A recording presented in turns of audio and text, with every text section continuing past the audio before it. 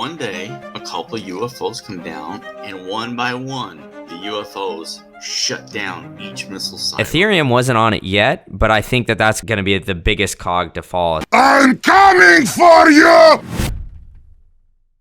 So Tucker Carlson, he's now making his own show that's exclusively on Twitter. Basically, his first 10-minute video was like, there's evidence of all these aliens coming in, and no mainstream media is going to cover it. Different types of aliens, and shit. Well, the grays and the this, and then he has them all categorized, and he has all these books, and he can tell you all about what really happened in Roswell. They can also duplicate themselves as humans, that you can actually be talking to somebody and not know that they're a reptilian. Aliens started crypto. That's why we don't even know who that guy is. People were mocked mercilessly if they believed in aliens. It's a scene straight out of the X-Files. Like, oh my God! At this point right now, there's damage being done to people that psychiatrists out there aren't even prepared for.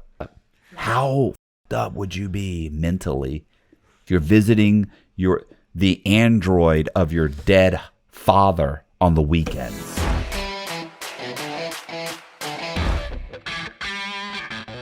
Hey, this is Matt Cox. I appreciate you guys tuning in. I'm going to be doing an interview with Brandon from Green Candle YouTube channel.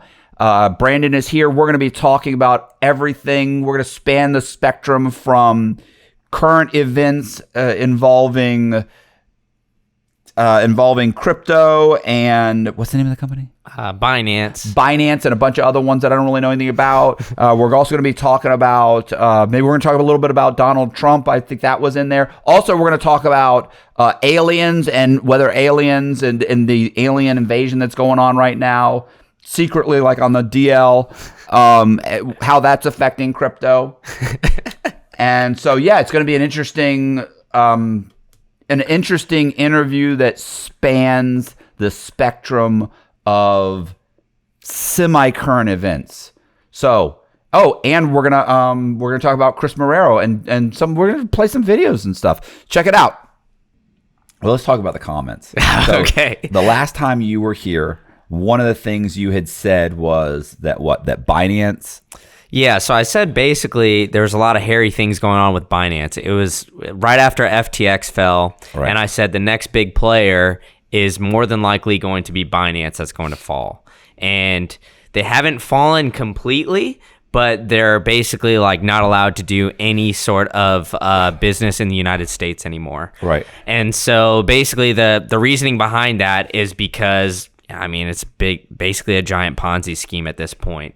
So what they've done, and like you can kind of prove all this in the backdating things, there's a lot of documents or whatever, but they have their own token similar to FTX. So FTX had this token called FTT.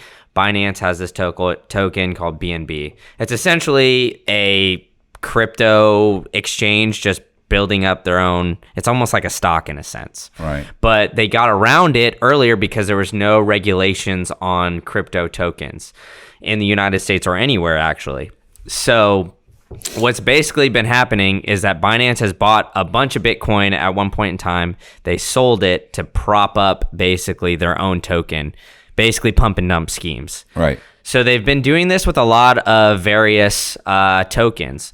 So they bought a website that basically is like the most famous website to like look at exchange volumes on all these different tokens. So they basically controlled the data on all of this. So whenever you go and look up XYZ token, dog coin, poop coin, whatever it is, it shows higher volumes than probably that there is. And it shows that it's a lot of volumes on their Binance trading platform. So a lot of hairiness has been going on with this entire platform where they've essentially been inflating things, pumping and dumping. And now the SEC is kind of just figuring this out. And so the main, I guess we'll rewind for a second. So the main aspect of all this is that a lot of crypto tokens have been deemed securities and, instead of commodities. Okay. And so what a security is, think of it as like a stock, right? Like Apple, Nvidia, I don't know, Tesla, all the kind of big names right now. It's backed by at least backed by a company. It's backed by something.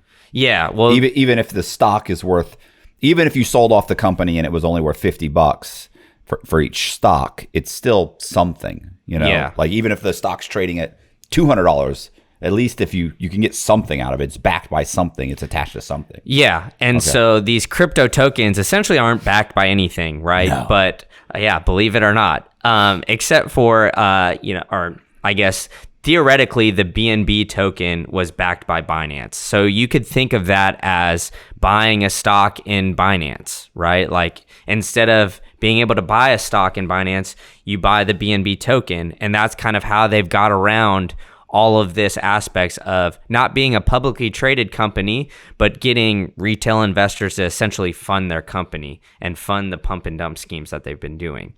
Well, the SEC has now kind of caught on to all this, and they're like, hey, this is a security. Like everything that you guys are doing on all these pump and dump schemes is a security, so you have to abide by security laws. They haven't been doing that. No single crypto company or crypto exchange has been doing that. So Binance basically can't do any single, they can't conduct business in the United States anymore. Crypto.com, same thing. But the thing was, because those companies have been kind of doing hairy and nefarious things, they didn't really have a big US user base. But the kicker is Coinbase has. And Coinbase obviously is like the biggest exchange here in the United States. They've been conducting a lot of these things as well with a lot of these pump and dump schemes. Like Coinbase, some chief executive officers basically have been caught already for some of these pump and dump schemes. Like they basically have knowledge right before they list some poop token, dog token, whatever it is. And it's been like some of their execs have been caught basically buying up a bunch of this token. And then as soon as it gets listed on Coinbase, they sell it off, because when it gets listed to Coinbase, they have 30 million users or whatever it is. They're like, we're going to get a bunch of exposure to this token, so obviously it's going to go up. Let's just sell off and make a huge profit. So Coinbase has been doing hairy things this whole time as well. And now they're getting sued by the SEC for I think $100 million or $10 million, like a significant amount of money to Coinbase. And now Coinbase is talking about moving offshore and moving out of the United States, because they're claiming that the United States hasn't been clear on regulation when it comes to the crypto industry. Well, in reality, they've just been kind of basically feeding off of all these people doing these pump and dump schemes, trading, because how Coinbase makes money, you could think of it as kind of like the Robinhood model, right? Where Robinhood became famous because you could buy a stock at zero trading fee.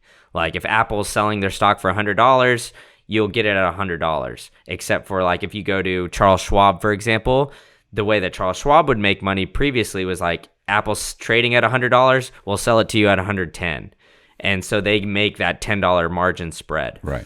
That's what Coinbase does, is basically they encourage you to buy and trade because they make margins on the spread. Right. It's like a churning scheme. 100%. And so they've been doing that. So they've been encouraging people to basically participate in these pump and dump schemes and do what's called a staking, where essentially you buy a bunch of XYZ token, you leave it on the platform, and we'll give you a return on that. When in reality, it's kind of they try to word it as a dividend of a company. But a company makes money. A crypto token does not do anything, right? So essentially, all these crypto pump and dump schemes have kind of come out, and now they're all coming to roost, and the SEC is doing this crackdown now and kind of coming at them pretty hard. Right. So what was it? Did you say it was Binance that bought the They basically bought this data platform. I think it's not called CoinDesk. I can't think of the name off the top of my head. I'm blanking right now. But essentially, it's the biggest database. Right. So if you think of I don't know, Robinhood gets their API from somewhere, where essentially it just loads all the data of the stock prices of everything else. Yeah. That essentially comes from the New York Stock Exchange or whatever stock exchange is where you're buying the stocks from. So if it's a Canadian company, the Toronto Stock Exchange. So there's kind of a centralized crypto one that they bought, and now they have the access to all this data, and they put it out for the masses to see. And they can make themselves look, so they can pump up their own. Yeah, I mean, just like follow the incentives there, right? I mean, if the company controls the data and has a place where you can buy and sell all of these things, I mean, and they've been, conducting these pump and dump schemes, inflating their own token. You got to think like, all right, they're probably doing something fishy with the data. I mean, it's not a United States company, so we can't like look into all of that, but I mean, when there's smoke, there's fire when it comes to a lot of these crypto companies. I mean, like FTX had like writing on the wall for a little bit, but nobody figured it out. And it was a company based in the Bahamas. And now, Well, the guy from Binance figured it out because he dumped all the tokens, right? Yeah. Well, he was funding FTX. So he knew there was an issue. So, I mean, he's the one that basically helped collapse them. Right? Yeah. So he helped collapse them. It was one of their main competitors. He also funded one of their main competitors. So he's like, all right, I want Binance to get a little bit bigger, so I'm going to crash the second biggest exchange there is. You got to admire that. I mean, you have to admire buying that one company. You know what I mean? Like buying the company, saying, look, this company is letting people know that our stock isn't trading very well or there's not very much volume. So why don't we buy that company and we can manipulate it so that it makes us look like we're doing better than we are? Like, I mean, ethically, I'm sure I know there's an issue there, but yeah. I mean, I'm not saying he's not smart. No, but, I mean, but you have to go. Yeah, I mean, it makes a lot of sense what he's doing, and like, it's wrong. Of course it's wrong. But I mean, like, the problem is that people keep falling for it, and you just kind of have to like I say with a lot of these things when it comes to the crypto industry, you got to just follow the money, follow the incentives. Like, where are these? I mean, everything comes down to just money and power. Like all these people, like Sam Bankman-Fried was super connected when it came to the White House and all these things, and none of the regulation around crypto was really that clear, but somehow Sam Bankman-Fried was able to, just run rampant and go in front of all of these congressmen and whatever and talk about, hey, crypto this, crypto that. And they would rip apart Bitcoin because, really they had no incentive to let that one that's decentralized that they couldn't control and really manipulate run free. And so in a sense, every crypto token is going to be named a security at some point in time. Right now, they came out with a list, I think, of about 30. And Ethereum wasn't on it yet, but I think that that's going to be, one that's going to be the biggest cog to fall, essentially. Because, I mean, if you listen to what Gary Gensler said and lined out basically what is a security, and you can hear it from the guy that created Ethereum himself, he says it himself, like all these things, like basically just verbatim what Gary Gensler lines out. And this is kind of like the video I was referencing to you. So maybe we can play it now and you can see like basically how this guy, Vitalik, who created Ethereum, lines out exactly what Gary Gensler says is security.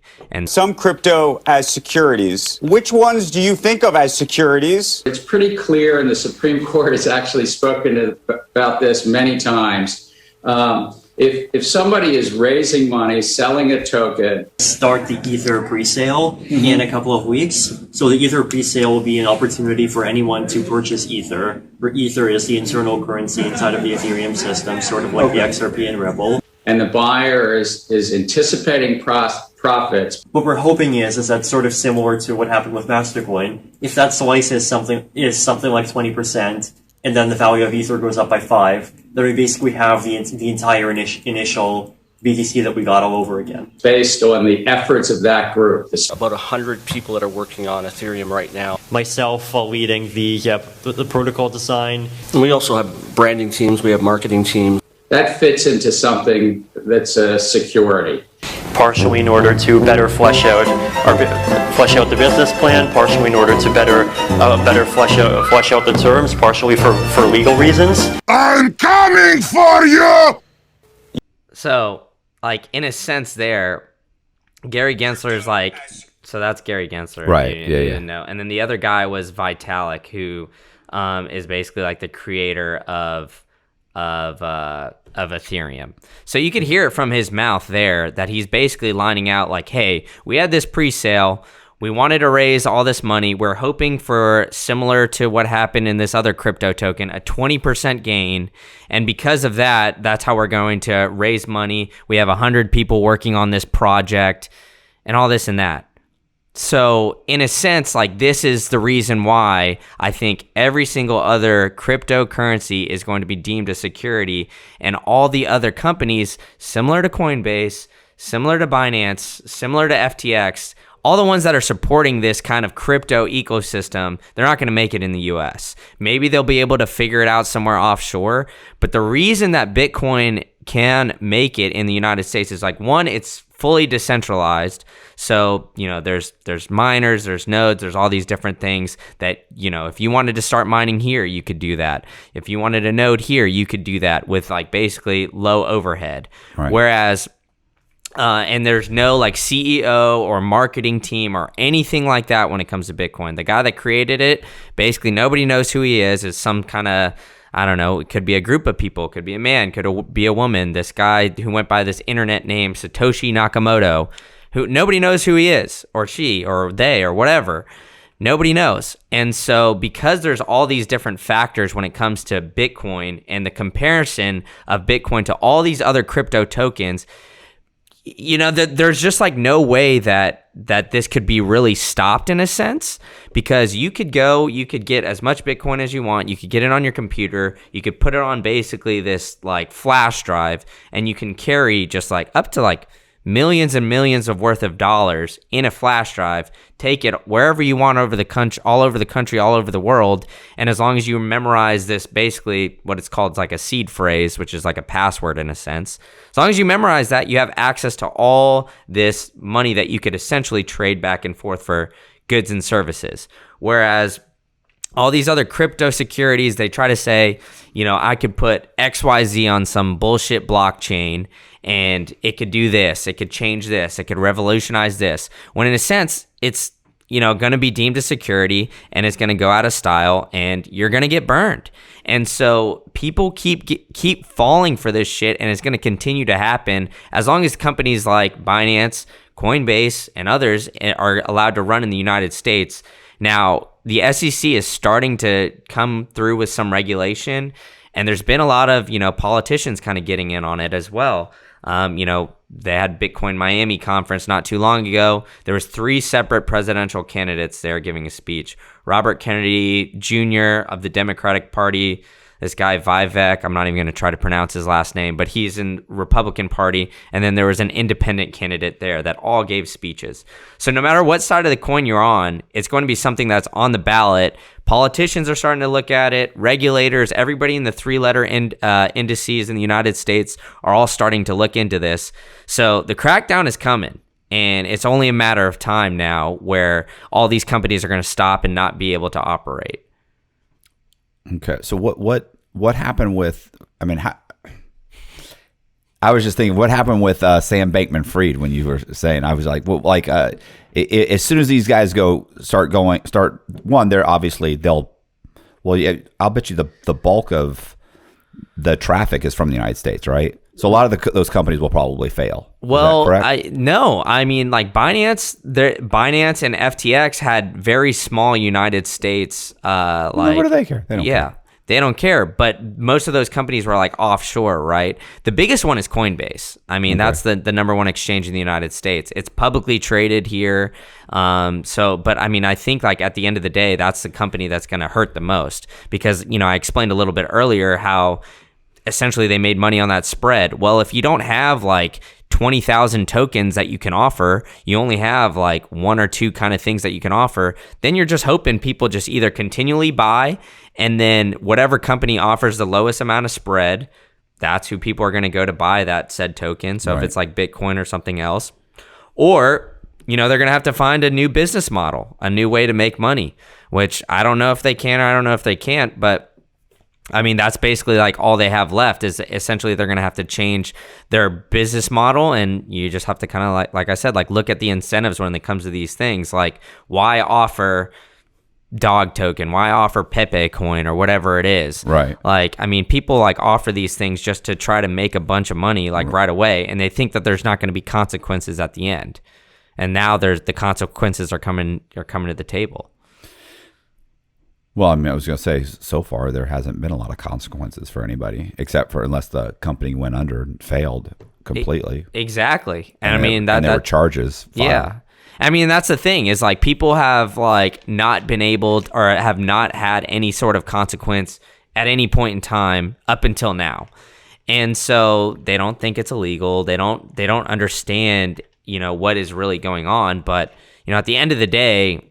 What's the Logan Paul thing? Like, hey, we're gonna create this thing. We're gonna convince everybody to buy it. We're gonna pump it up really high, and then we'll sell off our stuff. 100%. Well, that's a pump and dump scheme. No, it's totally legal. Like, no, it's not legal. Even you guys sound when they were going back and forth in the text messages. Even you guys knew. You even sounded just based on the way they were covering their statements, where it was essentially they knew what they were doing was wrong. Like, you could say, oh, it's not illegal. Well, okay, maybe technically it's not illegal, but it's it's unethical what you're doing. Like, so. Well, I mean, now it's going to be illegal, and like either they're going to get fined heavily or jail time now for some of these, depending on how severe of a case it is. So I mean, like a lot of these companies, like Sam Bankman-Fried right now, right? He got arrested. He's on like house arrest, like living in his parents' like mansion in California right now. Ridiculous. It's absolutely insane. And I think to a certain extent, like they arrested him because of just like the pushback from everybody.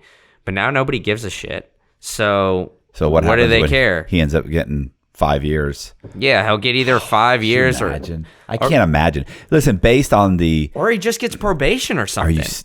Listen, based on the sentencing guidelines, that guy should get 20 years. Yeah. But it'll kill me if he ends up getting some slap on the wrist.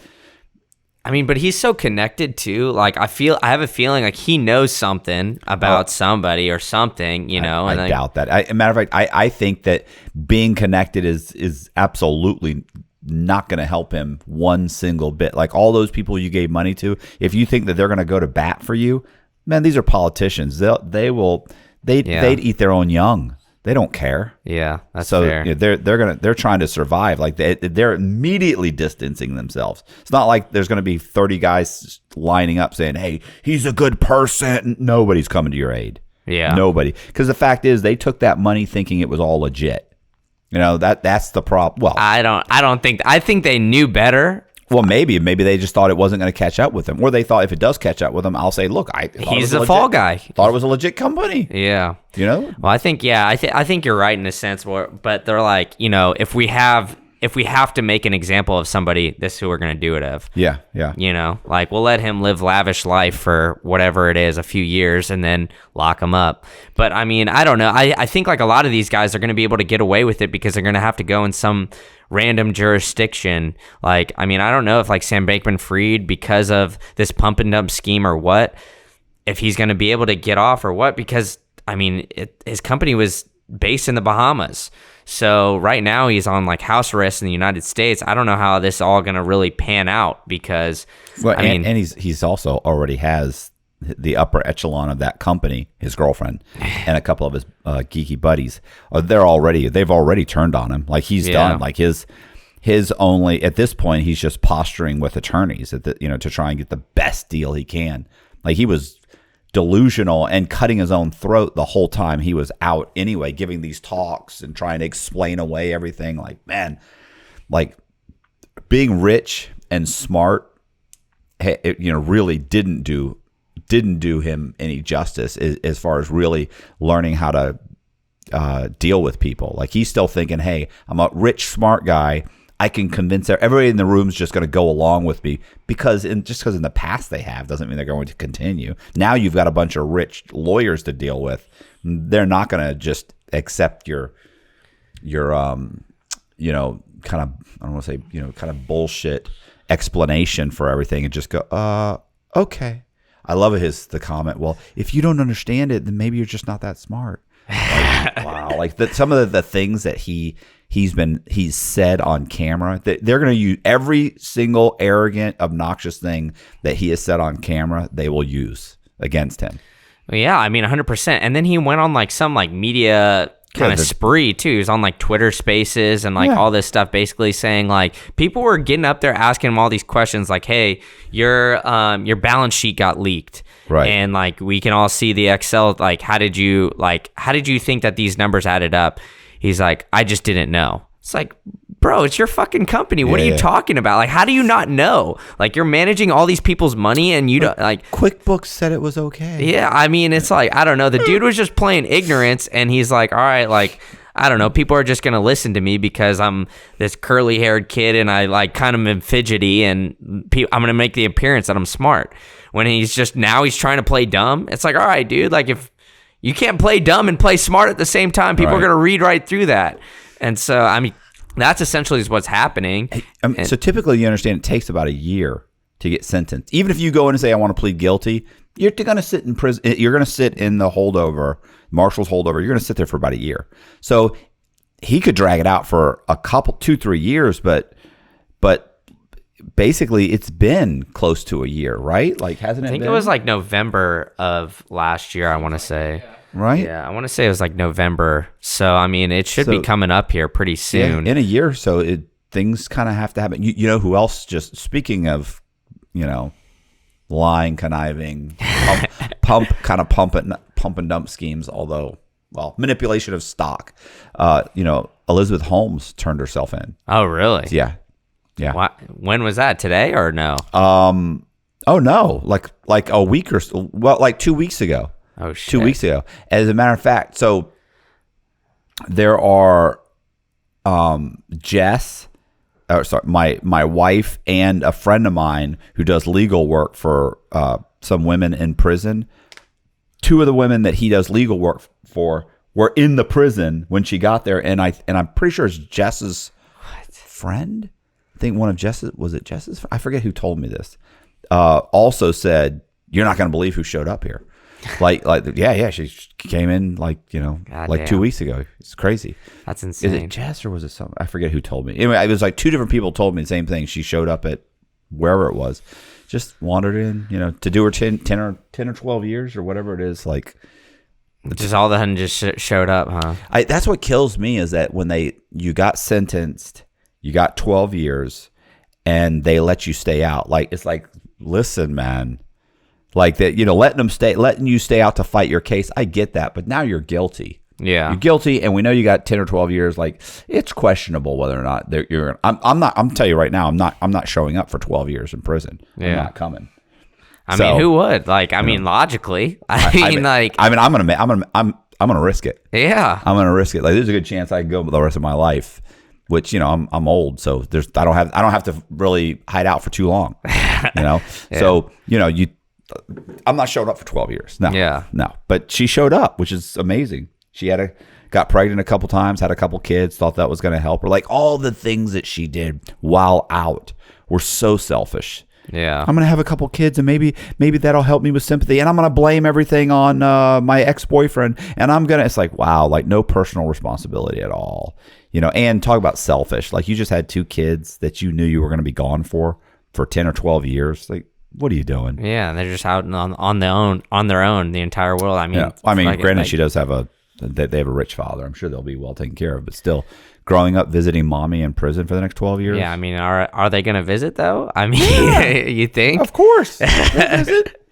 They'll visit their famous mom. Yeah, a famous, right? But I mean, like, I don't know. The market manipulation isn't just privy to crypto. I mean, no, it's everything. I mean, you've the biggest like name right now in politics, Nancy Pelosi, who does it. Like, her husband, right? I mean, like, a couple days ago, her and her husband sold $1 million worth of Apple stock, and that was what's circulating around Twitter. I was gonna say, like a week before the SEC brought a suit or something against Apple or something like that. Yeah, like, you could just watch her. You just trade off of whatever she and her husband buy and sell. Yeah, there was like a famous Twitter account called Pelosi Tracker, which would literally just track all of Nancy Pelosi's husband's trades, who basically, you're not supposed to do any sort of insider trading. But I mean, it's not just Nancy Pelosi. Like, politicians on both sides of things. Yeah, I love when she gets asked about it, though. Oh, yeah. You want to talk about defensive. She squirms big time. What are you saying? What are you saying? Well, don't you think that's a problem? No, I don't. I don't think it's a problem. Yeah. Okay, you don't feel like that? No, No. Oh, all right. Calm down, Nancy. Relax. I mean, look at her. Like her salaries, like I think her and her husband's salaries are like I don't know, 150 or something like that a year. It's like very minuscule, but they're worth like $10 million. 10 million? Are you serious? Look, it's way more than that. Yeah, it is. It is way more than that. I want to see the actual number. I mean, I get it, like working for a long time, but you live in California too. No, look, it's Paul Pelosi. Pelosi's worth. Of course, you never know how $100 million. Yeah, what the fuck is that? He's like a professor too, isn't he? Yep. Paul and he got Pelosi's, attacked. Oh wait, too. his net worth as of 2023 is $130 million. Jesus. I mean, a lot of professors make tens of millions because they get grants or whatever. But come on, stop! I'm fucking with you. They don't make any money. They're all broke. It's all filtered, dude. It's all a system, right? I mean, I don't know. We could go down the fucking rabbit hole when it comes to professors and the education system too. But like I've always said, man, you follow the incentives, you follow the money. Like there's gonna be some hairy shit going on when it comes from the top down. And that's how the rich stay rich and the poor fucking stay poor. And that gap just keeps increasing. They use the knowledge. They use everything that they get on the inside. And they just keep growing that wealth while everybody else is like suffering from inflation. But hey, like, we're going to ruse it with like gender studies. You could be all happy, go by they, them, do all that kind of stuff. It's like, it's fucking ridiculous. It's all a ruse. It's all a facade, right? It's a charade. Yeah. So yeah, what was it? Oh God, listen, Bozak, he went on a tangent the other day. It was probably every 2 weeks he goes on a 2-day tangent about how it's all collapsing. It's all coming down. This is a buddy of mine. It's over. It's coming down. The supply chain is breaking down. The aliens are that's right. It's been aliens recently. It's been aliens. Well, did you see it? Did you see the Tucker thing? Yeah. No, wait, the Tucker? Tucker Carlson. No, I didn't see that? Tucker. I saw the whistleblower guy that came out about 4 or 5 days ago. So Tucker Carlson now, because Fox News, that whole thing kind of broke down. He's now making his own show that's exclusively on Twitter. Of course. And basically he had like a 10-minute video. I didn't watch the second one, but basically his first 10-minute video was like, there's evidence of all these aliens coming in and no mainstream media is going to cover it. And he's like, but I am. So he Fox stopped him from doing that one for the last 2 years. Fox? For like 2 years, they'd be like, no. Supposedly Fox is looking to sue Tucker, saying he's breaching his contract. Because they're saying we took you off the air, but you're still under contract, so you can't do anything else. Yeah, are they? To me though, are they still paying him? I don't know the specifics. Still paying him. Yeah, I don't know the specifics or anything like that, but I don't know. I'd be curious to find out. I mean, because to my understanding, they basically just like did not renew his contract, and part of the reasoning was like there's some lawsuit, and somebody said like, hey, if you fire Tucker Carlson, we'll drop the suit. Which is probably the best thing to happen to him. He'll make independent. He'll make 5 times more money. Yeah, and be able to say whatever insanity he wants to say. Not that everything he says is insane. I'm just saying some of it's over the top. Well, I mean, that's you got to be entertaining, right? That's what gets the clicks. But what's so funny is and then of course Fox News is the opposite, swings the other way. It's so sad. When I grew up, I like they very seldom did news organizations, in the 70s and 80s sway one way to back then. It was like, this is what we know. Good night. This is all we've been told. This is all we found out. This is what our investigation. Now they basically get their marching orders from the government. So it's funny too, because when I was locked up, I would, and I would be researching someone or anything, I don't have access to anything. So I would, of course, send an email to my mom or to through, friends whose family would look stuff up, or through my literary agent. And I would say, hey, supposedly this guy was in a couple articles. Can you pull all the articles? And they'd pull the articles, and a lot of them were very similar.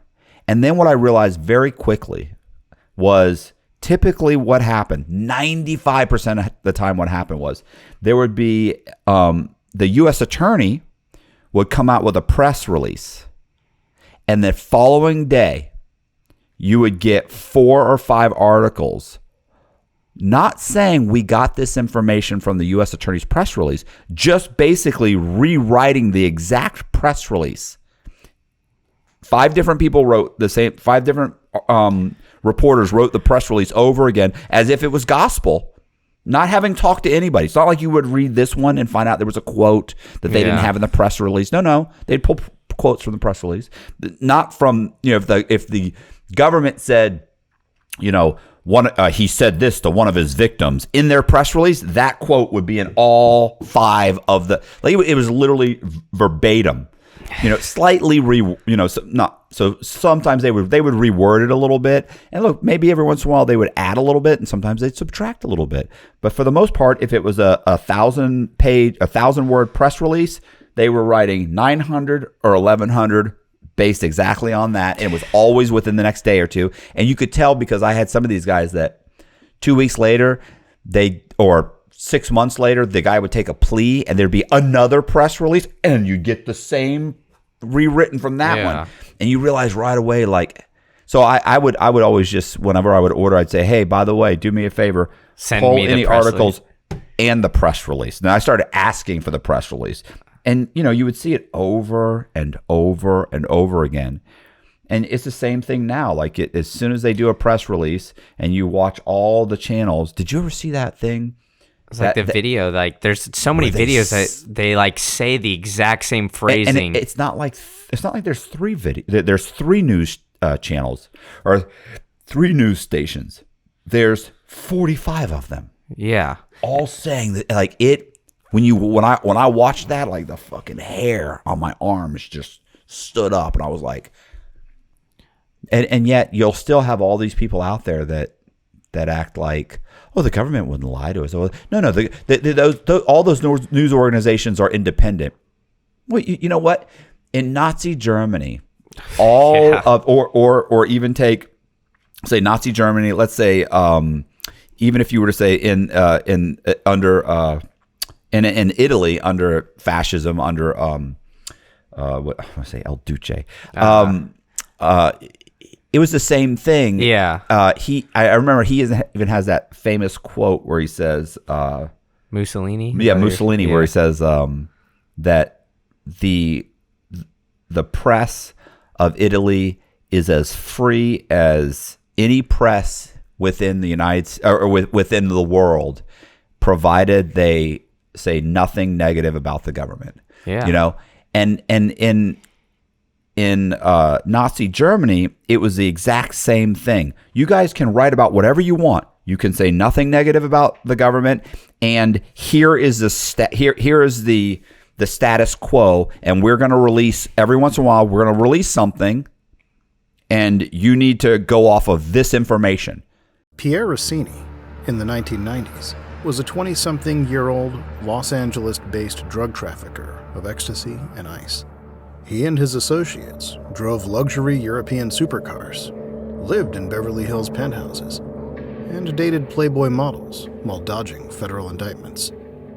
Then, 2 FBI officers with the Organized Crime Drug Enforcement Task Force entered the picture. Dirty agents willing to fix cases and identify informants. Suddenly, 2 of Rossini's associates, confidential informants working with federal law enforcement, were murdered. Everyone pointed to Rossini.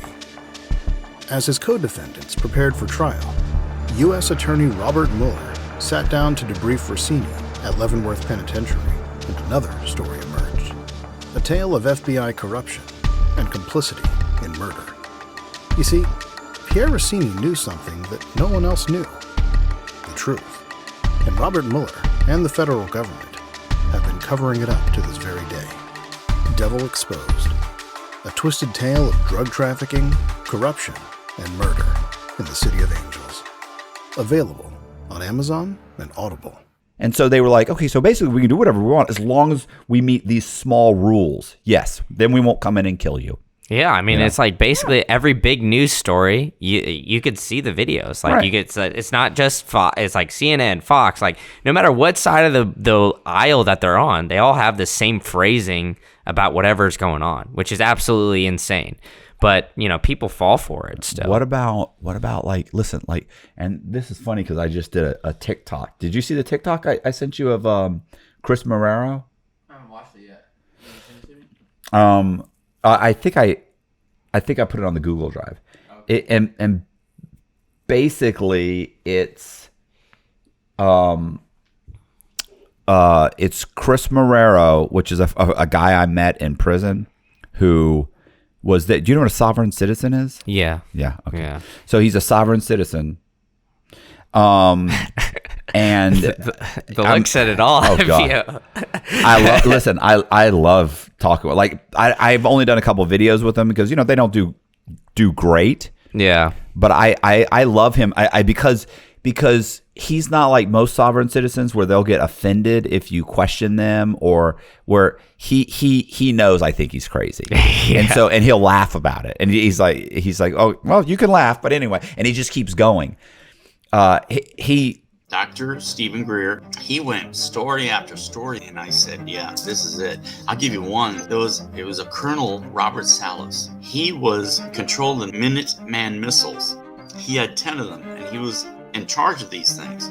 And one day, a couple of UFOs come down, and one by one, the UFOs shut down each missile silo. Boom, boom, boom, boom, boom, one after another. And man, you can't, that's pretty freaking incredible, because they went from there to another place where they had missile silos, and they shut those down too. The reason I think the military, and what Mr. Greer says also, is that the military now is coming out with, yes, there are UFOs, because they have reverse engineered enough that they can now bring them forward as the enemy and say, well, we need more funding, Congress. We got another enemy to fight. And that's what's going to happen next. He's great, but the whole time I was locked up, he basically believes in every conspiracy out there, right?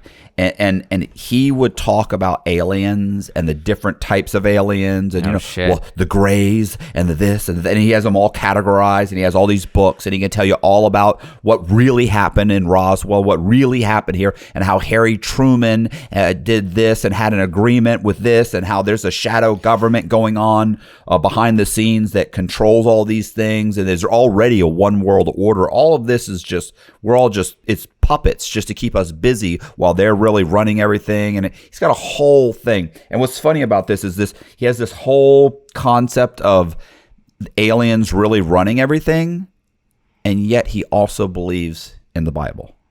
Like he'll explain, like I'm like, well, how do you? Like, I don't understand. You're also very religious. Well, of course. And then he's got a way that it all kind of dovetails in together.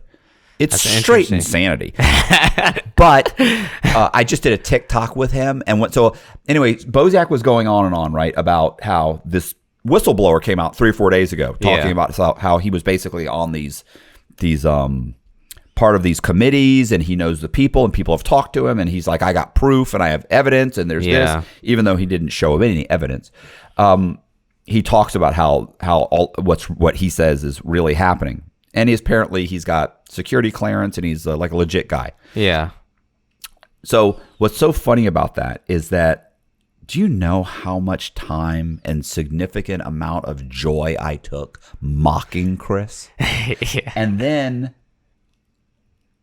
3 or 4 years ago, all those Navy pilots came out with the videos of these UFO things shooting all over the place and going here and following it, and they're talking like, oh my God, and they're tracking them and trying to catch them, and then it wasn't just that group, it's another group, and then the other countries started coming out slowly, and I was like, at this point, something's up.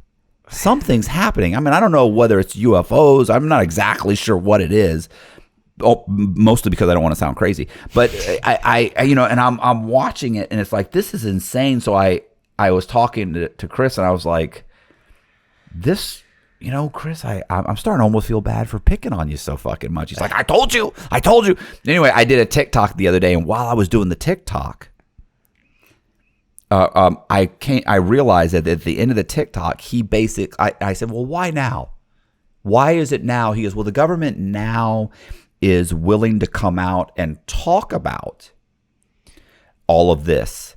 And the military is willing to say these things exist and we see these things, because he says at this point, we've captured enough of their crafts. We've reverse engineered enough of the technology that we now have enough of their technology that we could theoretically defend ourselves against them.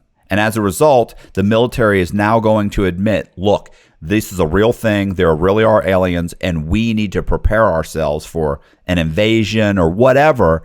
We need funding. So they can go to Congress and get tons of money for more, and that they had to slowly acclimate the citizenry of the world to the idea that we're not alone, and that they figured that was going to take about 50 to 80 years or whatever, since whenever Roswell was 49, 50 something. Yeah. And that since that time that they've slowly been acclimating the humans to the understanding that there really are aliens, because they thought if they initially told us about it that people would go nuts. Yeah. Well, I mean, that's fair. I mean, I honestly, I don't know if I agree with all of it, but I do agree with, like, there's a sense of timing of events, right? That they're kind of maybe conditioning people or conditioning the American people to say, like, all right, I don't know, like, maybe it's like the war in Russia and Ukraine, right? Like, we're not going to act like it's as bad as it is or something like that. And instead, here's aliens, or the economy is going to crash probably sometime soon. So maybe instead of that crash, it's not as bad. We have aliens or something. They're going to use it as some sort of distraction, in my opinion, opposed to maybe like, all right, they're going to come and attack us. But I mean, they could be like, say like, hey, we need a bunch more government funding. Give us more taxpayer dollars. I mean, I don't think that's like out of the blue. They try everything they can to give us to be, I guess, more willing to give them more taxpayer money, right? I mean, yes, but the insanity. First of all, I don't believe that this is going off the deep end, and I know that. So, but the idea, and this is funny because I mention this every time I talk to anybody about stuff like this. The idea that you could travel across the galaxy or universe or whatever and come here is so outrageous. It means that you technically have to you are so technically superior to us that the idea of coming here at all, like, first of all, there's no reason to come to Earth. Like, people are like, oh, well, water. What do you talk about water? Water's everywhere. Water is super abundant in the universe. It's everywhere. Well, our planet. Are you kidding me? These guys, first of all, you could terraform any planet. If you could travel that distance, well, okay, well, then they need food. Food, what are you talking about? Food. They've got energy. They've got energy beaten. Yeah. Okay? Like, if people don't seem to understand how difficult it would be, and the amount of technology you would have in order to travel the distances required to get here. And then the idea that, I mean, the fact is if they wanted to say, oh, we want to take your planet, you know what they do? They pull into Earth orbit, they sprinkle some pixie dust, and it'd kill every living organism on the planet that they wanted. If they said, you know what, just humans, okay, let's go ahead, put this DNA sequence in to these nanobytes, and all right, let's wait about 20 minutes. They'll all be dead in 20 minutes. And then we'd all be dead. I mean, it would be that simple. People are like, oh, no, they would have. No, they wouldn't. No, right? I mean, I agree. They're definitely like, I mean, if they could travel and they're at some other planet and we haven't found them yet, they're definitely superior, like, I don't know, just mentally or whatever kind of capacity you want to say. So why come? That's what I agree with you. Zoo animals? Yeah, I don't really have an idea why they would come here, but I mean, I also think it would be ignorant to think that we're the only like living beings out there. No, I don't think that. I don't think that we're the only living beings. I mean, I know but just mathematically, there are hundreds of millions of other life forms out there. This went totally off. Yeah, well, I mean, I think, like, I don't know. For me, like... Do aliens buy crypto? That's really... See? No, well, I think everything's like created, like, or like brought to light, and it's all about timing. And I think the high up officials, all people in power, they understand that. So I mean, the Wells notice of Coinbase was issued like 2 or 3 months ago. I thought you were talking about aliens. I know. I fucking you were saying that. They're prepping us for the aliens. There we go, dude. I bring it back, dude. Nice. I got my own podcast. Yeah. I do this. I'll bet you aliens started crypto. That's why we don't even know who that guy is. It could be. The guy who started Bitcoin, we don't know because it was an alien because they need money to raise money. There is a fucking theory out there that people think that the guy who created Bitcoin is like a Fed or like somebody inside the government, and it's basically a giant ruse. It's to launder money for their secret CIA. Who knows? Who fucking knows? I don't know. But everybody's bought into it now apparently, and that's a theory. But I mean, like I think like everything is, you know, generally about timing when it comes to some of these big events. So it's not whether it's aliens or, you know, this crackdown. So my theory is right now that Federal Reserve's raising interest rates at a rapid pace. There's like going to be another meeting on, I think, what's today, the 9th? I think it's on like the 14th or 15th. So sometime next week. The Fed will probably, I think there's like a 30% chance they're going to raise by 25 basis points. So they're kind of continuing this raise of interest rates. My theory is that they're going to crack down on all these crypto companies because once they start that pivot and they start to, you know, bring down interest rates, money becomes cheaper. They don't want basically all these people to start FOMOing into all these crypto tokens and start making a lot of money like they were before. So to kind of wrap it all up, I think the timing is basically they want the economy to start doing better, but they don't want this like basically like poor and like lower class people to start FOMOing into crypto and somehow making like a crypto millionaire out of some poopy dog token. Poopy dog token. Crypto. Hey, I mean, there's the yeah, there's Dogecoin that has made people millionaires. The most recent one's Pepe. I don't know if you've seen this like meme on the internet, but it's this stupid frog guy, and they named a token called Pepe token, and basically it's like a giant meme, and like people have bought a bunch of this token, and same shit, different toilet. You know, wow. You like that? So I was gonna say, you know, in the 80s, like when I yeah, no, I was in high school in the 80s. So in the 80s, you understand interest rates were like 12, 14, 15%, you know, 11%. Yeah. So it's funny because somebody said the other day that they were like, man, well, how much more can they raise them? A lot. Yeah. Like they raise those interest rates a lot. I know. Well, I mean, like people especially like kids my age, like think that the whole zero rate interest environment that we had from that decade of like 2010 to 2020 is acceptable. Or yeah. It makes sense, but it doesn't. I mean, that's why you get FTX. That's why you get all these bullshit ass companies that don't make anything. And, you know, when money's cheap and free, basically, stupid ideas can make money. Yeah. And so, I mean, that's basically like the revolving door that we're going to keep going in because, you know, Powell's going to become under a lot of pressure here in the next like year and a half because an election's coming up. So, you know, the party that's in power, the Democratic Party, is not going to want a bad economy going into an election. They're going to want to see it start to turn around. So they're going to have a pivot in the next year or so. And they're going to be like, hey, look, we're turning around this economy. And you know what the Biden administration has been doing is basically blaming Trump for this bad economy that we're in when it doesn't really make any sense. And so, you know, they're going to be like, hey, we're starting to turn it around. So because we're starting to turn it around, you should reelect us. Don't change horses midstream. Yeah, exactly. Or they'll get deeper into the war with the Russia and Ukraine and be like, hey, we shouldn't trade. Right. I mean, honestly, it isn't like a war typically like they rally around the chief. Not in this case. Yeah. This guy's numbers couldn't get any worse. I know. Exactly. It's like 60% of your own party saying don't run. Don't do it. Yeah, we'll see. I don't know. See what happens. It'll be an interesting next year and a half, to say the very least. So, yeah. I you know, the saddest thing about this whole conversation is how much more interested I am in talking about aliens than I am I mean, I get it though. I mean, there's the alien shit though is like, I don't know. When you think about that, it's like it's almost like it's like sports or whatever. It's like an escape, right? Because like people have been talking about aliens for since like what the 40s or whatever. Yeah, I understand. You don't seem to understand the difference here. When I hate saying this, when I was your age, no. When I was in my 20s and 30s, or even my 40s, if you were a pilot, and you saw something funky, you don't mention it. People were mocked mercilessly if they believed in aliens.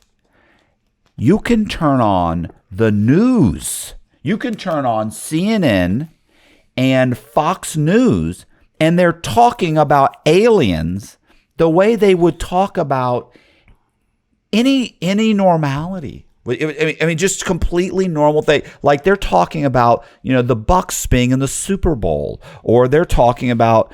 The aliens are doing the halftime show. I mean, I'm serious. Like they're just talking about like it's nothing. They don't smirk. They don't like the press. The White House has press conferences on it where they discuss it. Now they don't want to say UFOs. They've changed it. You know that they don't say UFO. They call them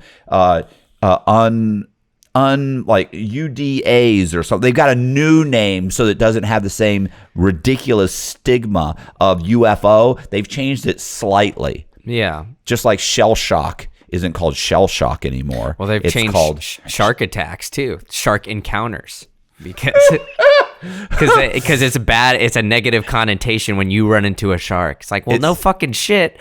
That's like, it's like I was gonna say, but that's like. It's like slut shaming. Like, should you really say slut and slut shaming? Yeah. Promiscuous shaming, maybe, but yeah. I'm just saying that I'm watching the news. Like I'm like, okay, these are normal newscasters having a conversation about aliens. Like it's nothing. Like this isn't like I don't know. That's what gets the eyeballs, though, right? It sparks the curiosity. It's normal. It's like normal to talk about it as if it's a normal thing, and nobody's screaming. It's like, to me, did you see the movie? And I only saw parts of the movie where there's an asteroid like coming toward the Earth. It's called Don't Look Up. No, and there's so there's like an asteroid or something coming toward the Earth, and it's over. Like it's over. Do you understand? We've got like 4 weeks, and it's over.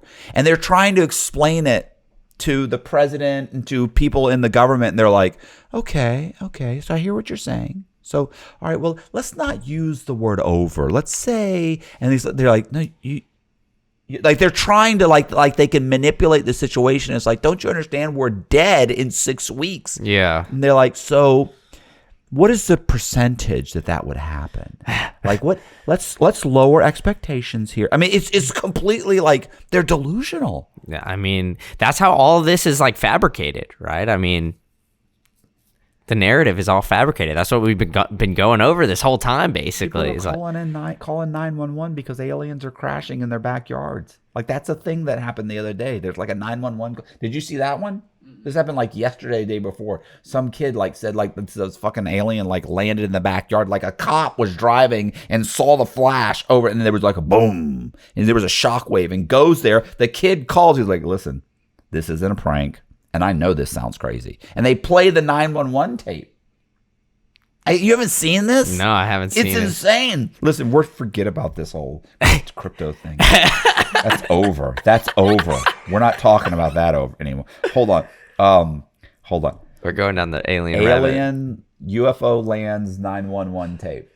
Your phone case has got Mars and an astronaut on. Oh yeah, look at that. Oh, this is it right here. Wait, is this? It's a scene straight out of the X-Files. A family in Las Vegas insisting something is out there after allegedly having a close encounter of the third kind. I swear to God, this is not a joke. One witness calling 911 after they say an object fell out of the sky and landed in their backyard. They're like 9 foot, 10 foot tall. They look like aliens to us.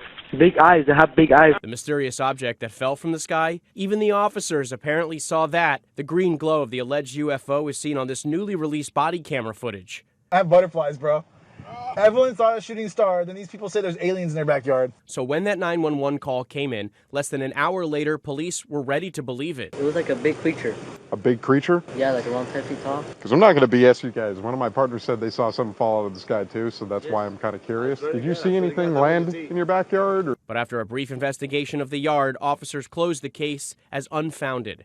If those 9-foot beings come back, don't call us, all right? Deal with it yourself. I ain't dealing with that.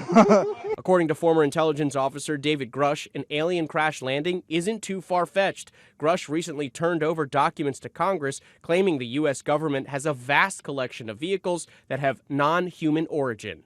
Andrew Dimbert, ABC News, New York. Listen, what's so funny about that is that, like to me, like, come on, you guys have camera phones. Yeah, you could have if anything happened, I don't walk around without my phone in my hand. Yeah. So I you know. No, I mean I get that, but all right, if the government knew. We had Trump in office from 2016 to 2020. You don't think that guy, he's with the first opportunity that he got, he would have said some shit? Do you think that they withheld that information from him or what? Donald Trump's take on UFOs. He does say something about it. Yeah. He does. There's a quote. In classic Trump fashion, I think. Look. Before you leave office, will you let us know if there's aliens? Because this is the only thing I really want to know. I want to know what's going on. Would you ever open up Roswell and let us know what's really going on there? So many people ask me that question. I know, it sounds almost ridiculous, but it's actually the real question I want to know. It sounds like a cute question, but it's actually, there are millions and millions of people that want to go there, that want to see it. I won't talk to you about what I know about it, but it's very interesting. But Roswell's a very interesting place with a lot of people that would like to know what's going on. So you're saying you may declassify? Oh. You'll take it? Well, I'll have to think about that one, right? All right. I'll have to think. All right. There's another There's one. Millions and millions of people. Did you see, there's one, I want to say, Bozak told me about it. Bozak said there's one where he said, if you knew what I know about aliens, it would blow your mind or something he says something ridiculous like that. But there's millions and millions of people that ask me about it. He's a bit of an extremist. He just got indicted. What is I don't know. That's just like that probably won't even pass. I don't know. Like, I mean, that's the way it goes. It seems like every 6 months there's some new charge on him. I mean, and nothing sticks. Yeah. I love that they raided his office. Yeah. I mean, they raided his house. You have declassified, you have classified documents, you this, you that, where he's going to be indicted, he this, and then they find out Biden also has them, and then you don't hear anything else about classified documents. Everything dies out. Shocker. Well, his were differently classified because of the... Stop. I mean, it's like if you don't think like every single politician's out there bending corners and, you know. I don't know why they hate the guy so much. Probably because he's just like, I don't know. He's very... I saw him I saw some posts the other day. He like called I think it was like a Fox News reporter too. He like he just bullies people. He called this like Fox News reporter yelling at him. He just called her milk toast online. It's like, what kind of nickname is that? Listen, can I just say, okay, back to this for a second. The aliens. Do you understand that ABC? This is 7 in Chicago or something. It put it out. Put out the same thing we talked about a minute ago with the alien. 6 o'clock or 6 something, 7 news at 7, ABC. This one just came out. This is what, CBS at 8 or something. Another one came out, another 8 something. Look, was that New York Post? Wait, no, sorry. Yeah, New York Post just did a fucking thing on it. ABC News did one. Another ABC Live. They're all covering it. They would have never.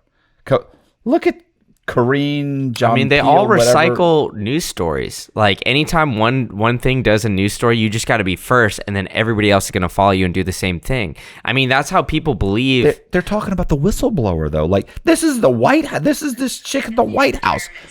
Yeah.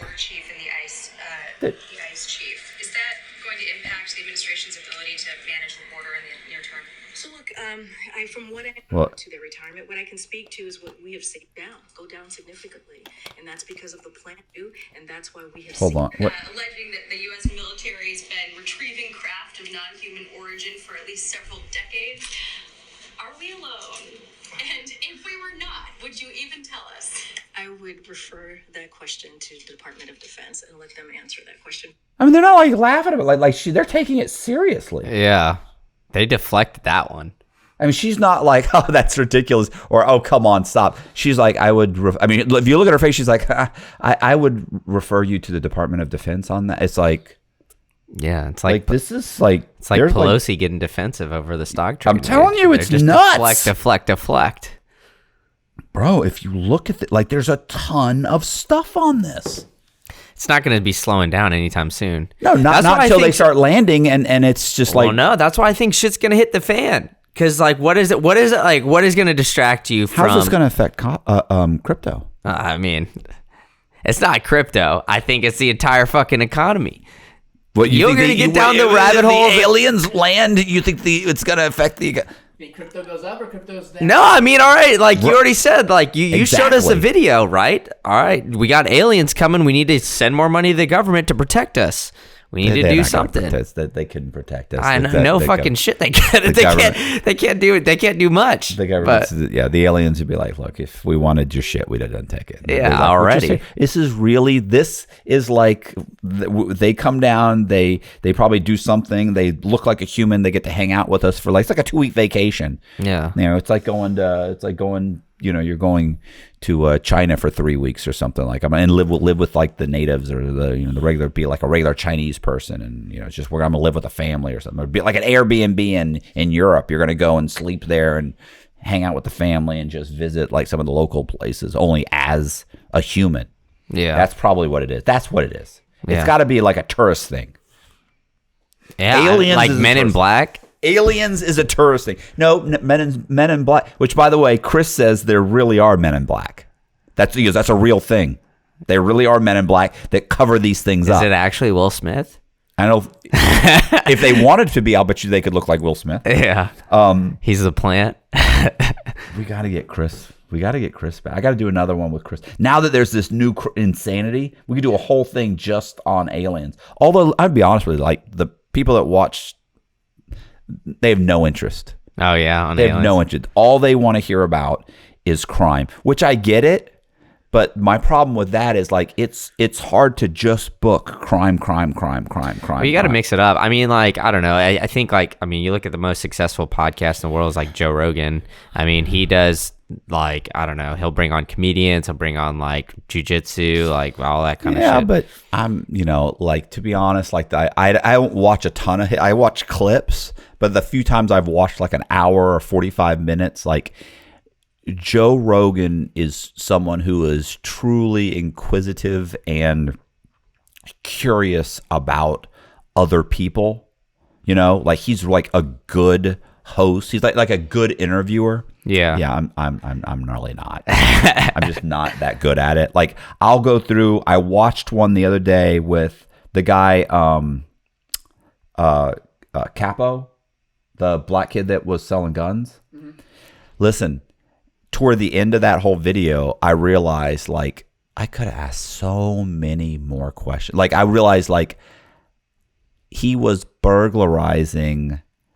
One of the things he was doing was he had him and other guys burglarizing police officers' houses to steal guns, because he's like, they've always got guns. Like they don't have one gun, they have multiple guns. If you find a cop, you can get bunches of stuff out of there. He said, they got them. And he was known for selling guns. He's like, I sell guns, so I've got to find guns. He's like, so what do I do is I start robbing cops, and then I get other guys robbing cops.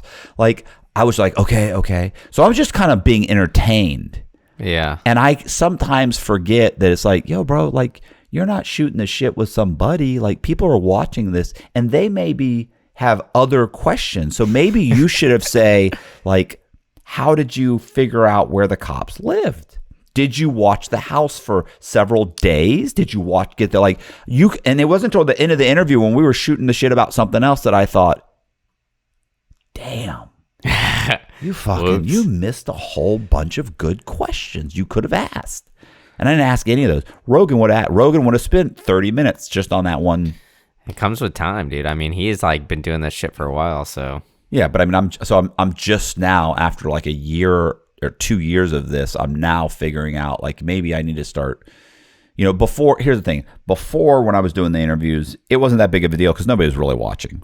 Yeah. But at this point, like the videos are getting 15, 20, 30, 40,000 views. Like I looked back on some videos that we had 6 months ago that I remember the last time I looked at those videos, they had 15,000 views, and I was like, oh, good. And they were tapering off.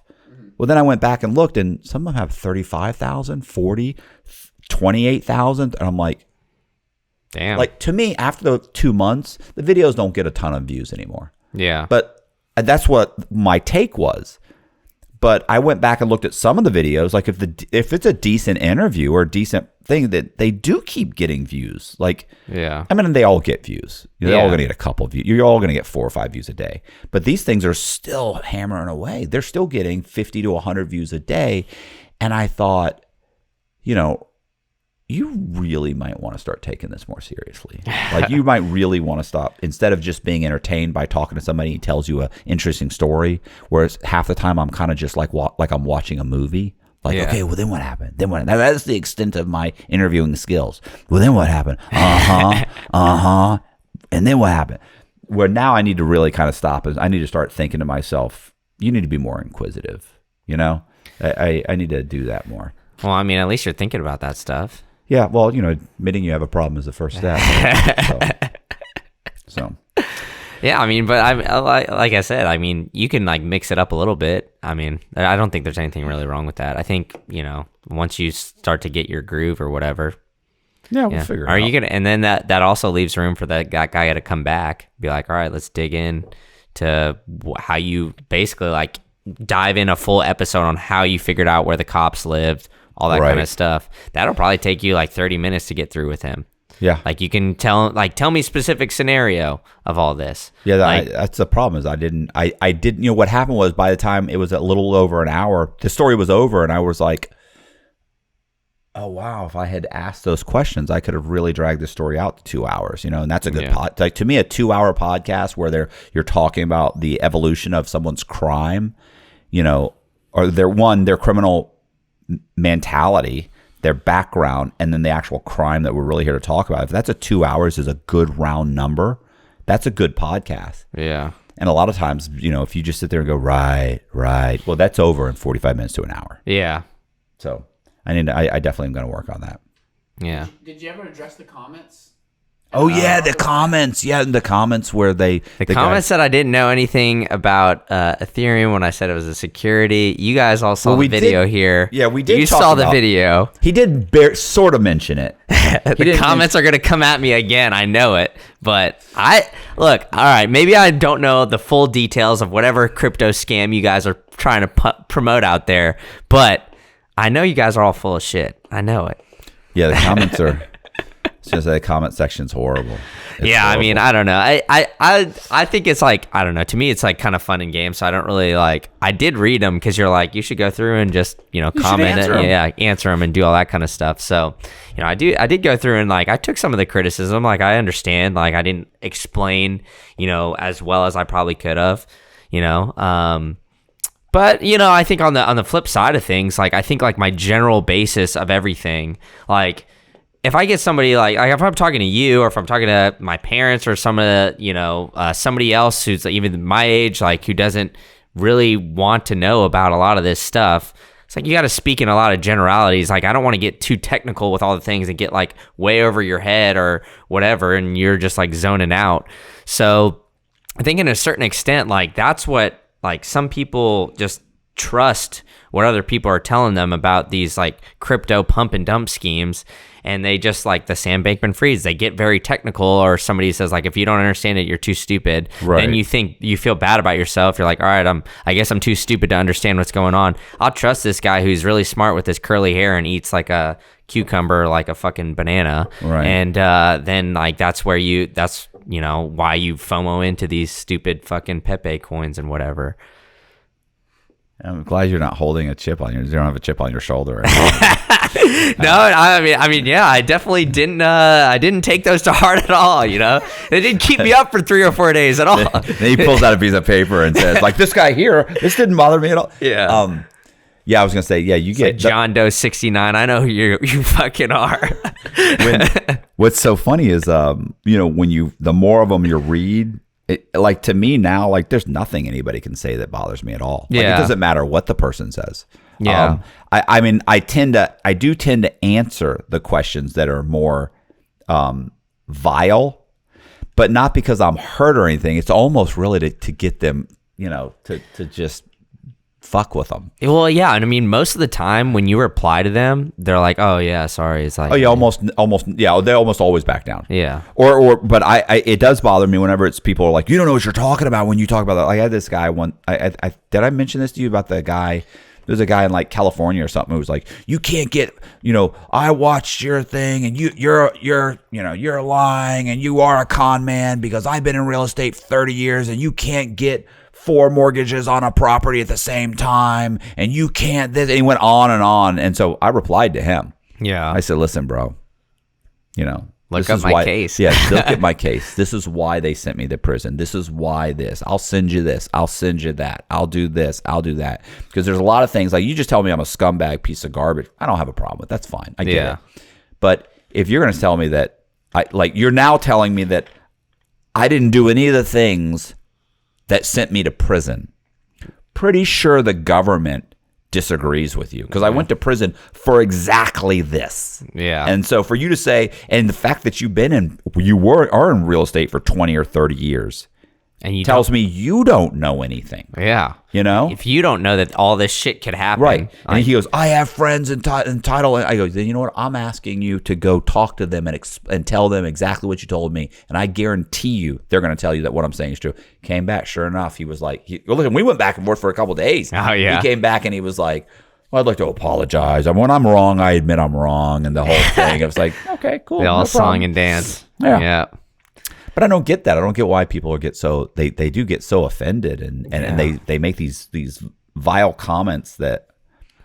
Oh, it's because I don't know. It's like nobody thinks that this is I don't know. You're an actual human when they see you behind the screen. I think. I mean, you see it now in sports and everything, right? Like people will just fans will just go in these guys' faces, flip them off, tell them to go fuck themselves, all this kind of stuff. And then when an NBA player or somebody confronts them, it's a huge story, right? But the fan immediately backs down. Yeah, because they don't realize. Yeah, it's like they think you're simply there for their entertainment and that they own you in some way and they can do whatever they want with you. Yeah. It's not really the case. Yeah, I saw a video with Isaiah Thomas when he was on the Celtics or something. He said he shot a free throw. He missed the first one. He made the second one. He's running down the court. There's a fan courtside giving him the double middle finger, yelling at him, "Fuck you, you motherfucker." And then he confronts him afterwards. He's like, "Why are you being disrespectful?" He's like, "Yeah, sorry, man. I really wanted a Frosty. And if you missed both free throws, you would have gotten a Frosty."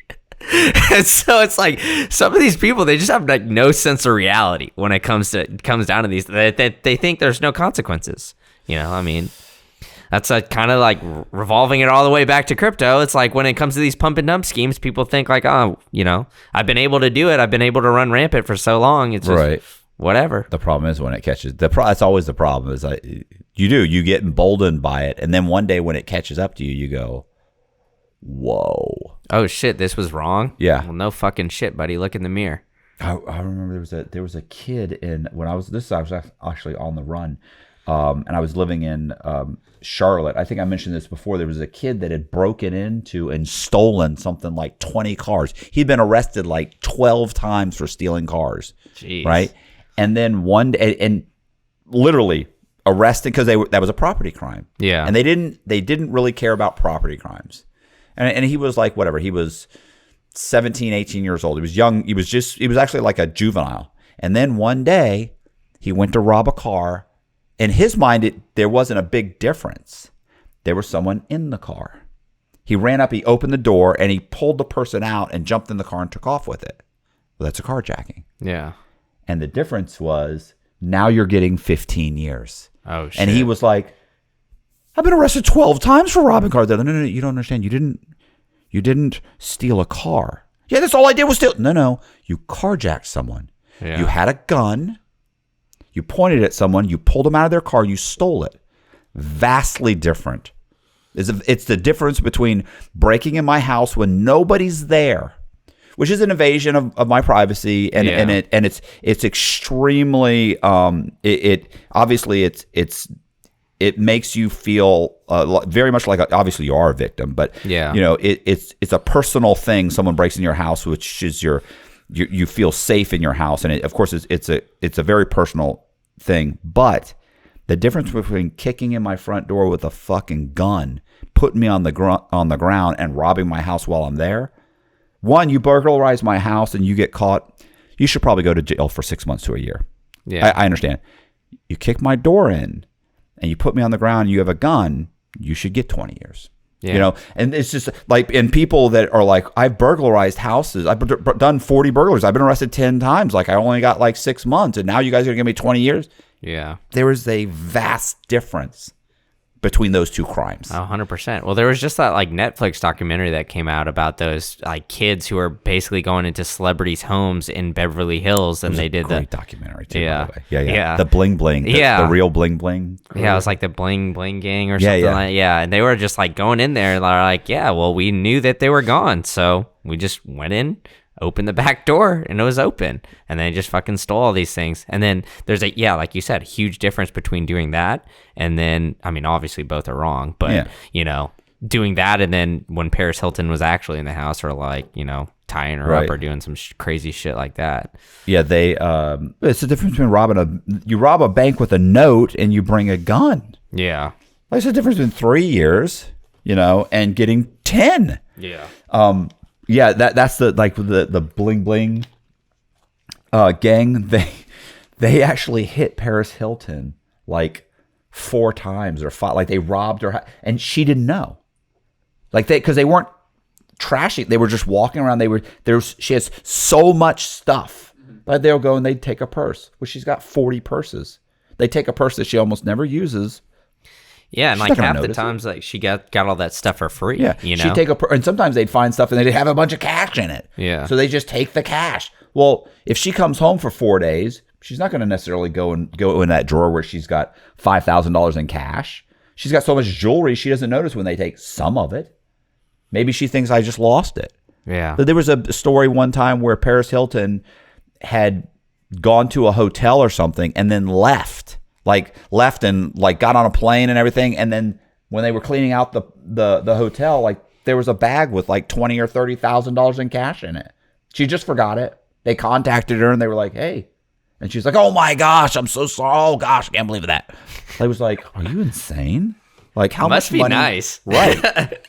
Just like, oh, whoops, forgot 30 grand. My bad. Yeah. Average Tuesday. Of course, the way she, I also saw a documentary on how she was making money. It was insane. Yeah, wasn't she just making money? They would give her like, I don't know, like a purse or some top or something like that. No. Just go to a club, get pictured in it, and then we'll give you. She would get like, she had a whole thing where it's like, look, if I show up at the club, it's like $50,000 for me to show up, or 100. It was outrageous. The amount was outrageous. Like if I show up, I walk in the front, I hang out for 30 minutes, I leave out the back. Nobody knows I've left yet. So you could say that I was there all night. Or if I go there and I stay for this amount of time and get this many photos, I charge $100,000. Like she had a whole thing, and she's literally going to like 4 clubs a night. Doing the same shit. Yeah, she's scheduling. So I'm hitting these 3. That takes about 2.5 hours. This one I stay the whole night. That's $350,000 I just made on Friday. And drinking. Yeah, and she's not paying for anything. Yeah, no, and she's walking away with X amount of dollars. I mean, it's insane, and she's doing this. This went on for almost a decade. Yeah, the amount of money that she was making by being somebody who's not talented. She's just famous for being famous. Yeah, I mean that's the cart. Because she's a Hilton.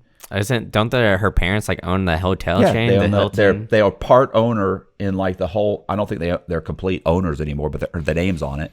But they're partial owners of the Hilton hotels, and she was just one of the rich celebrity kids, and she ended up doing a TV show called. Do you remember the name of that TV show? I don't remember. She and the chick, the famous. Wasn't it like Lindsay Lohan? She was like friends with. No, it was another girl that was like that. It was Lionel Richie's daughter. I forget her name. Oh, okay. But they were. I forget. They had a TV program where they were basically just two young, filthy, rich dingbat girls, and they would take them and they'd have to go live with like a rural family or somebody, like a poor family or a lower middle class family, and they were just clueless. Yeah, like they would talk. They would show how clueless they were. Like they'd take them on a farm and they'd be like, okay, well, we got to go do our chores, and they'd be like, well, I don't understand. Oh my god, like, it's like, oh my god, it's still dark. Like, it was just they were. Yeah, I mean, she was like pictured in the club. Like, did you find it? The Simple Life. The Simple, was that it? I don't know, maybe. Harris and Nicole have various internships along the East Coast. Internships. Okay. And then she was like pictured in a club too, like wearing a shirt that literally just said "Stop being poor." Oh yeah. Listen, like I mean, the ignorance of that girl is just well, you know, the big thing, she had a sex tape. Yeah. What got her really famous was the sex tape. Yeah, I mean that's Kim Kardashian too. Same thing, you know. I mean, but like the Kardashian stories is wild too. I mean, the whole O.J. Simpson connection too is like fucking crazy as well. Did you know that? You didn't know that? What? So basically, the Kardashians' dad was like a lawyer for O.J. Simpson. Yeah. So like that whole connection is crazy. Like supposedly, there's this rumor on the internet that I think like the youngest one, maybe Khloe or something. I don't know the Kardashians very well, but the youngest one might be O.J.'s kid with Kris Jenner. What's going on? That's the internet rumor there. Listen, have you seen there's a series that just came out on Apple called Silo, which is based on the book Wool. I forget the guy. What's the guy who was in? He was in Shawshank Redemption. He plays Andy Dufresne in Shawshank Redemption. So like the bald dude, he's got kind of like red hair. He's the main character. Well, he's got like red hair, kind of. No, Shawshank Redemption. I thought so. My God. Character of Andy Dufresne in Shawshank Redemption. Oh, well, you got it probably quicker than I can get it up. Tim Robbins. So Tim Robbins, right? Like there was a rumor that Tim Robbins died like 5-6 years ago, right? So we're watching. Bozak told me, he's like, you got to watch this fucking series. So we started watching it. And typically, Bozak's got a 50-50, by the way. His recommendations. Yeah, his recommendations are questionable. But because I saw Silo and I watched he showed me the trailer and I went, oh my God, that's Wool. Yeah. That's based on Wool. And which was a massively popular science fiction book, 8 or 10 years ago. So we're watching it and he's like, so I was watching this, right? He said, and Tim Robbins is in it. And I was like, okay. He goes, you know he's in it, right? I was like, yeah. He plays basically like the mayor or something or whatever. He plays somebody in there. Yeah. And he's like, right. He said, you know why I thought he died? He's like, don't you remember he died? And I was like, no. Did he? No, did he die? And he's like, yeah. And I go, I felt like I did hear something about that. But I said, yeah. He goes, yeah. And then, so he looked it up and he's like, sure enough, like 5 or 10 years ago, there was this massive thing about him being dead. Oh, he had died. God. So when he saw him, he was like, oh my God. Like, oh my, he looks just like him. Oh my God. But that's the kind of thing that this Khloe is OJ's. Yeah, it's a rumor. There's another internet rumor that Avril Lavigne's been dead for a while, and they had basically like a doppelganger go on to tour for her. Well, there's that one was like a big one too, and there's like, it's still like around. Britney Spears about like, have you seen her TikTok, Instagram, or whatever? Yeah, so now she's like off of like whatever the conservativeship or whatever it is, right? She just like dances like she's like insane. Yeah, and like she. Her hands came over her eyes, and like for like a split second, like the filter or whatever. Oh yeah, I saw. And people are saying that it's like she's an alien or she's somebody else, and she's like it's like some AI generated shit. Yeah, it's like not really her. And her parents are making some money off of it. Can you imagine? Well, have you seen those deep fakes too? Like some of them they look really real. They're honestly. insanely real. Like it's. There's one with Donald Trump and Biden. Yeah, where they're having like a conversation. Have you seen that? Oh yeah, I mean they're all over. Gaming ones all over the internet. Yeah, I see the gaming ones too, where they have like Obama, Trump, and Biden like playing like Call of Duty, just like cussing at each other, just like yelling all this stuff. And I mean, like I don't know. I think I have like one of my favorite TikToks. Like you probably don't know the song, but it's like it's this song like called "Love Sosa" by Chief Keef, and he was like basically. It's like this internet thing where they have Trump basically talking and like cussing. I don't know. Here, let me find it. Here we go.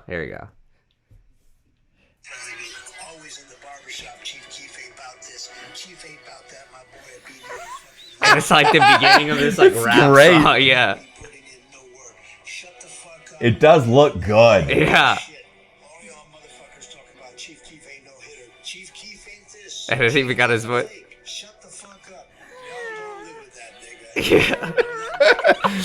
It's a little too off. Yeah, I mean, like at the beginning it looks real. Yeah, and but then his mouth is moving too much. His mouth doesn't move that much. You get old, you lose, you get facial paralysis or something. I don't know. You start. I mean, as much of what Botox that guy's had is basically. Yeah, they've done like Drake has his own AI generated album. Like people have created whole albums. An entire album. Yeah. Boziak was telling me about that. And it was actually pretty good. That's what he said. He goes, bro, it's good. Yeah. It's a good out. He was like, I wouldn't know because I didn't watch it, listen to it at all. But yeah, he was flipped out saying how good it was. I mean, yeah, like AI's been on this path where it's like, I don't know, kind of like now like exponentially like getting into the public with everything. So I mean, I don't know. There's gonna be tough to tell what's real and what's not. Have you seen the Photoshop thing?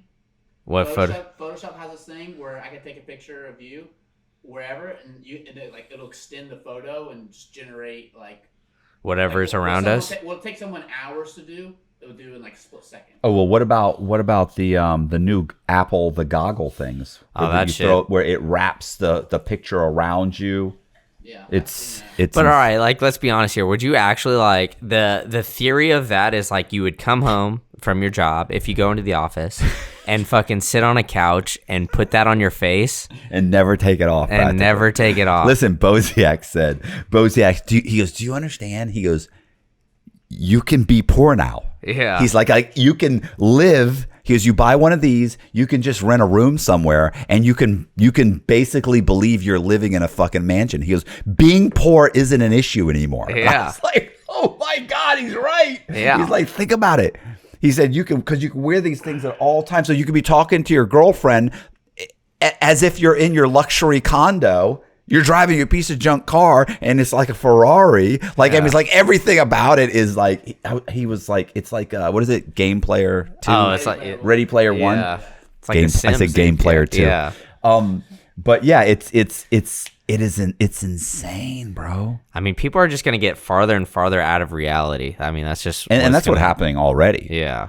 Yeah, I was watching a CoffeeZilla interview. He's talking about, I think it was on Joe Rogan, how like there was like a where people would talk to this AI like it's their girlfriend or something. Wait, you want to hear something crazy?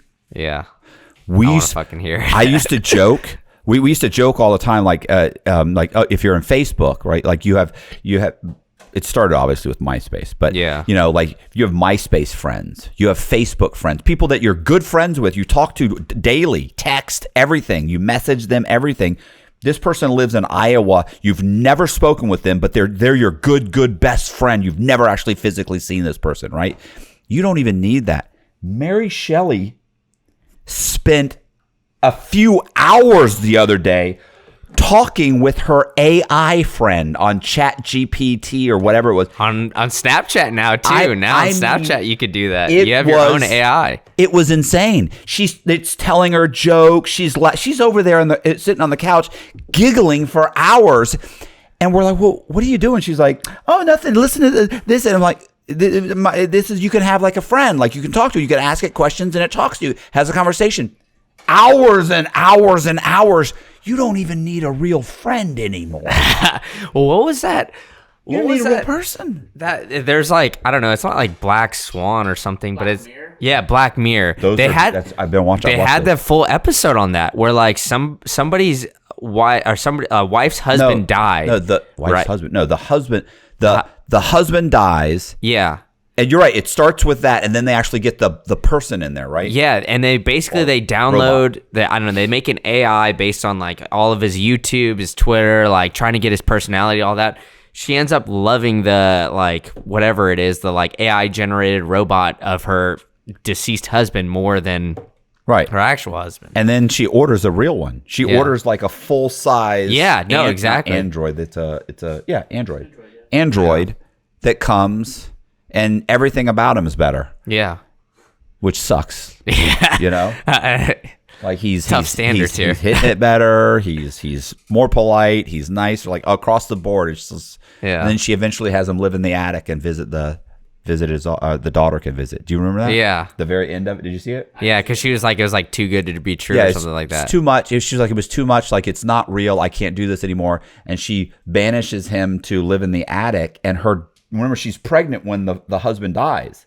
So she has the baby, and the daughter's like now 7 years old or something, and it's her birthday or something happens, and she got her gets her like I forget what it was. She got her like a piece of cake. She was going to have another piece of cake. Yeah. And she goes, why? You've had one. And she goes, for him. And she's like, okay, cuts the cake, and she says, it's my special day. She's like, it's not the weekend. And she's like, can I go see him? Yeah, you can go see him. She takes the cake up. Of course, the little girl eats the cake. He doesn't need to eat. Goes up there and visits with him. Apparently, on the weekend, she gets to visit him in the attic. It's fucked up. How fucked up would you be mentally if you're visiting the android of your dead father on the weekends? Like, that's a whole Who lives level. in the attic, too. That is right. I mean, like, that's a whole they don't even have. There aren't even psychiatrists that can deal. At this point right now, there's damage being done to people that psychiatrists out there aren't even prepared for. Oh, 100%. That's nuts. Well, I mean, I feel like the justification's like, all right, well, humans need that interaction, so if an AI can give it to you. I feel like that's going to be the justification going forward. Look, I don't know why this popped into my head, but I saw a meme. I'm not even sure what a meme is. I saw like a joke where it said, what did it say? It's the guy talking to God, and he said, and he goes, God, why did you make women so beautiful? And he goes, so you would love them. He goes, yeah, but why'd you make them so stupid? And God goes, so they'd love you. That's the reason it reminds me of that. So that just popped in my head. Oh, man. So. Yeah, I mean, well, that's where we're going, huh? I'm not married now. Am I gonna have an AI wife? Do I need to buy one off the internet? I mean, before it was just like you could buy like an Indian princess off the internet. Now it's like, all right, I could buy a physical Indian princess. You can get like a little Asian chick, right? Yeah, all shapes and sizes now. Or Ukraine. Although I heard honestly, I heard the Russian and Ukrainian chicks. They're vicious. Oh yeah. Listen, I've talked to guys that they're like, listen, if you're gonna get a mail away bride, like, don't go European, don't go Eastern European. They're vicious. They'll come in, they will absolutely convince you they are in love with you, and the moment they get their green card, they'll take everything you've got and ruin your life. He said, now the difference is, like, you get yourself an Asian chick, she'll come over and she'll love you because you brought her over and stay with you forever. Just because they're culturally, not as savage, I guess. Yeah, exactly. Like they're like, no, I have a man. He takes care of me. I love him. Like, they're not like the Ukrainians and Russians and stuff. And they'll slit your throat in this sleep, huh? Yeah, they're rough, bro. Oh, they're rough, hot, but they're rough. It'd almost be worth it. Like, what if you could just trade up every 3 years, right? I used to say that I wanted to get out of prison. I'm going to get out of prison. I'm going to make a bunch of money. And then I'm going to go get me like a Ukrainian. And it's going to be an arrangement. Yeah. Like, look, I get it.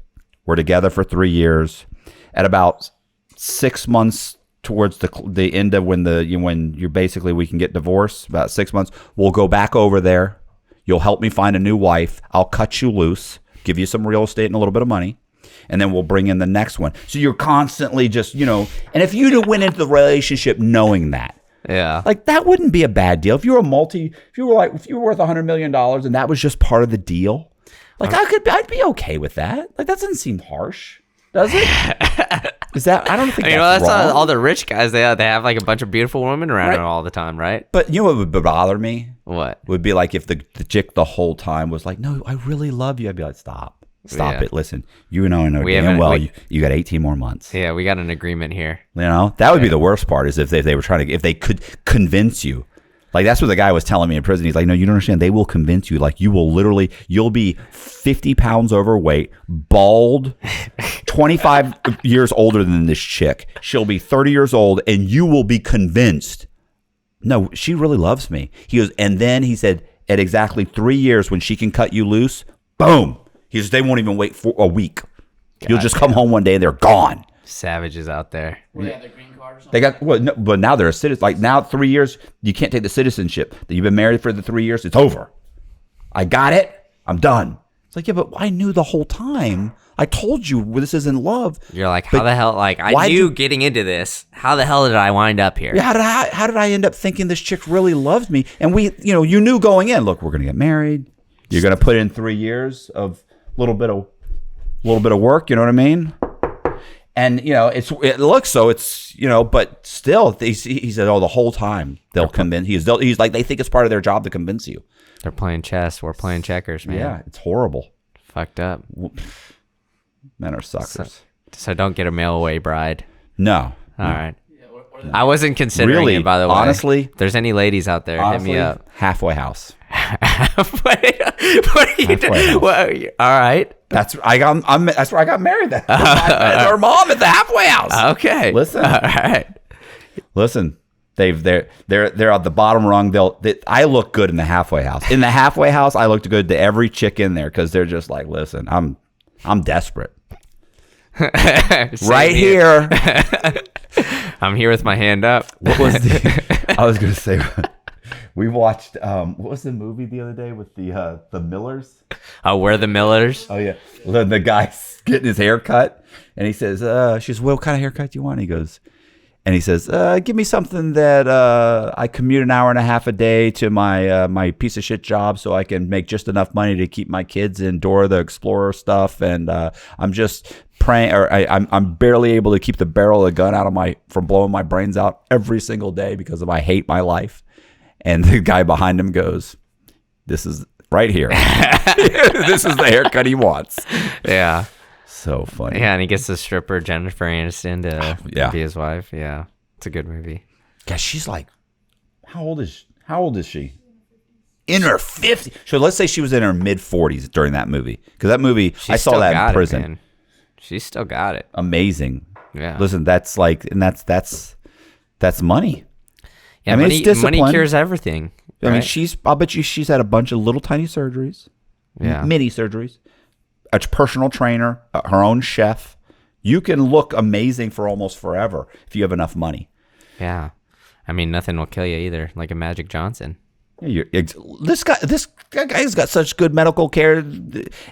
AIDS gave up on him. Yeah, HIV gave up on him. They said, we can't do it." I know. Been trying to kill this fucker for 30 years. And he was like.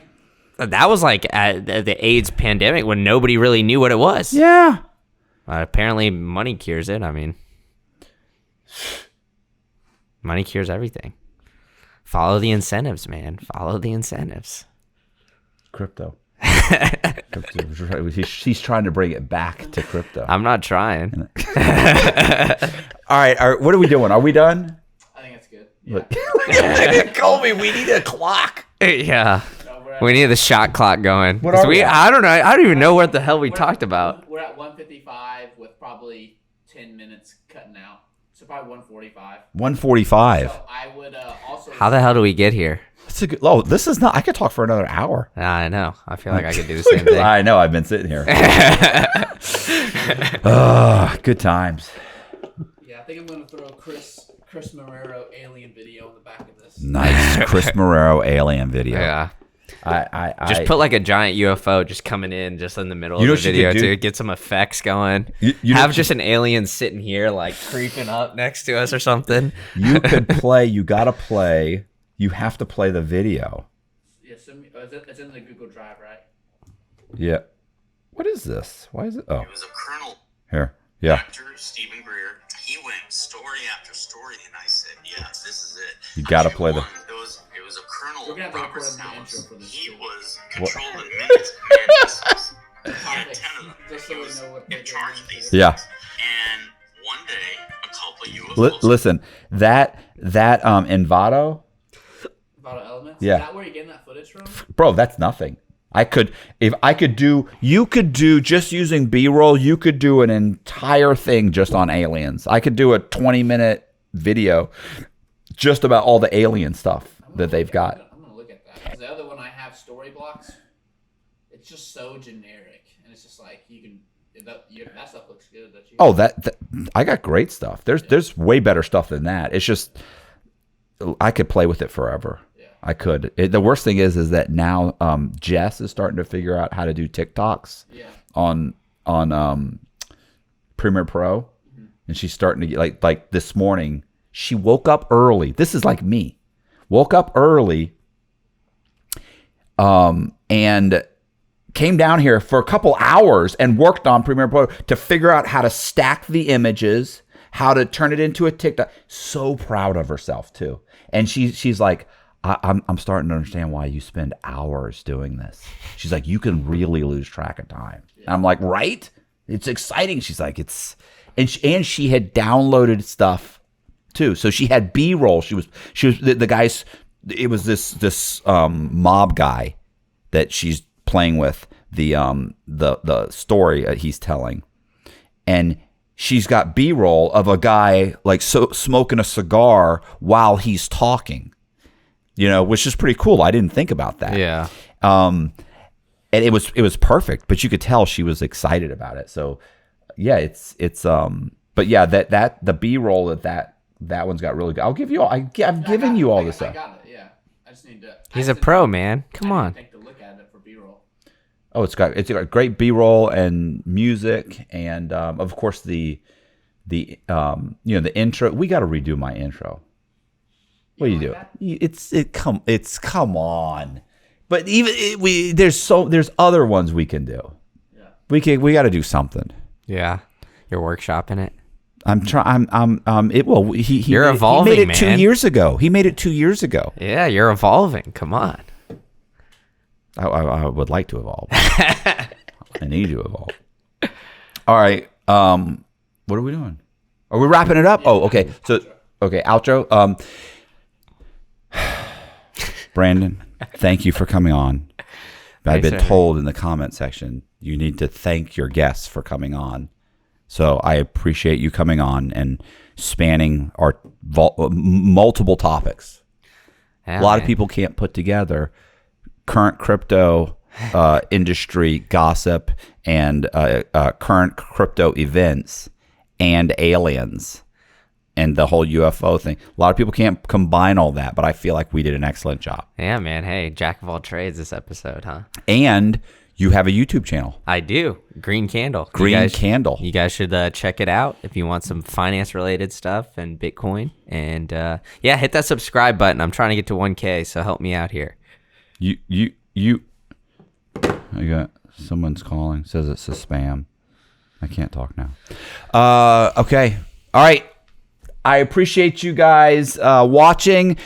Do me a favor if you like the video, hit the subscribe button, hit the bell so you get notified of videos just like this. Also, we talked a lot about aliens, and so we're going to go ahead and Colby's going to throw in Chris Marrero's interview, or maybe one of his whole interviews, or maybe part of it. I don't know if we talked about all aliens during that one interview or not. I don't know. Anyway, he's going to throw in that interview with Chris talking about aliens. Chris knows about all things aliens, and we're going to throw that in here next, so check that out. Check this out. My question to you is, when did aliens first get here and what's going on? Because obviously we talked about this a lot. And Boziak and I used to joke with you and mess with you all the time. And I remember it was like, Chris, like, why would they be here? What? And you had, you would get excited and irritated and we would mess with you. And then one day, a couple of years ago, they came out with that, the Navy came out with showing all those things going whoosh, whoosh, whoosh. And I know you're saying, yeah, the Tic Tacs. And then the government comes out and they're like, yeah, okay, we don't know what these are. And so, yes, there are UFOs and we don't really know what they are.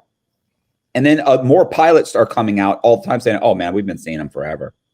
We've been seeing all kinds of stuff. We've seen this. We were told not to say anything. We've been told that if you start reporting these types of things, that they'll ruin your career. Like there's all kinds of stuff coming out by pilots saying, yeah, well, typically you don't report it. Why? Well, because then you're a crazy person that believes in UFOs. You don't want to be that guy. And of course, the government's saying, look, we just don't know. We don't know what these things are, but obviously they're saying they're not man-made. We don't know what they are. We don't know if they're man-made. We don't know. They know. Right. Okay. They're just saying they don't know. Either way, when they said that, I thought, I don't want to believe in aliens. Like, I don't want to be that guy, but there's more and more questions. And so it concerns me because I don't want to sound crazy, but it's like, if you eliminate all other explanations, then, you kind of have to believe the unexplainable, so anyway, all right. So talk to me. Tell me. I know you've got some theories. I know you've read extensively, insane amount of stuff on this. Well, before I start, there are a couple of documentaries you should see, which are really good. One is called Unacknowledged. Unacknowledged. Colby will put it in the description. Dr. Stephen Greer. He also does Above Top Secret. The Cosmic Hoax, Close Encounters of the Fifth Kind. There's also The Phenomenon and the Bob Lazar story, which is Area 51 and flying saucers. Right. I love Bob Lazar. Yeah. Do you know him? No, but I mean, I've seen a bunch of documentaries on him, and he was on like Rogan and Joe Rogan did an interview with him. Really good. So let me start from, I first really came to the conclusion that UFOs were real when I saw a documentary called UFOs, The Greatest Story Ever Denied. And in there, Dr. Stephen Greer is doing the Disclosure Project, where he has gotten together people from the government, from military, from CIA, whatever, and brought them all together. And they have said, look, we will testify before Congress for what we have seen and what we have to say, like you said, be that guy that we can't say anything. So when I saw that first, I said, wow, there really is something to this then. This is not, just a cool Hollywood movie anymore. This is pretty freaking cool if it's real. So that's what really kind of convinced me. And he went story after story, these people did of everything that they encountered. And I said, yeah, this is it. I'll give you one. There was a it was a colonel, I think, Robert Salas. And he was controlling Minuteman missiles.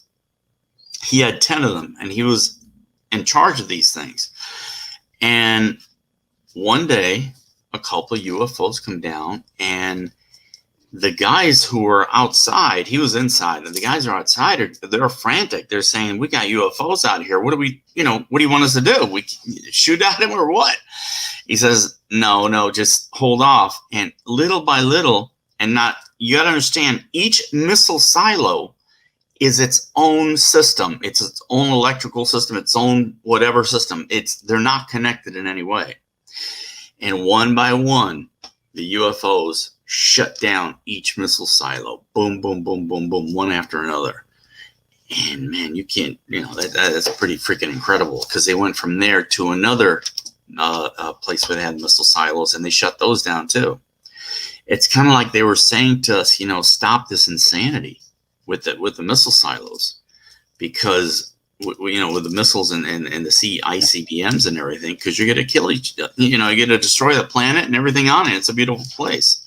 So the reason I think the military, and what Mr. Greer says also, is that the military now is coming out with, yes, there are UFOs, because they have enough, they have reverse engineered enough that they can now bring them as the enemy, right? They can bring them forward as the enemy and say, well, we need more funding, Congress. We got another enemy to fight. And that's what's going to happen next. There was a Men in Black that was on his deathbed, and he said that in 2024 is when it's actually going to start. And the way it's going to start is with the holograms, because they got holograms now that are incredible. And you can't tell the difference between the real thing and the fake thing. They got from chemtrails enough barium in the sky that they'll be able to project holograms that are, and they're going to have, actual pilots fighting these things, and it's going to look real as shit. People are going to get scared. That's what they want. They want to continue with the fear. And because it's basically the reptilians that feed off this fear, it's crazy, but they actually control a lot. And they've been here for longer than all of us have been here. Okay, wait a second. One, a Man in Black? Yeah, they have Men in Black are both like CIA guys and alien hybrids. They're both alien hybrids and regular guys. Like the movie Men in Black? Yeah, but that's, it's a movie. That's a movie. Okay. Hollywood bullshit, but is the movie made to discredit people believing in Men in Black? No, not to discredit it, just to make it silly. It's like Gomer Pyle, you know what I mean? That's like, but anyway, on his deathbed, he said that shit is going to start in 2024. So we got 2 years to find out if he's correct on that. And here you're saying that they're going to project holograms. Hologram. Who's going to project holograms? Matter of fact, you've heard of the Phoenix Lights? Yeah, that were over Phoenix. All the little, like they were like they thought they were like UFOs, right? No, they were, but he says, according to him, it was a psyops. It was actual holographic projection. Who's doing the projecting? The government. For what reason? To instill fear, because if you instill fear, then you get more funding. And if you remember, Rumsfeld before the war said, we got $2.3 trillion that's unaccountable. These are black ops. These are black operations that they don't want to give up power. They need constantly to be fed money. And yes, I know there is no money. It's ironically, but they want that cash. The Federal Reserve knows. There's some conflicting theories here, but no, there is no money. It's not back. We went through that. It's not backed by anything. So anyway. So these speculative notes, they want more of those speculative notes. Yeah. Okay. So reptilians, yeah. You should also look up David Icke. David Icke does some cool stuff with books that he's written and documentaries. But the reptilians have been here forever, and there are Dracos. There are all kinds of different types of reptilians, and they're actually the ones who are above controlling the Vatican. They're above the Vatican. All right. So the aliens. I know it sounds crazy, Matt. So the aliens are here.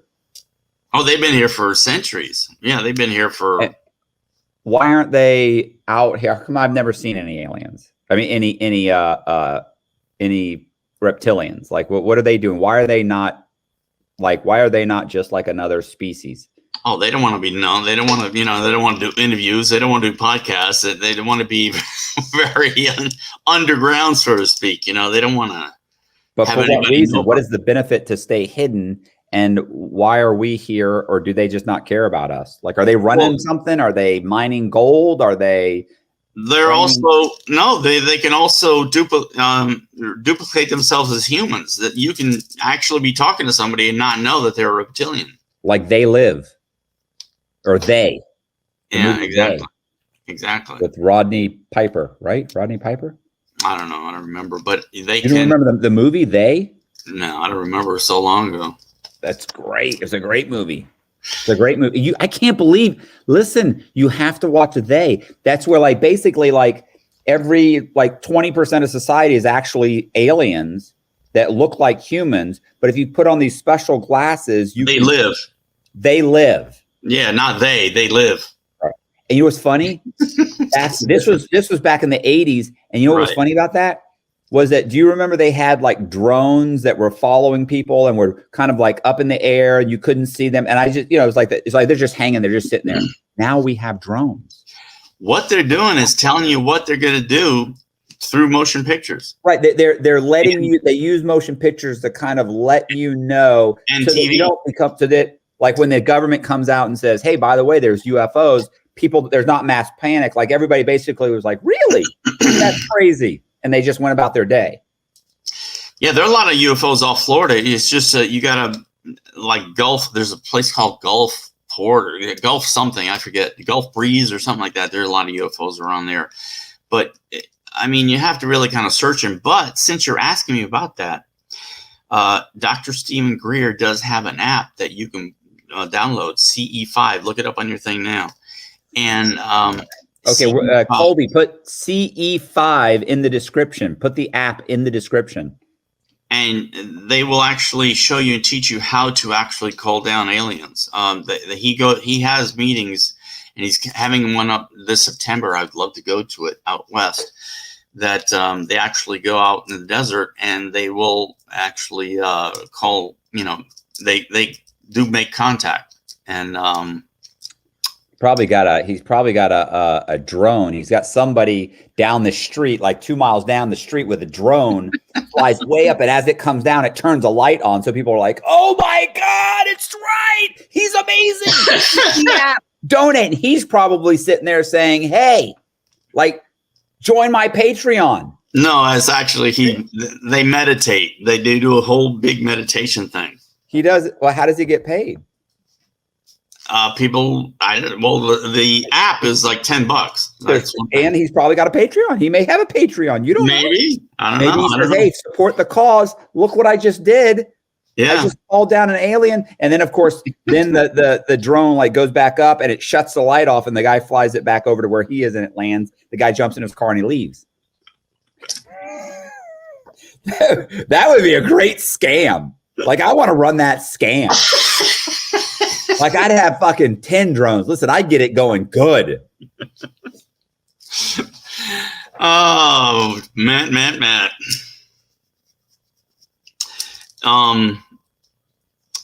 there's so much to tell you. There's another lady named Gosha. You gotta listen to this. She has a YouTube channel called Cosmic Agency. And Gosha has been interviewing the Palladians for the last 5 years. Who are the Palladians? They come from the constellation, the Palladian constellation, and this girl Swaru is the girl she's been interviewing, and they come from the planet Taygeta in the Palladian constellation, and they've been circling the Earth for quite a while. And there are 18,000 of them on this ship. The ship is huge. Why? Why they need to protect they go into detail, but they're telling you that they need to protect this planet. They love this planet, and there are certain times that they have protected it from a nuclear situation, and also they protect it from other reptiles not coming here and others not taking human bodies as slaves or to be eaten. Believe it or not, I'm telling you what she said. Don't. I mean, they need food. Like, they haven't solved it. Like, to me, this is the way I look at it. Like, they enjoy eating us, I guess. I don't know. We're a delicacy.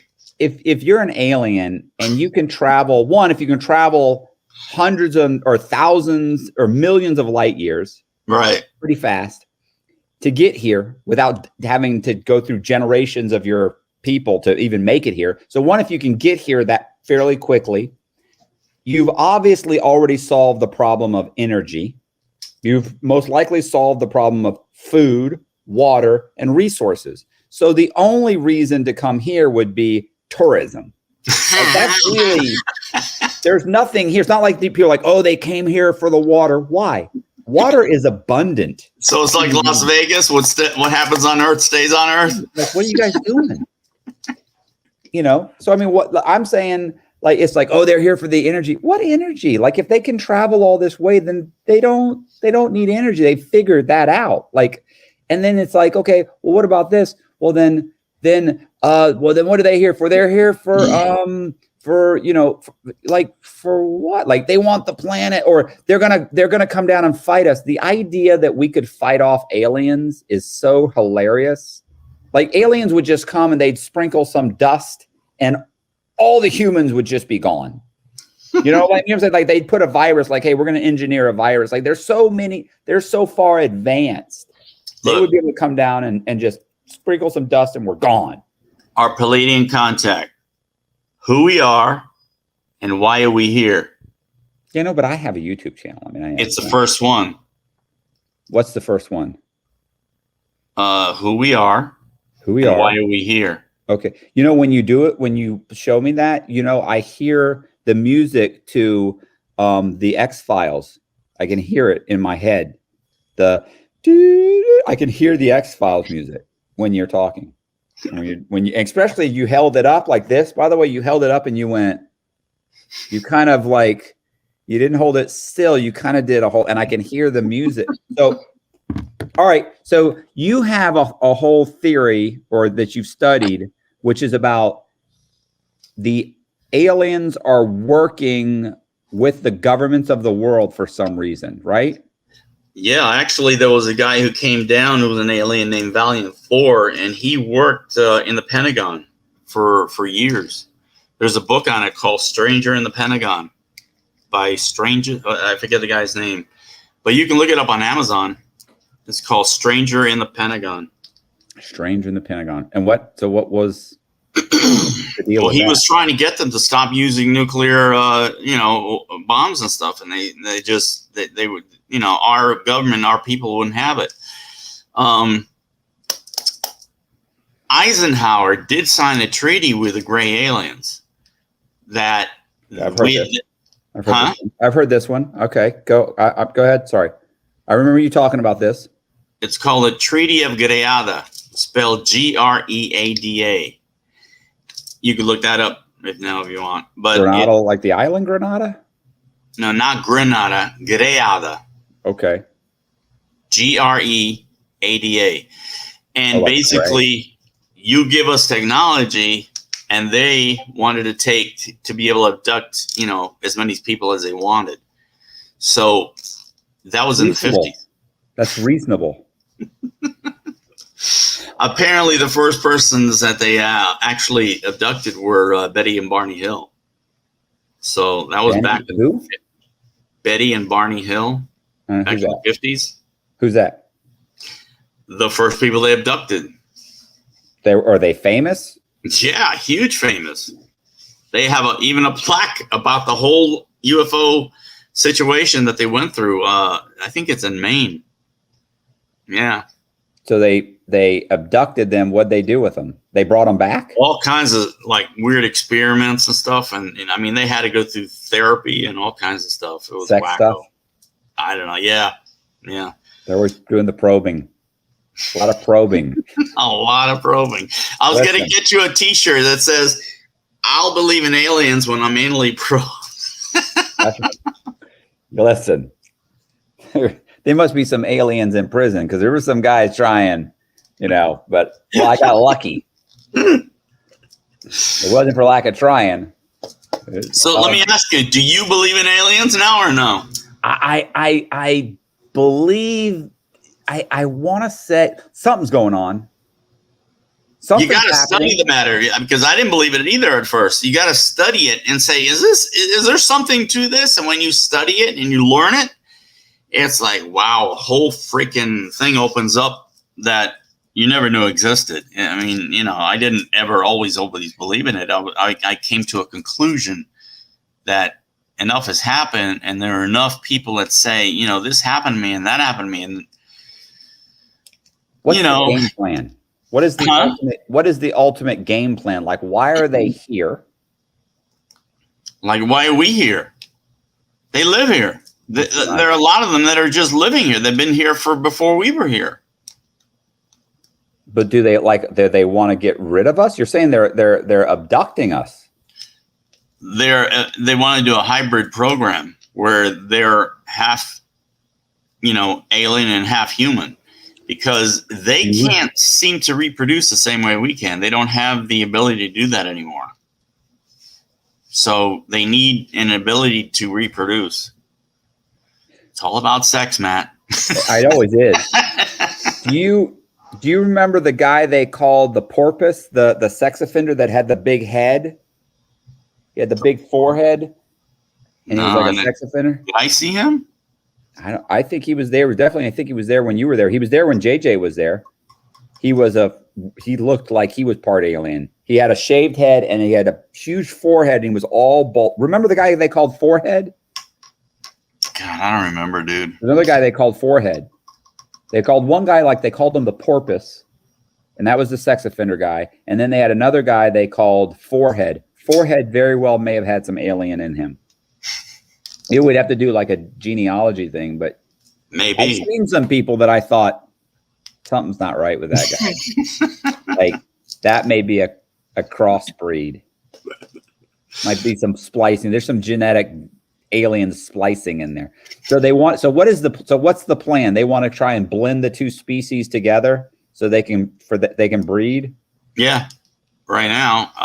And they want to control the population. That's why most of all this is anti-human that they're doing. You know, the population control, get the population down to 500 million, which was on the Georgia Guidestones, which just got recently blown up. Remember that? Blown up. Right. But it was on there, and they just want more control. The population here has gotten out of control, according to them. They're like, what, 9 billion people on the planet now? They want to get it down. And it's coming down. It's coming down naturally. Not fast enough. Well, then let us drop some of those nukes. I mean, I don't agree with it. I think you got plenty of room for everybody, but you know, they're trying to star us. They started the AIDS virus. You know, Robert Gallo started the AIDS virus. He was funded by the Rockefeller Foundation, and they put it in Africa and New York back in the 80s. So if they're actively so the aliens are actively trying to get our population growth under control, but then are we working with them? Or do we not even, does our government even know they exist? Oh, yeah. They're working with them. They've been working with them for years. And why is our government fighting AIDS and fighting Corona and fighting these things? Oh, because they still have to look in the public, you know, that they're doing this, you know, when they're in actuality doing this other thing. Okay. So it's all, they have to have that altruistic face to the public. Right. No, I get it. So the game plan is to breed with humans. That's one of the game plans. Yeah. I mean, technology, we want the technology too.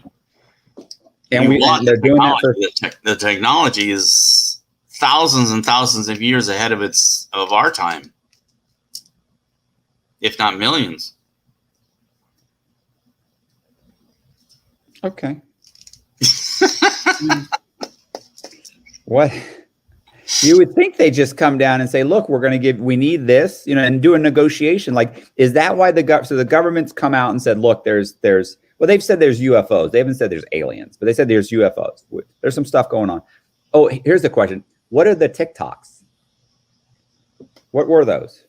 Because I said they're like UFOs and you said they're man-made. Yeah, that's what Stephen Greer is saying, that they're possibly man-made because they're allowing this information out now.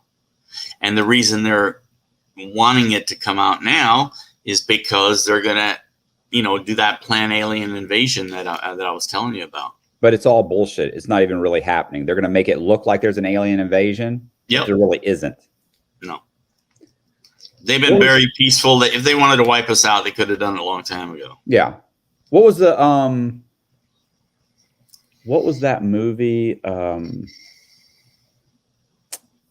one about the kids are fighting the aliens. Is an alien species that comes to Earth and we fight them. The day the Earth stood still, or what? No, that was no. Keanu Reeves made a remake of that, didn't they? Keanu Reeves. Oh yeah, are you talking about the remake with Tom Cruise? No, that's War of the Worlds. War of the Worlds, sorry. Yeah. No, I'm talking Who's about in it? Who's in it? It wasn't Divergence. It was that was the other one. That was I can't believe that I can't remember the name of this movie.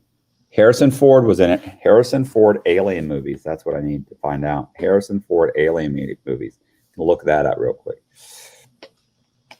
Harrison Ford alien movies. While you're looking that up. Hey, it's called Ender's Game. You never saw it, Ender's Game? Oh yeah, I saw it in prison. And they have a ton. They end up getting a ton. He trains all these kids, right, or something? Yes. He ends up getting. They've got tons of like the whole planet is donating, or paying in taxes, and they're being like in the book. It's like everybody on the planet is working to come up with like the funding to fund our defense against aliens. So people are just working their asses off to produce money to give them to fight off the next alien invasion, because they're like, look, they come back and we won't survive. See, they're telling you what they're trying to do, and I don't even remember the movie, but yeah, that's what they're trying to do. And like you just said, the money is represented by your energy. Yeah, labor. Yeah, well, I mean, that's really in the end. I was saying, money is. I mean, technically, money is labor. Well, it used to be labor, and now it can also be an intellectual property. But yeah, it's representative of. Well, anyway, you have a different take. So, which is in another video if anybody wants to watch Chris talk about the other. So, Chris is a guy. By those who are tuning in, Chris is a guy that Boziak and I, and another guy named Paul, and a bunch of other guys, we would go and we would talk to Chris, and Chris was just a wealth of information and entertainment, So I have another question. What are the chemtrails again? Well, they're exactly that. They're chemtrails. They're putting barium in the sky to be able to. It's kind of like having a background so they can do the actual hologram, but barium and I forget all the other side products are in it, but they're not good for you. And you inhale them, and that's not good for you. It's got a lot of nanotechnologies in it. It's got a lot of crap that is destroying our being able to breathe and eat properly and everything. Okay. What? I mean, what am I supposed to say? So it's garbage. Who is working? So you're saying that the aliens are here. The government knows it. The government's working in conjunction with them. Yeah. Who is in charge of this whole operation? Is this a consensus of governments, or is this one person's running the whole thing, working with the aliens, or is there a meeting once a month? Well, that's the thing. It's above top secret, and the president doesn't have access. Stephen Greer has tried to brief presidents and head of the CIA and all that, and he realizes that they don't know anything of what's going on. They're not in control. There are others that are in control, that control the black ops and control the money that's going into these programs. The president is just really a temporary employee. If you know anything about security, top secret security clearances, there are 14 levels above the president that he doesn't have the permission to go up and see. The first one is cosmic, and then there's majestic, but he's not privy to the information up there. So there are people that are private. These are private entities. And that's why if you do a Freedom of Information Act, they don't give a shit. They don't have to tell you anything because they're private entities. Okay. Well, the president, like Skunkworks and Rayathon and all those. So does each president that comes in know that there are aliens? That's something when they give them the briefing on here's what's going on in the world. Well, Carter knew because he saw one. Reagan knew because he saw one. You know, he saw them in the sky. I feel like Trump would have tweeted. They told Trump, he'd have been like, oh, hell no. I got to tweet about that. You guys, this is what they just told me. Like, you would think Trump, he was unhinged. Like, he's not, you can't put a cap on that. He's going to talk about some shit. Well, yeah, but see, the thing is that even with maybe that's what the raid on Mar-a-Lago, whatever it's called, Mar-a-Lago was about. They were like, he still got them documents. Well, see, Clinton wanted to go ahead and go forward with it, and he really wanted to find out what the hell's going on. And they had to tell Stephen Greer that although he wants to do this, he's afraid he's going to end up like Kennedy. Because Kennedy wanted to bring some stuff forward, and 10 days later, they got rid of him. Marilyn Monroe. Tell me the Marilyn Monroe thing. I'm glad I remember the Marilyn Monroe thing. Tell me about Marilyn Monroe. Everybody should go to YouTube and put in Marilyn Monroe Declassified. And it's the last 15 minutes of that story that blew me away. I had never heard of this before. And that's basically... Quick, Colby, put it in the links. What is it? It's called Marilyn Monroe Declassified. Marilyn Monroe Declassified. So can I give everybody the background real quick if they don't know? Everybody probably knows who Marilyn Monroe was. But Marilyn Monroe supposedly was sleeping with Kennedy. And, it's not supposedly, it was. Okay. And his brother, right? Which was Attorney General at the time, Robert Kennedy and Bobby Kennedy. And that Marilyn Monroe was supposed to talk to a reporter. She was upset because they were basically blowing her off. Like they were just done with her. She's a drug addict. We're done with her. She's causing problems. It's going to end up in the newspapers. So she was about to go and talk with she was going to do a press conference. She's going to do a press conference. And the day Jack Kennedy told her that Roswell was for real. And okay, so wait a minute. This is your version. I'm saying the official version is that she was going to meet with a reporter, and she was going to. They were afraid she was going to spill the beans about having an affair with them. So she ends up overdosing on what was it? Heroin? No, some pills. Yeah. Okay. So she takes some pills or something, and her maid or somebody finds her, and they try and revive her, but they can't. And she ends up and she dies. That's the official thing. And but that's not what happened. Chris, roll with it. All right. This is what happened. She was going to do a press conference about that fact that Jack Kennedy told her that Roswell was real and that he had seen alien bodies in the craft and all that. And I guess his name was Angler, who was head of the CIA at the time or something like that. It starts with an A, I forget. He hired Sam Giancana to actually to assassinate her. And they did it through some sort of depository or something. You put it through your ass and it just gives off, whatever, poison, whatever it is. And that's who actually killed her. And the thing they did, they timed it when Robert Kennedy was in town, so they could kind of blame it on him.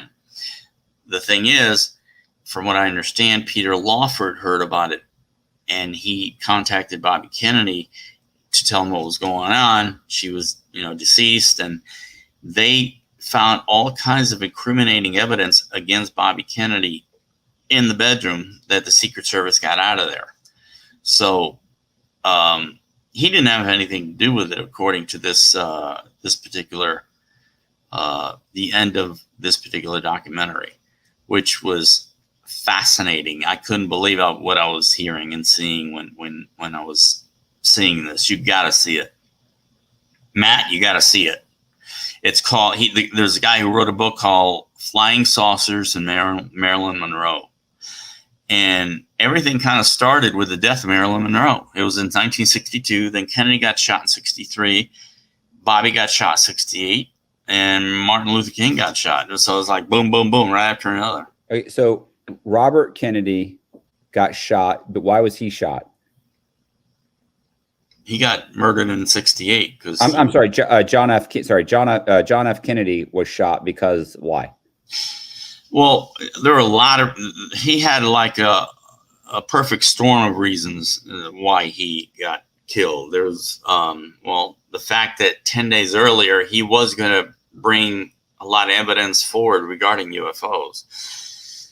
Number two, he had created United States notes, which the Congress is allowed to create its own monetary system according to the Constitution. But Fed didn't like that, so that was one of the other reasons he was shot. God, there were so many reasons. He was actually put in by the mob, backed him up, and then his brother and him went against the mob. Yeah, but it had nothing to do with aliens? No, not that part. But, okay. But one of the parts was that he had signed a letter that he was going to bring information forward to tell the American people about aliens and stuff. And they said, no, that's not going to happen. That's not going to happen. You got to go. Got to go. Yeah, but there were other reasons why he was murdered. But that was just one of them. So do you know that? Sorry, what's the next step in the alien saga? Well, do you know that you're aware that at Roswell that we were able to get fiber optic cable, computer chips, lasers, night vision scope, and Kevlar from that one crash? I mean, that seems like that's great, but that seems like we could get some more stuff than that. Yeah, but 1947, dude.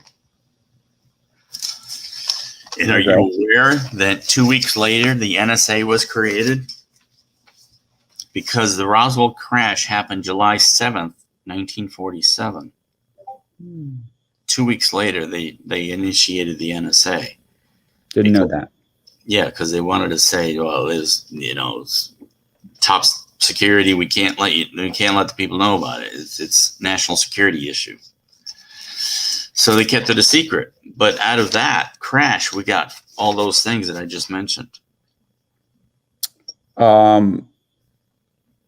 Okay, so what are the TikToks?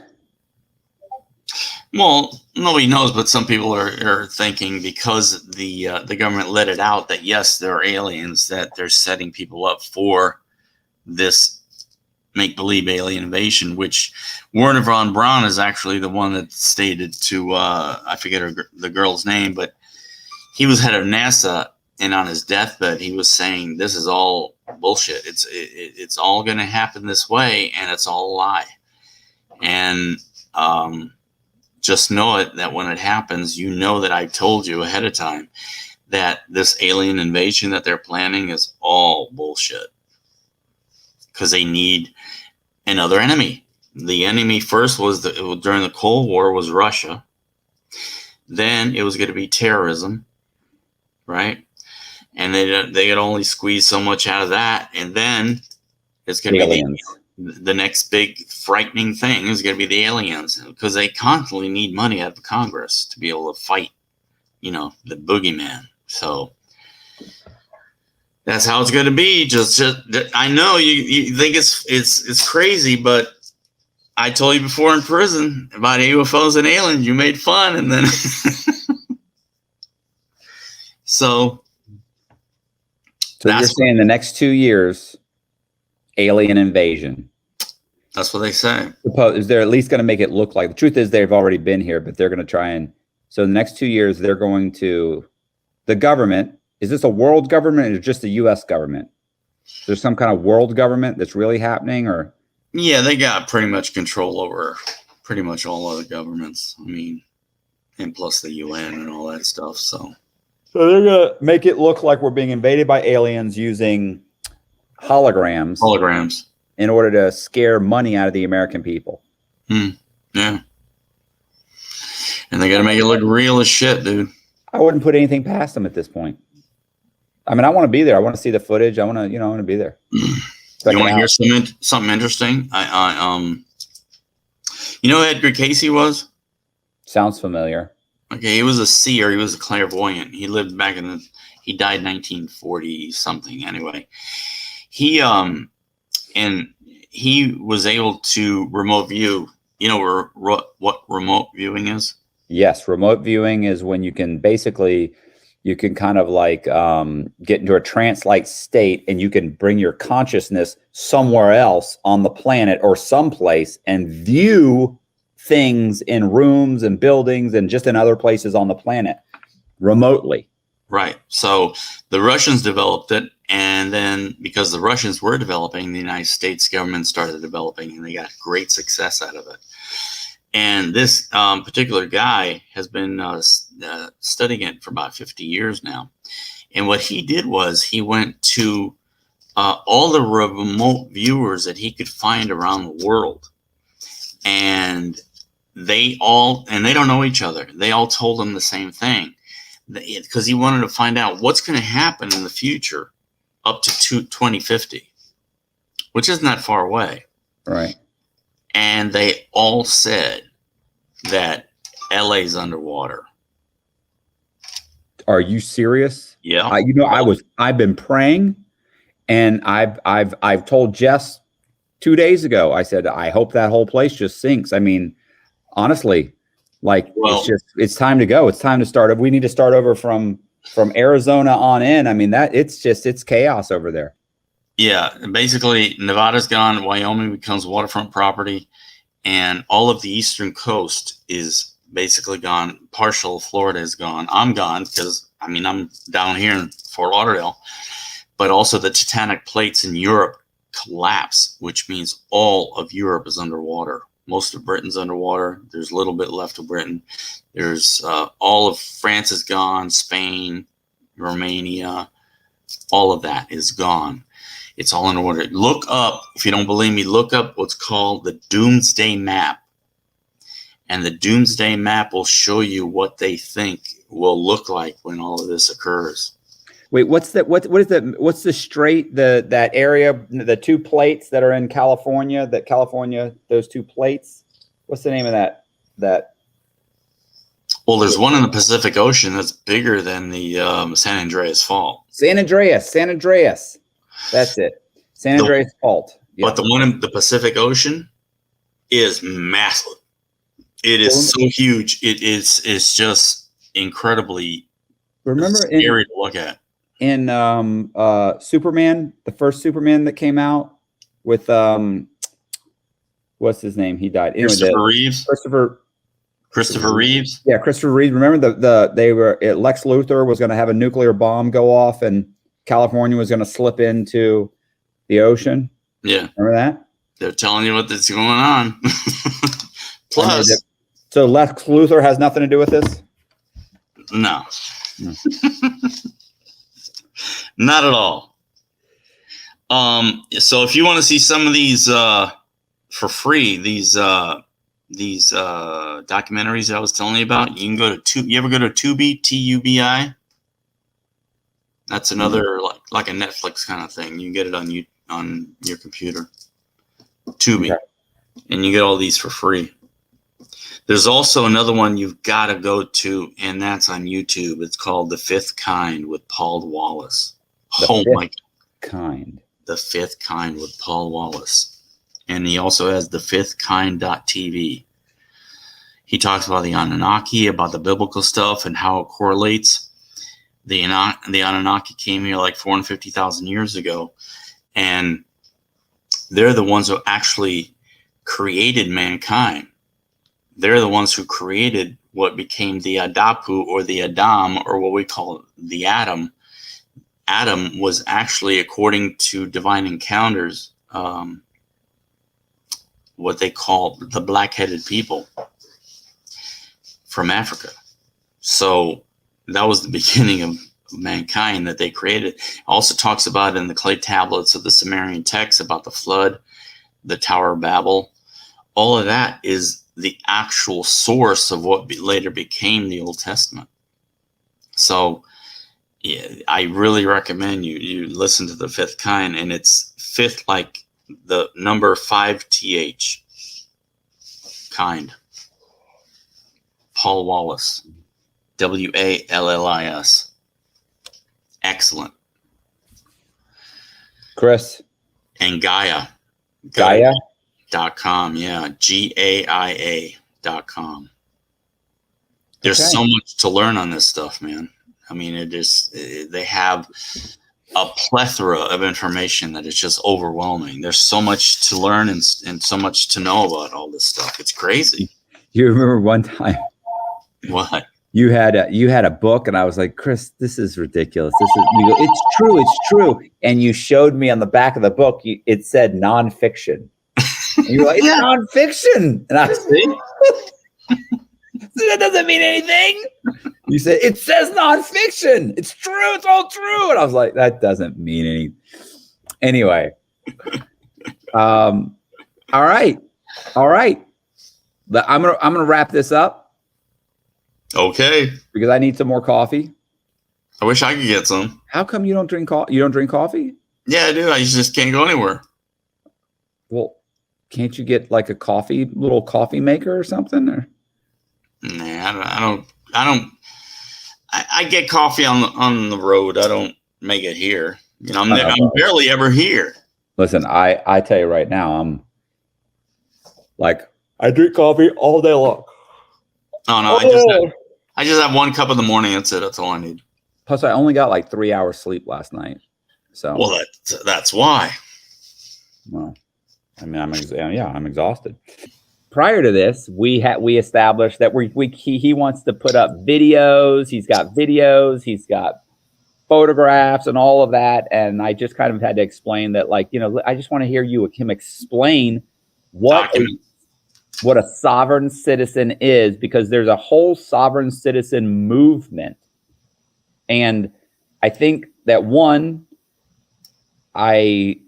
there is a sovereign citizen movement, which basically, in what I think it is that these are people that are saying, hey, we're our own sovereignty. We're not citizens of the United States. We are governed by ourselves. Something like that, right? Yeah, but not really. Basically, what people want to do. All right, this is what happens when you're born. When you're born, they create a corporate fiction of you. Your name in capital letters, Matt Cox in capital letters, is not you. It's a corporate fiction that they create at birth. Who does? The United States government. The government, yeah. It's on your birth certificate, it's on your social, your driver's license, everything you get from the IRS, whatever. Everything you get from the government is in capital letters. They're directing the corporate fiction that was created at birth. Okay, can I stop you 1 second? Yeah. Okay, the reason I want to mention that one of the reasons that I'm interested in this is that a lot of times the sovereign citizens will do things like, they say, hey, I don't have to pay taxes. I don't have to do these things. You don't have any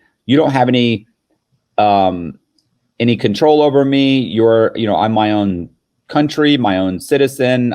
Your laws don't govern me. And the problem is that they'll do that, and they end up, a lot of times they'll get in trouble and they end up going to prison. And there's a lot of sovereign citizens that are in prison.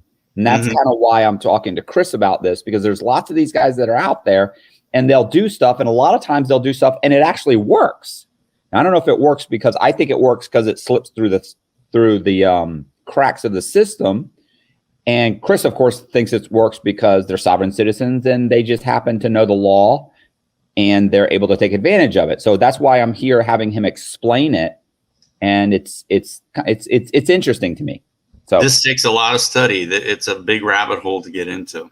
Right. I mean, you got to really study for at least 5 years before you do anything. So these guys, at birth.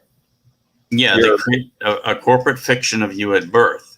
Okay, so basically that is how one gets control of you. So if you get stopped by a cop, you get a ticket, and they're sending you the actual breaking of the statute and code that you did, it's in capital letters. They're contracting with this trust, and you are the trustee of that trust, basically. So what a lot of people want to do is they want to get away from that. You don't want to be a U.S. citizen, because a U.S. citizen means you're an employee of the U.S. federal corporation. The U.S. is not the U.S. of A. It's two separate entities completely. If you look under, like I said on the previous podcast, United States Code Title 28, Section 3002, subsection 15A, it does say the United States is a federal corporation, not a landmass. And it is basically, its sovereignty is 10 square miles of Washington, D.C., which is a city-state, just like the Vatican is in the city of London. So people don't want to be, if you're a U.S. citizen, the worst thing you want to be as a citizen, you don't want to be an employee of this U.S. federal corporation. You want to get back to the de jure republic, which is the United States of America, which was incorporated in 1776, created in 1776, but actually incorporated in 1787. When Benjamin Franklin came out of the Constitutional Hall, there was a lady, they asked him, "Sir, what have you given us?" And he said, "We gave you a republic if you can keep it." And we haven't been able to keep it, evidently. We are now a democracy, which is, like I said, is the worst form of government before you have total tyranny. It's set up as a temporary government. And that's what people who want to be sovereign want to get out of that. They want to get out of that system. And you can do it, but you've got to do a lot of study, because they will test you. These powers that be will test you in every way they can. So, and yes, you don't have to pay taxes, because there is no actual law that says you have to pay taxes. If you, there's a documentary video called "America: Freedom to Fascism." I've seen that. Yeah, that's great. It's a good video. It's a good video. There's no law. So if you watch this, it's called "America to Fascism." No, America: Freedom to Fascism. Oh, Freedom to Fascism. America: Freedom to Fascism. Mm-hmm. You got to put the link in the description for people. Okay. So that's a nutshell, really, of what the sovereignty issue is. They want to be away from this fascist corporate de facto military, basically military-run government. So that's what people are doing, trying to get sovereign. And if we can get enough people to be sovereign, then it minimizes their power control over you and, you know, the system that has you bound in the ways that it does now. So if you're sovereign, you're a sovereign citizen of that means that basically what? That you're in control of yourself. You're not governed by the United States government. Correct. Okay. So, but you're still in the United States. You're still in the landmass of the North America. You're in it, but you're without it. That's under United States Code Title 28, 1746, because you can be within it and without it, or in it and in it, so to speak. So that's another actual section in the code. Okay. So I understand. So you're here and you're a sovereign. Are you a sovereign citizen? It depends on how you sign your name also. You got to sign it without the United States, without prejudice, without recourse. I even signed my driver's license without prejudice. So you don't want to be responsible for certain things that are handed to you, forced upon you actually, and doing it without prejudice is one of those things. So it's a lot of study, dude. And if I can't put up, you know, things and things to show you and what it is, it kind of makes it harder for you to understand it all. but it is created at birth. You Matt Cox at capital letters is a strawman corporation that they create at birth to control you. Okay. So the question was, what is the benefit? Well, guess what? There's a group of folks right now that have started the Continental Bank, and they've got their own Continentals, their own money, actually getting away from the Federal Reserve notes, because the Federal Reserve Bank is not a bank, has no reserves. It isn't federal. It's a private corporation that was incorporated back, Federal Reserve Act and all that. But who owns it? Who owns it? Actually, it's the Vatican. Vatican controls it. Believe it or not. I know you smile, but they control it. Okay. Well, that's another video. With England under Magna Carta. But that's a whole different seminar. Okay. So, what is the benefit? This is why I tell you this. This is why Karen Hudis, who was, she was an attorney, a whistleblower. You could pull her up. She was she worked for the IMF, and she actually said that every tax collected by the IRS, because the IRS is a collection arm for the Fed, all taxes go through the Federal Reserve. They go to England, where England takes a 40% cut, and the Vatican takes a 60% cut of all taxes paid by Americans. So who controls? Okay, so what I want to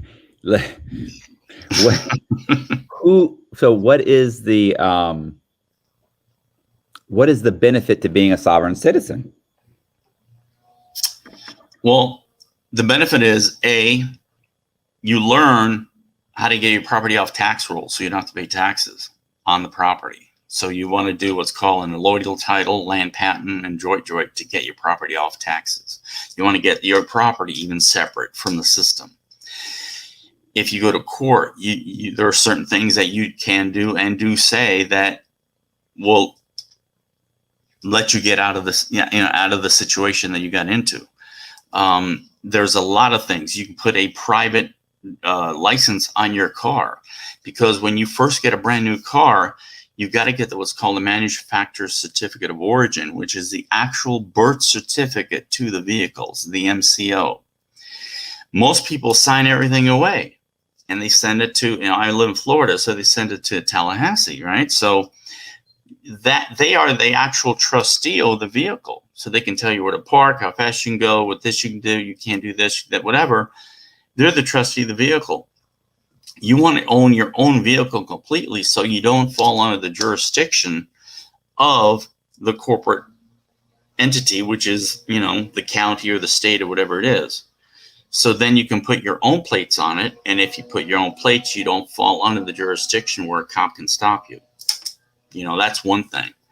I mean, it goes on and on. There's a whole bunch of benefits. You want to get away also from Federal Reserve notes. That's why this group, they started their own Continental Bank and their own Continental, I don't want to say dollar bills, but they're dollar bills for all intents and purposes. So they've created their own system. You want to be within the United States. Yeah. Yeah. And that's another thing I'd love to show you, but I can't show you anything. I don't know how to do that. It's to show you. What's the name of the group? Well, they don't really have a name in the sense that we're just, sovereign and we're separate from the system. So they don't have an actual name. Do you hear that? Sorry, they're doing the lawn over here. Oh, that's all right. Nobody's watching this program because they're expecting professionalism. Nobody. If they are, they've long since moved on to other channels. They've been so sorely disappointed that they've said, I can't do this. I'm going to go watch Graham Stephan or meet Kevin or somebody. Now you can go on, he's got YouTube videos you can listen to called the T Row Show, T-Row, R-O-H show, the T Row Show.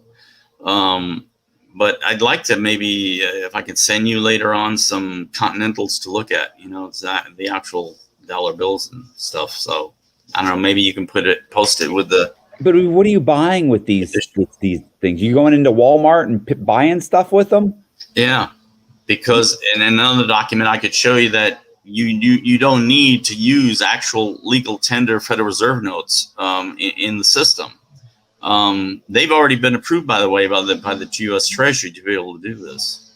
So, is this what you went to prison for? Like being the sovereign citizen? It was for the tax thing. No, it was tax things, 1099 OID stuff. That was a whole different ballgame. Okay. All right. So you do know that I've known many guys that have been sovereign citizens that got indicted for like tax evasion. Right. They didn't know what they were doing. When you don't know what you're doing, like I said, they will test you in every way. So I knew you gotta study for years and years before you attempt anything. Yeah, right. These guys were indicted for like tax evasion. They went to trial. Like they did the whole thing about you don't have jurisdiction. I'm a sovereign citizen. Yeah, you can't do it that way. See, you're causing a controversy and conflict. What you have to do is conditionally accept everything they're doing, and upon proof of claim. You know what I'm saying? So you take it kind of like kung fu. You take the energy of the enemy and use it against them. All right. Right. So you're saying, okay, you give me this, I conditionally accept it upon proof of claim that such and such and such and such. But you can't fight them right on head on and start arguing. That's what they want. They want you to start arguing. That creates the controversy. So these guys were indicted, and then when they were sentenced, I remember the judge said, listen, I hear you. And once you finish your federal sentence, you can contact ICE and you can let them know what country you want to be deported to.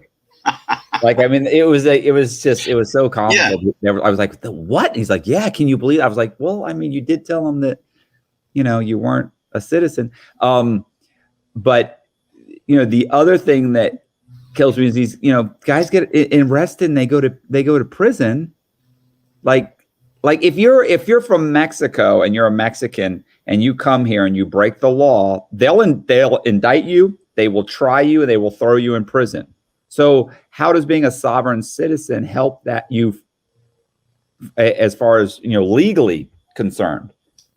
Like how are you going to be in a position to say, hey, these laws don't apply to me? Well, they apply to people from Canada and Mexico and Cuba and England and France. Like anybody that comes to the United States and breaks the law, they're going to put them on trial and throw them in jail. Right, but they wanted to be in the system. They wanted to be United States citizens. They did not want to separate themselves, or they didn't know enough to separate themselves from the system and do a declaration of that. I do a declaration, basically a social compact that's what the Pilgrims did with England. Remember, they did a social compact. You do a separation. Say, okay, I'm going to live over here separately, privately, quietly, and I don't want to be part of that system that tries to entangle me, whether it's in the court system or give me tickets or whatever it is. I'm going to get myself off the rolls, my property off the tax rolls, everything. It's separation. But you still ended up going to prison. Yes, I did. But they wouldn't let me do certain things either. You know what I mean? They stifled me from doing certain things. Then they would stifle everybody. No, I did some things wrong because look, see, this is the thing. This is a practice. Just like a law practice means you are to practice it. And I don't have the time to practice this all the time. You know what I mean? People just don't have it. It's like playing guitar. You get to practice it every day to become good. Well, you were locked up for a long time. Yeah, I know that. But the thing is, to get good in a courtroom, you got to practice it all the time by getting in trouble all the time. And no one wants to do that. You know what I'm saying? So you don't know certain things all the time to say in a courtroom in front of a judge. You know what I'm saying? No, not really, but I hear you. I want to believe you. You have to practice this a lot, and it's just not is for a lot of people it's not feasible. Everybody's working every day. You know, everyone's doing other things. They don't have time to get all this down pat and remember it once you're in front of a judge. You follow? Do you know anybody that has successfully gotten in trouble and gotten all of their charges dismissed by being a sovereign citizen? Yeah, I mean, through the years, I've heard it through the grapevine. Yeah, I don't know them personally, but yeah, you've heard of certain people who did this and that. Yeah, a lot of times.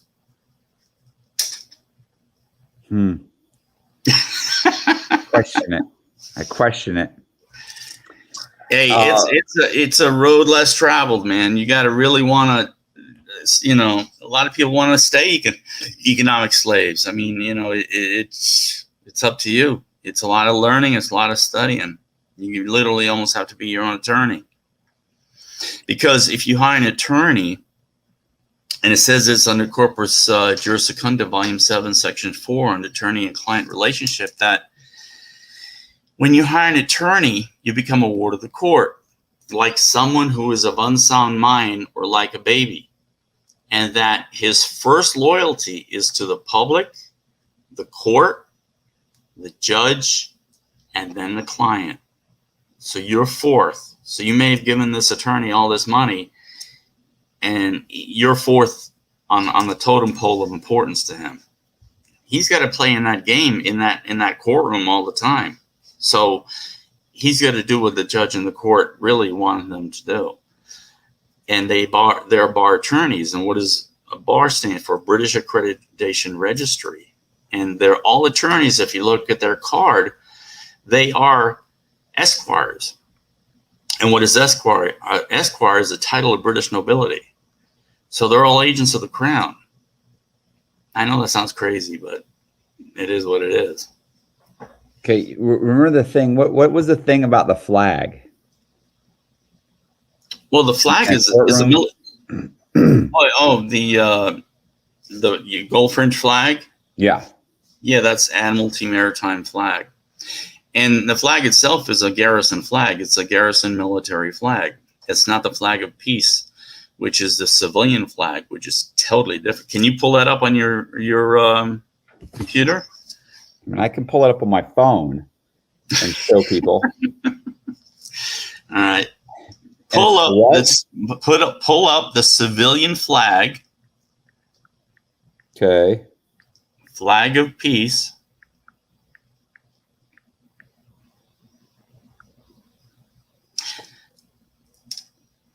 Historic flag of our ancestors, the United States civil flag myth. You see it? It says it's a myth. They're going to try and discredit everything. Do you see it there? Do you see a flag? Yeah, that's it there. This flag.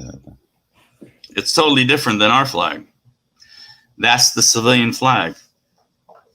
And what flag are we using? It's a military garrison flag.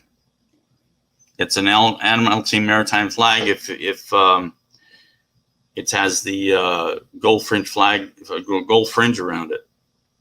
Myths and misunderstanding about flags, both real and fantasy based, abound in the Jesus world, as they do in most fields. I can barely in our modern world of the internet. Conspiracists. Well, they're gonna discredit everything. But I didn't make it up. I didn't make the flag up. This would be, way back in the. Listen to how they're describing this: conspiracists, kooks, and politicians, religious leaders, and scholars all vie to prove the existence of our own pet version, of their own. Oh, Jesus Christ. Version of the reality without filters or actual facts and real research? I don't know, Chris. This is on the internet. It's got to be right. Well, so this is a fasci, right? Okay. This is a fasci. It's a hatchet head with a bundle of sticks. Right. Now, it's what it was derived from the Roman Empire, and then Hitler used it, and Mussolini used it. Now, again, what do you see? Get out of here. It's right there. I've never noticed that. Is that real? Dude, that's House of Representatives. Of course it's real. Those are the fasci. Huh. I don't know. Listen, if everybody pull up the House of Representatives. Pull up the House of Representatives. Oh God. See? Look.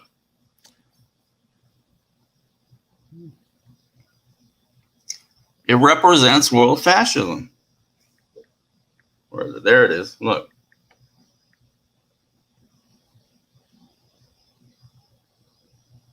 Huh. Never noticed that before. These photos. I don't know. So these people are going to say that we're kooks and all that because they have to. They can't agree with it. Listen, if everybody becomes sovereign citizens, who's going to pay taxes? Like I said, all the taxes that are paid are going to England and then to the Vatican. Well, somebody's paying for this shit. Yeah, we just print money and print money and print money. We're doing it now. That's another video. That's another seminar, right? We're going to wrap this video up because we're going to do another one on money, but we're going to do another one. The next video we're going to do is going to be on aliens. Okay. Again, it's hard to show you some cool shit, man. I get it. That's why you need your own channel. Well, I wanted to show you this real quick before we... I don't know if you can see this. All right. This is my the thing I got for me regarding the birth certificate and the CUSIP numbers. Right. Right. And the CUSIP number, if you could see, that's the CUSIP number. This is the symbol that it's trading under. And this is the net assets in fund $32.32 billion. Right? That's a major CUSIP number. And that was as of 2011. You see it right there? Yeah. This is 2022.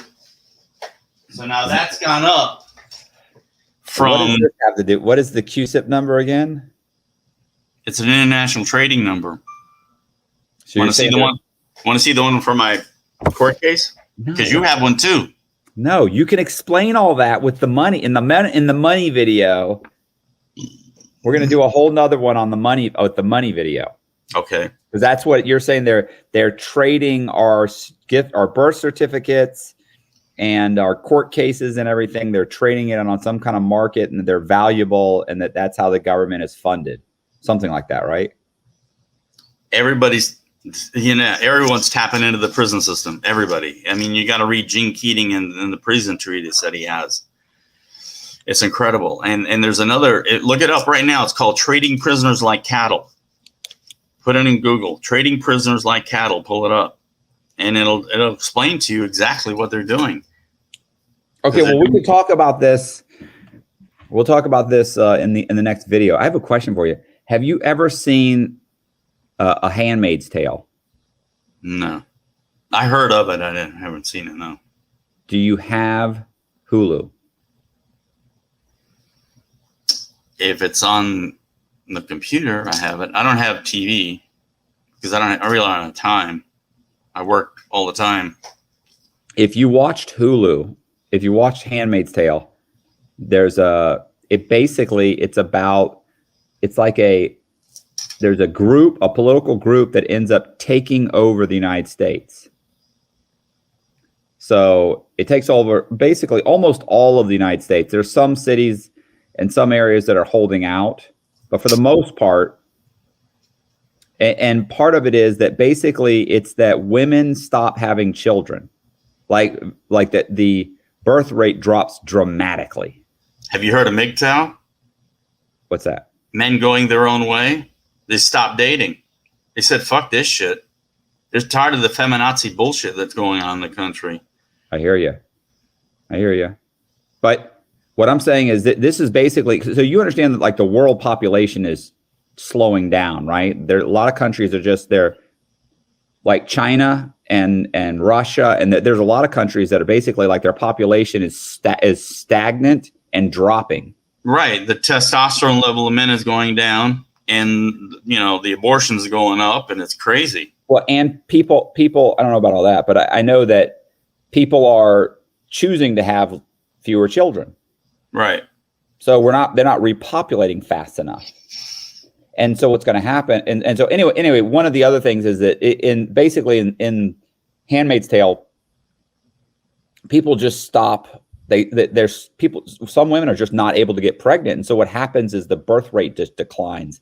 And of course they're saying it's because of, pollution and all the stuff that you put in foods and all the preservatives and all the different chemicals. And so basically there's like a military coup in the United States, and they take over the United States, and they base it on some kind of a Christian fundamentalism.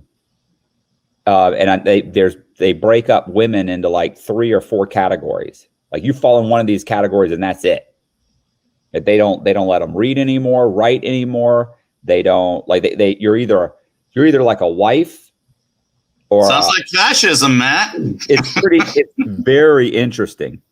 And then the handmaids are women that get pregnant and give the children over to the elites to raise, as their children. So they go from family to family, get pregnant, have babies, move on to the next family.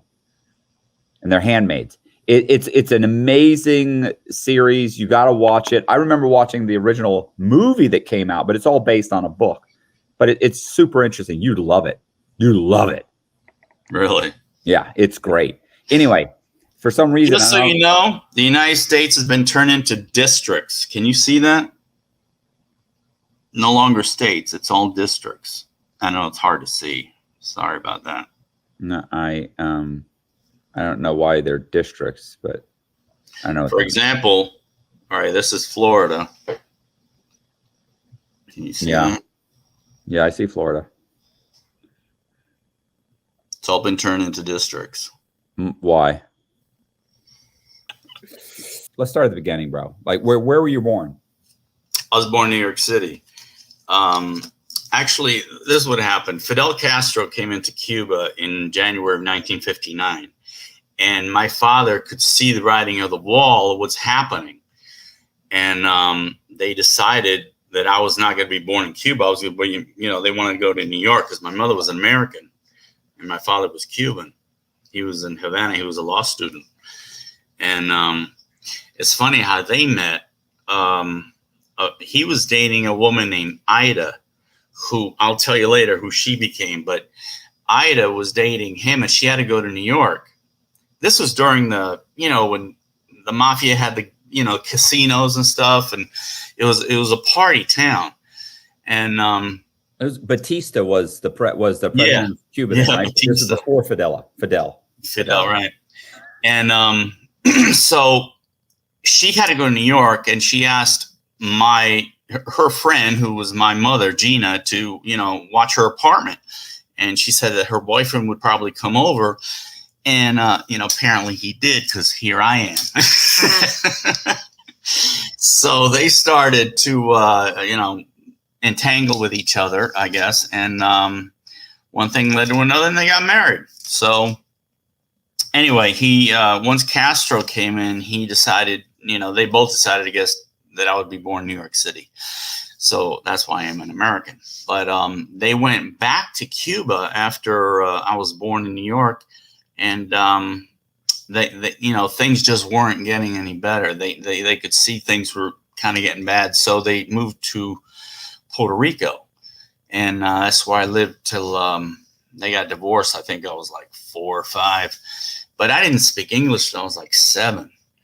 And my mother, she lost custody of me because she had opened up, which in 1963 women didn't do this. She opened up a gay bar in 1963, which women didn't do. This is 1963. In Puerto Rico? Yeah, in Puerto Rico. And so because of that, she had lost custody of me. It was not something that women did, and the judge, the judge of the course didn't look favor upon that at the time. So custody was given to my grandmother, who my mother felt she was being screwed. So when she was given the weekend or whatever to have, visitation with me, she actually kidnapped me from Puerto Rico, went to New York, and I didn't see my father till I was 18 again. So, he searched for me for 7 years, but he couldn't find me. Plus, he had the language barrier. So what she did was, I guess we lived in New York in her apartment for a couple of years, but eventually I went to live with my cousins in Long Island. And, I ended up going to school. I failed first grade because I didn't speak English. I didn't know anything of what was going on. I failed first grade. Did you?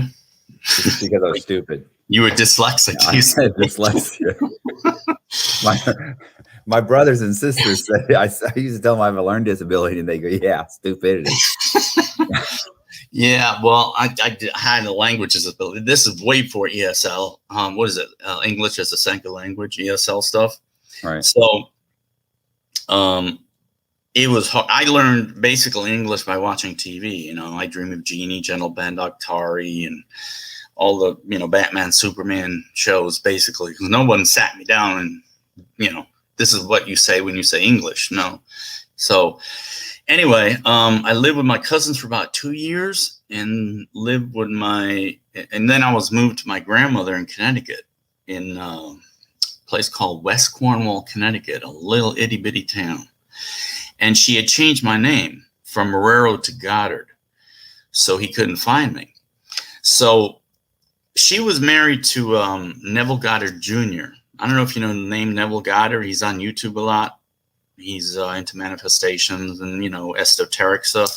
No. But if you look him up on YouTube, he's there. He's been dead a long time, but they got all his teachings there. But she was married to his son. So she gave me his name when I was growing up. My mother was not meant to be a mother. She was, she was an actress and a singer. And I remember that. And a mess. Yeah, I sent you a picture of her, right? Yeah. But I remember you talking about her being an actress. God, what a mess. She had no idea about business. She was just a wreck. She smoked and drank, which was like a wreck, like a free spirit. Sorry, excuse me. Like a free spirit wreck, or like an angry. No. She wasn't angry. She was just any success she would start to get, she would sabotage her own success. Okay. She and she didn't have a firm grasp of reality at all. As I was growing, when I finally did move with her, I'll tell you later, when I was like 14 or so, 13, she was constantly saying she was going to have go back to Hollywood and do a talk show with Sophia Loren and this and that. And it was, oh God, it was just a nightmare to live with this every fucking day. And anyway, she was not meant to be a mother. She was also a black book madam for a while. She was a madam. I remember this. I remember you talking about this. Yeah. And she knew a lot of low level, I should say low level, but lower on the known level of actors, you know, Larry Gates, who was in the Body Snatchers, and, you know, she was supposed to marry Steve Allen at one time, believe it or not. And she knew Orson Welles and a whole bunch of people, but she never could make it as an actress. I mean, it's a very tough business. Yeah, very tough. And she was a good singer. She could sing. But man, there was no, you know, AGT at the time, you know. It was hard to make it. I wanted to let you guys know that I have a Patreon account. If you're interested in joining the Patreon account, it's got 3 tiers. The top tier, you actually get a different con man painting every single month. If you're already joined and you're already supporting me, I really appreciate that. If you haven't joined yet and you're interested in joining, I'm going to leave the contact information for Patreon in the description. Thank you very much for watching the video. But anyway, she moved me to West Cornwall, Connecticut to live with my grandmother, and I lived there for about 5 years. And I didn't have my father, I didn't have my mother's, and I have no brothers and sisters, so I had nobody. And basically, my grandmother worked 7 days a week. She worked 5 days a week at the welfare department and 2 days at the Emporium coffee shop flipping burgers. So I just basically raised myself. You know, I wasn't. I had some friends, you know, we hang around and stuff, but I had nobody like at home. You know what I mean? Right. So you're like a latchkey kid. Yeah, basically come home and there was nobody there. She had 25 cats though and 2 dogs, and my mother had bought me a horse to kind of compensate her not being there.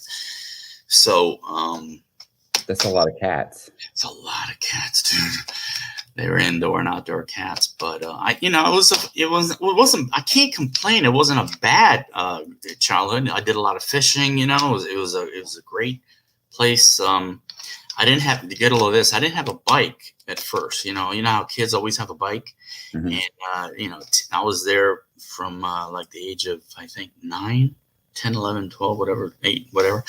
And one Christmas, she buys me a Peugeot 10-speed bike, but says that I can't ride it till I'm 16.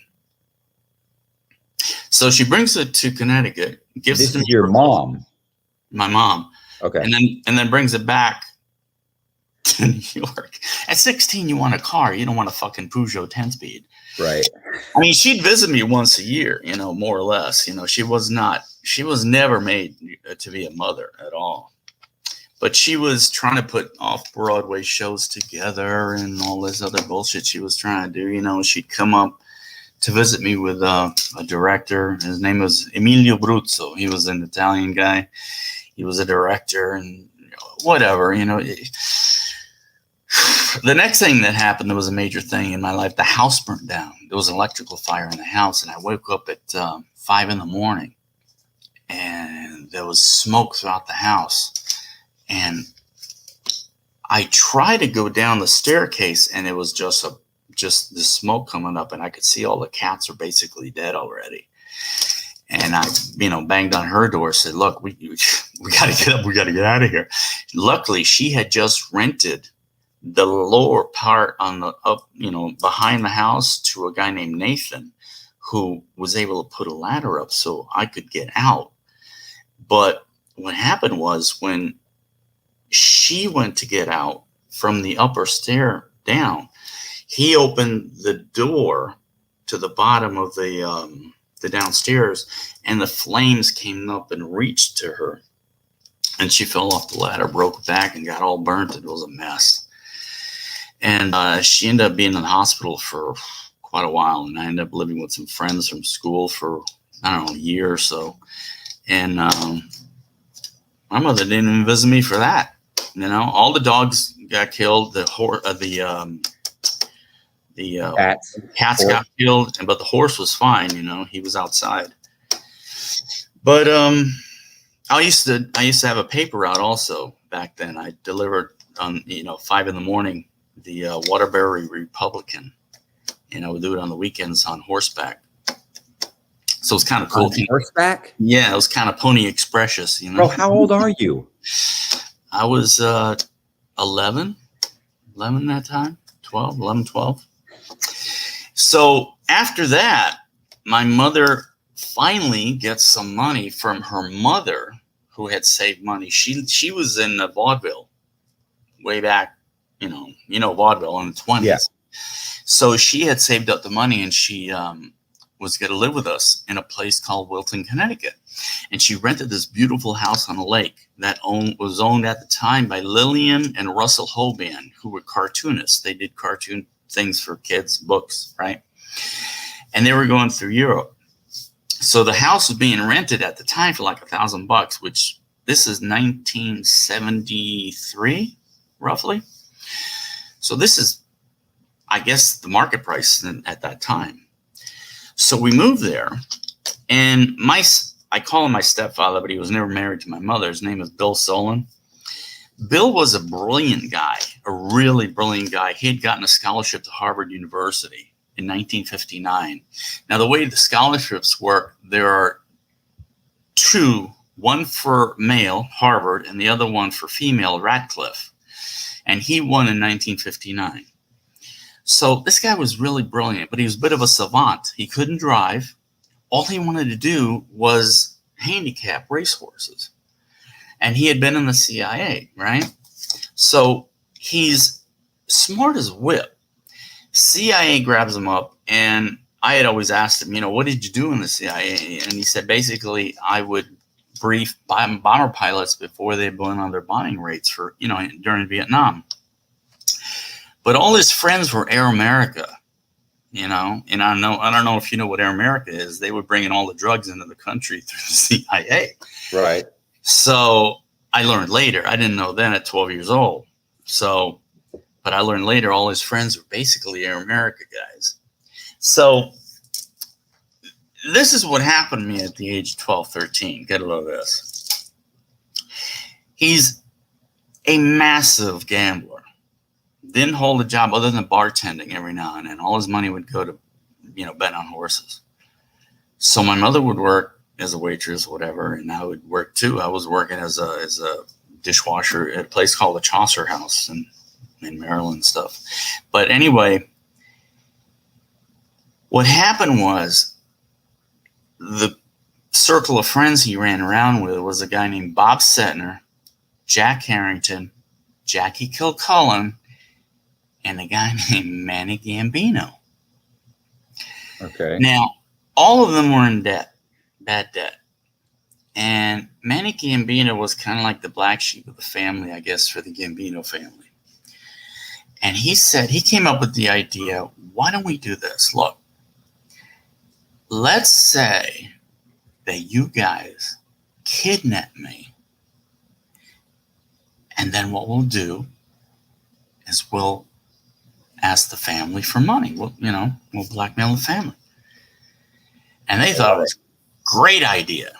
Seems like a good idea. What could go wrong? So they start with the letters and the phone calls, and this is 1973-ish, 4-ish, something like that. I don't forget the date, but so they started in with that. And to make a long story short, what happens is 2 weeks later, Manny Gambino was found in the trunk of a car at LaGuardia Airport with he's shot to death.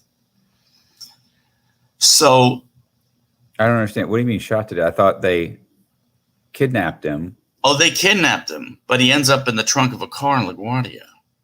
They were his friend. He came up with the idea. So would the family not want to pay to get? No, something happened. Something else happened. We don't know.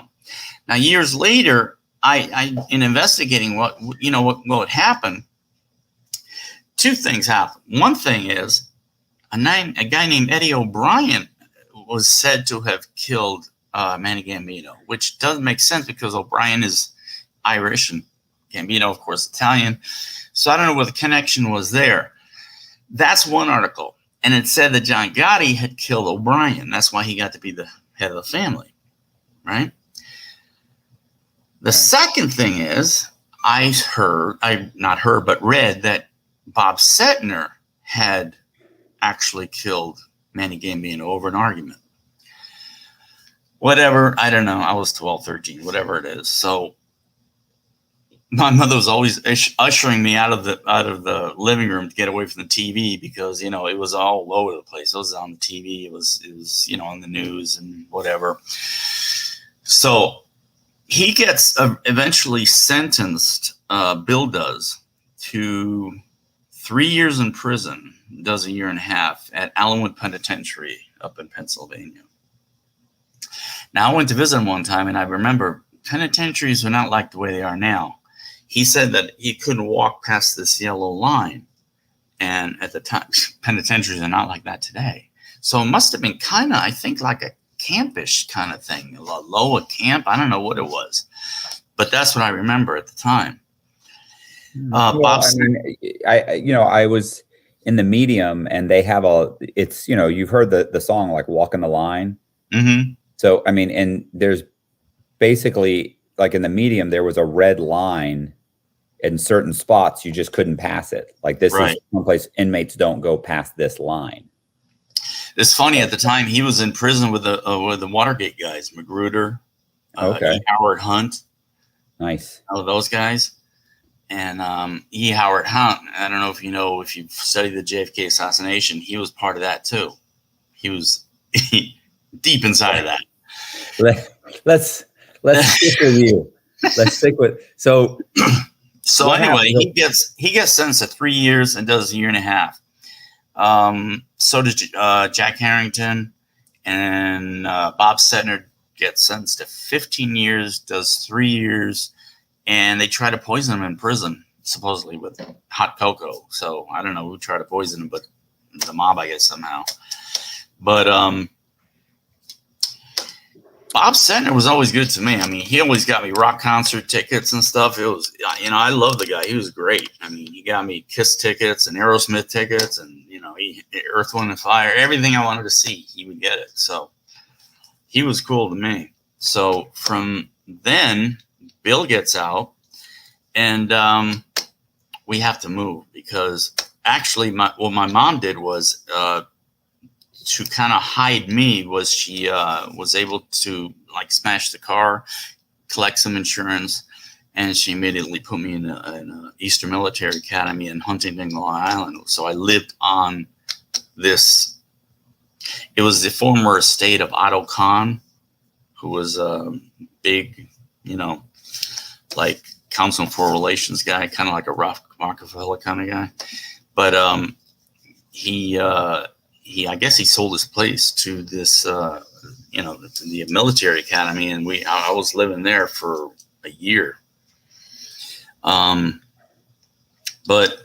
she couldn't pay it all the time. So, I mean, she ran out of money, and so they kind of kicked me out. We ended up being homeless in New York in the wintertime, which is fucking freezing if you don't know. We were living in a car in a Rambler in a station wagon. And so then I don't know how she did it, but she got more money and then was able to put me back. So I continued living there at the military school. So then the year was up. My cousin was there too. His name was Richard. He was the most obnoxious asshole you could ever meet. I mean, even his sisters, who were my cousins, Lorraine and Allison, couldn't take him. I mean, we all kind of said, look, when we grow up, we don't ever want to talk to this fucking asshole again. Richard is not going to be part of our life in any way. You remember Paul? Paul who? Paul what? Kakalakapus. What's his name? Remember Paul in prison? The name sounds familiar. With the bald head. He was there for kidnapping somebody. What about him? Was he more obnoxious than him? Oh yeah. Jeez, this guy was intolerable. Paul was super. Oh, yeah, no, Richard was too way much worse. Yeah, way worse. So, go ahead. No, go ahead. Say, when do you graduate high school? When you're. Oh, I'm not even there yet. Okay. We moved around because she thought the way they were thinking was the mob was going to come and kill us. I mean, she didn't know what the hell was going to happen. So she had to get rid of me, put me in school, put me somewhere where nobody knew who I really was or whatever, you know, and because my name was still Goddard. It wasn't Marrero, you know. Right. So, and my father was still looking for me. I don't know. He gave up after 7 years. So I don't know. I guess he wasn't looking for me anymore. But from there, we went to New Jersey. We lived in Bergen County, New Jersey, a place called Westwood. Boring. God, it was horrible. And I remember, let's see, The Exorcist had just come out then. How old were you then, Matt? The Exorcist? Exorcist. 1974, 5? Oh, it would have been 5. Yeah. 5 or 6. Yeah. And from after that, let's see, we moved from Bill was getting out, so he had to be next to a racetrack. So we moved to Laurel, Maryland, because they hold the Preakness there. You know, it's a local racetrack. So we moved to Laurel, Maryland, and I got a job as a dishwasher at a restaurant. My mother got a job as a waitress, and so he could, you know, do his gambling. And I don't know, he's back, just to move back real quick. There was a place in between. I don't know where it was, if it was Laurel or where he had supposed to have been taking this money from this guy to bet on these particular horses. And he didn't bet on those horses. He bet on his own horses, right? And the horse won. And the other guy's horse won. And so we had to fucking get out of town again. It was crazy, man. It was just, it's hard to have any kind of high school or any kind of school when you're constantly like leaving because the mob's after you or somebody's after you. So, and then anyway, I think that's how we ended up in Laurel, Maryland. And I ended up there for a while. And I was, I think, 16 by now, 17, something like that. And my mother wanted to take me to Europe, right? So we were going to go to Europe, and we were all excited. I was going to take my classes early, all my you know, tests and everything, and everything was going to be cool. Well, at the last minute, she couldn't go. She didn't have enough money to do it. So I took what little money I had, which was $500 at the time, and I went to Europe. So because she had already bought the tickets, she couldn't get a refund. So I said, look, I took my classes early, my tests early. I told everybody in my classes I'm going to Europe. I got to go to freaking Europe.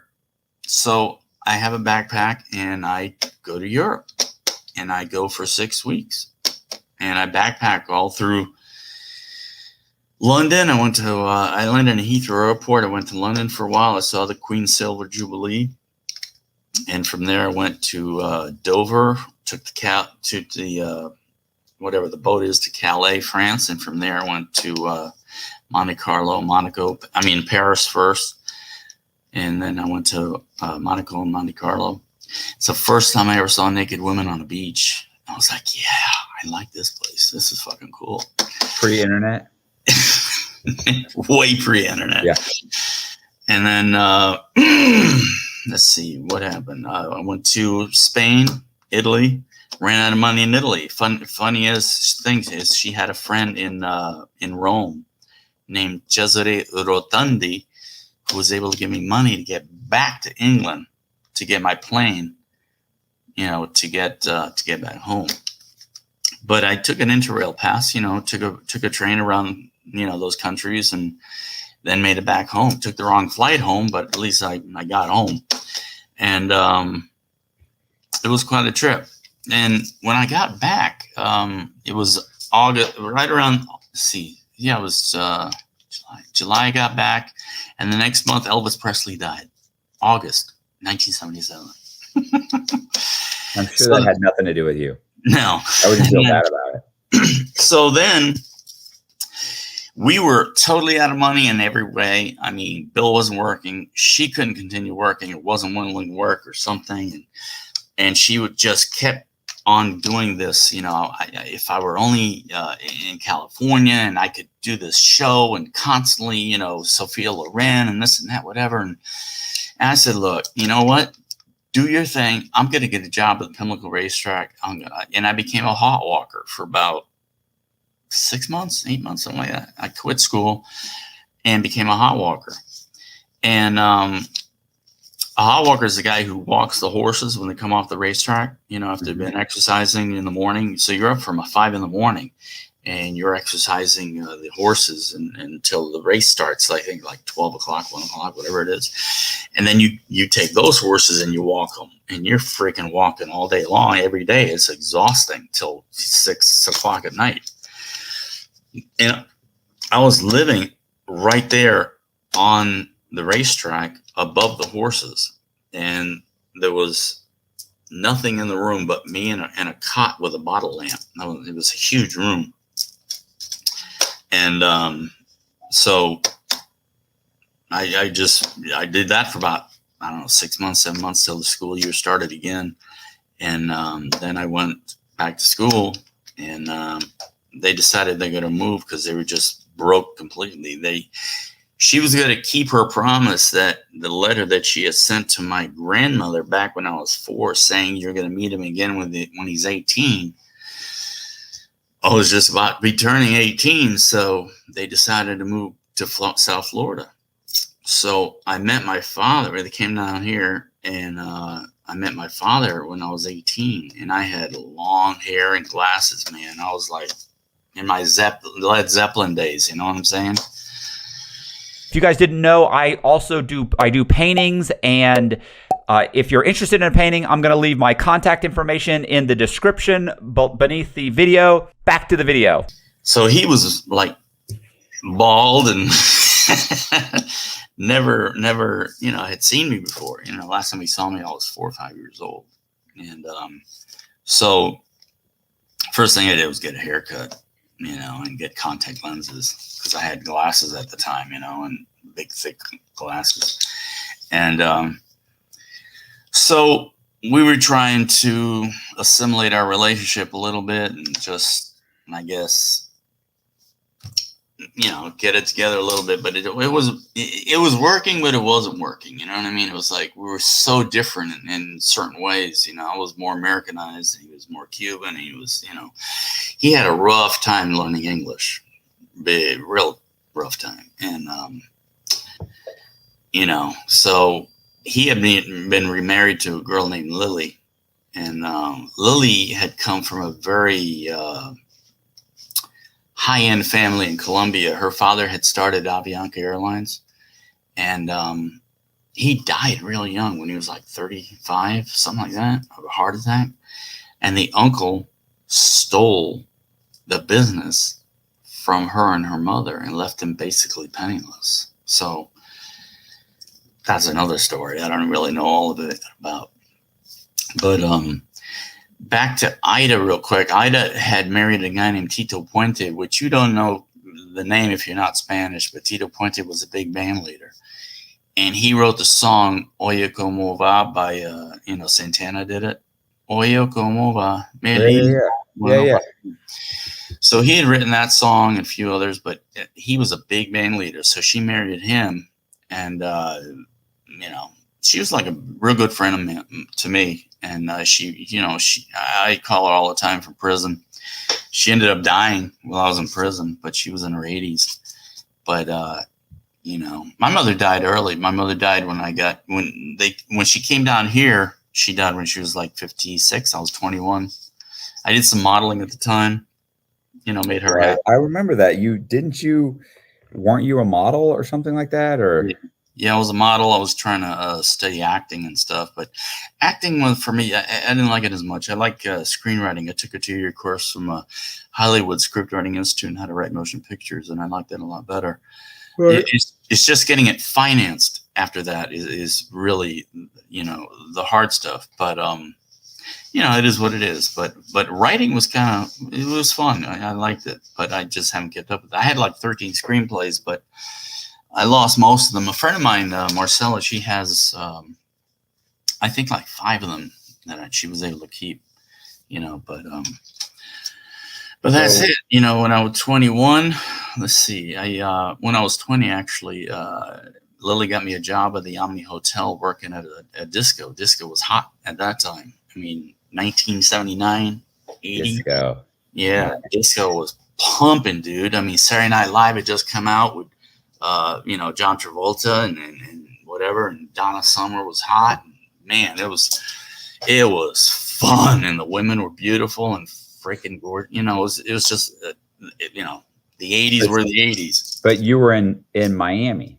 Yeah, I was in Miami now, and discovering women, really for the first time, and it was fun. It was a lot of fun. Yeah, they're a lot of fun. So, yeah. Well, okay. So then what? So what happened then? What was it? What was the first time? Come on, you got in trouble. Oh, that isn't until I'm 28. Well, let me build up to that. Okay. All right. So disco is pumping, and then it's not. It's like it went up, and boom! One day they got rid of the place I worked at was a place called Scaramouche. I was the laser light operator, and it became a comedy club.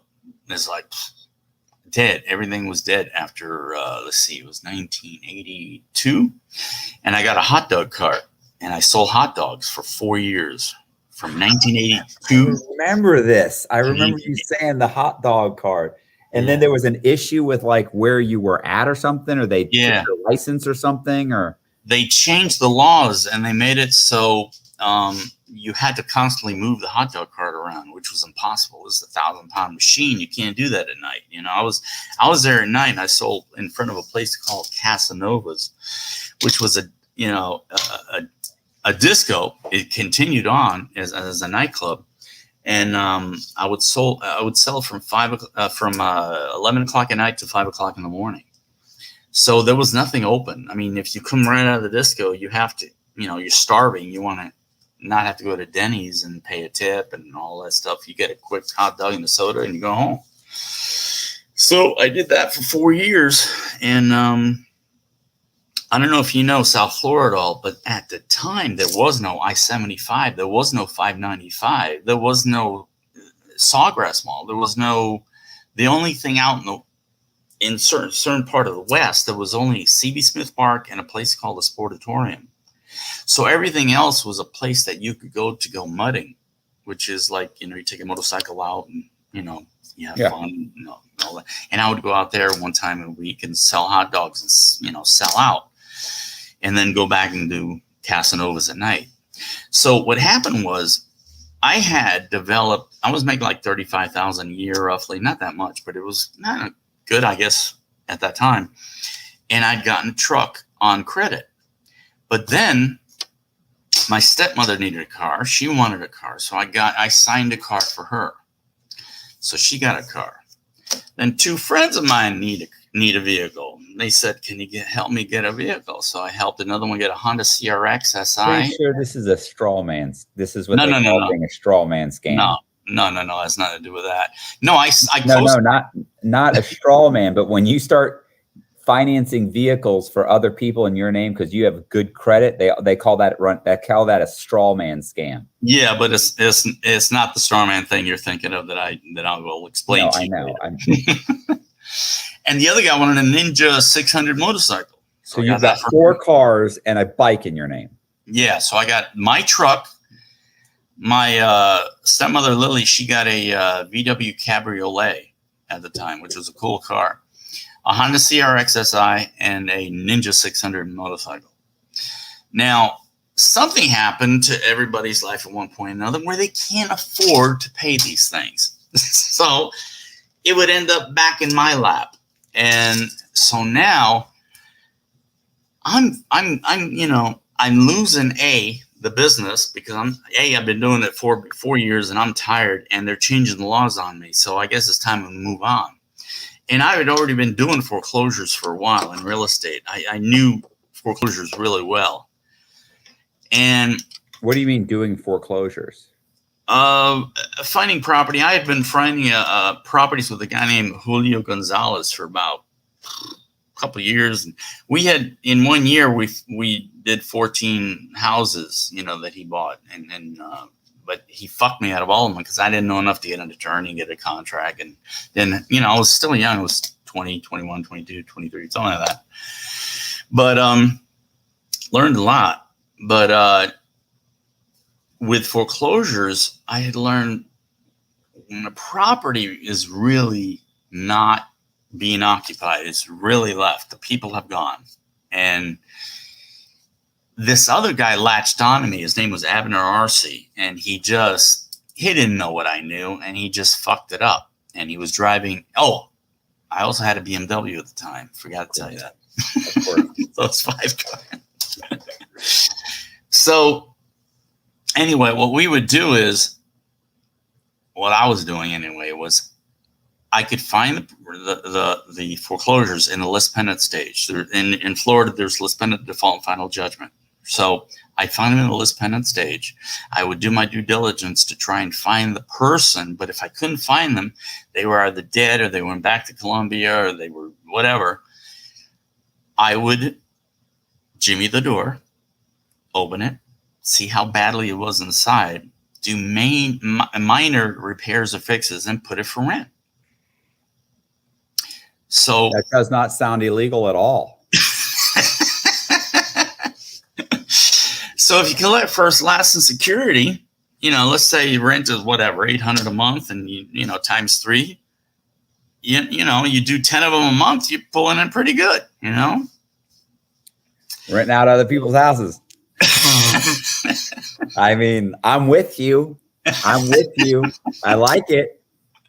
I feel like it's illegal, but I'm okay with that. Go ahead.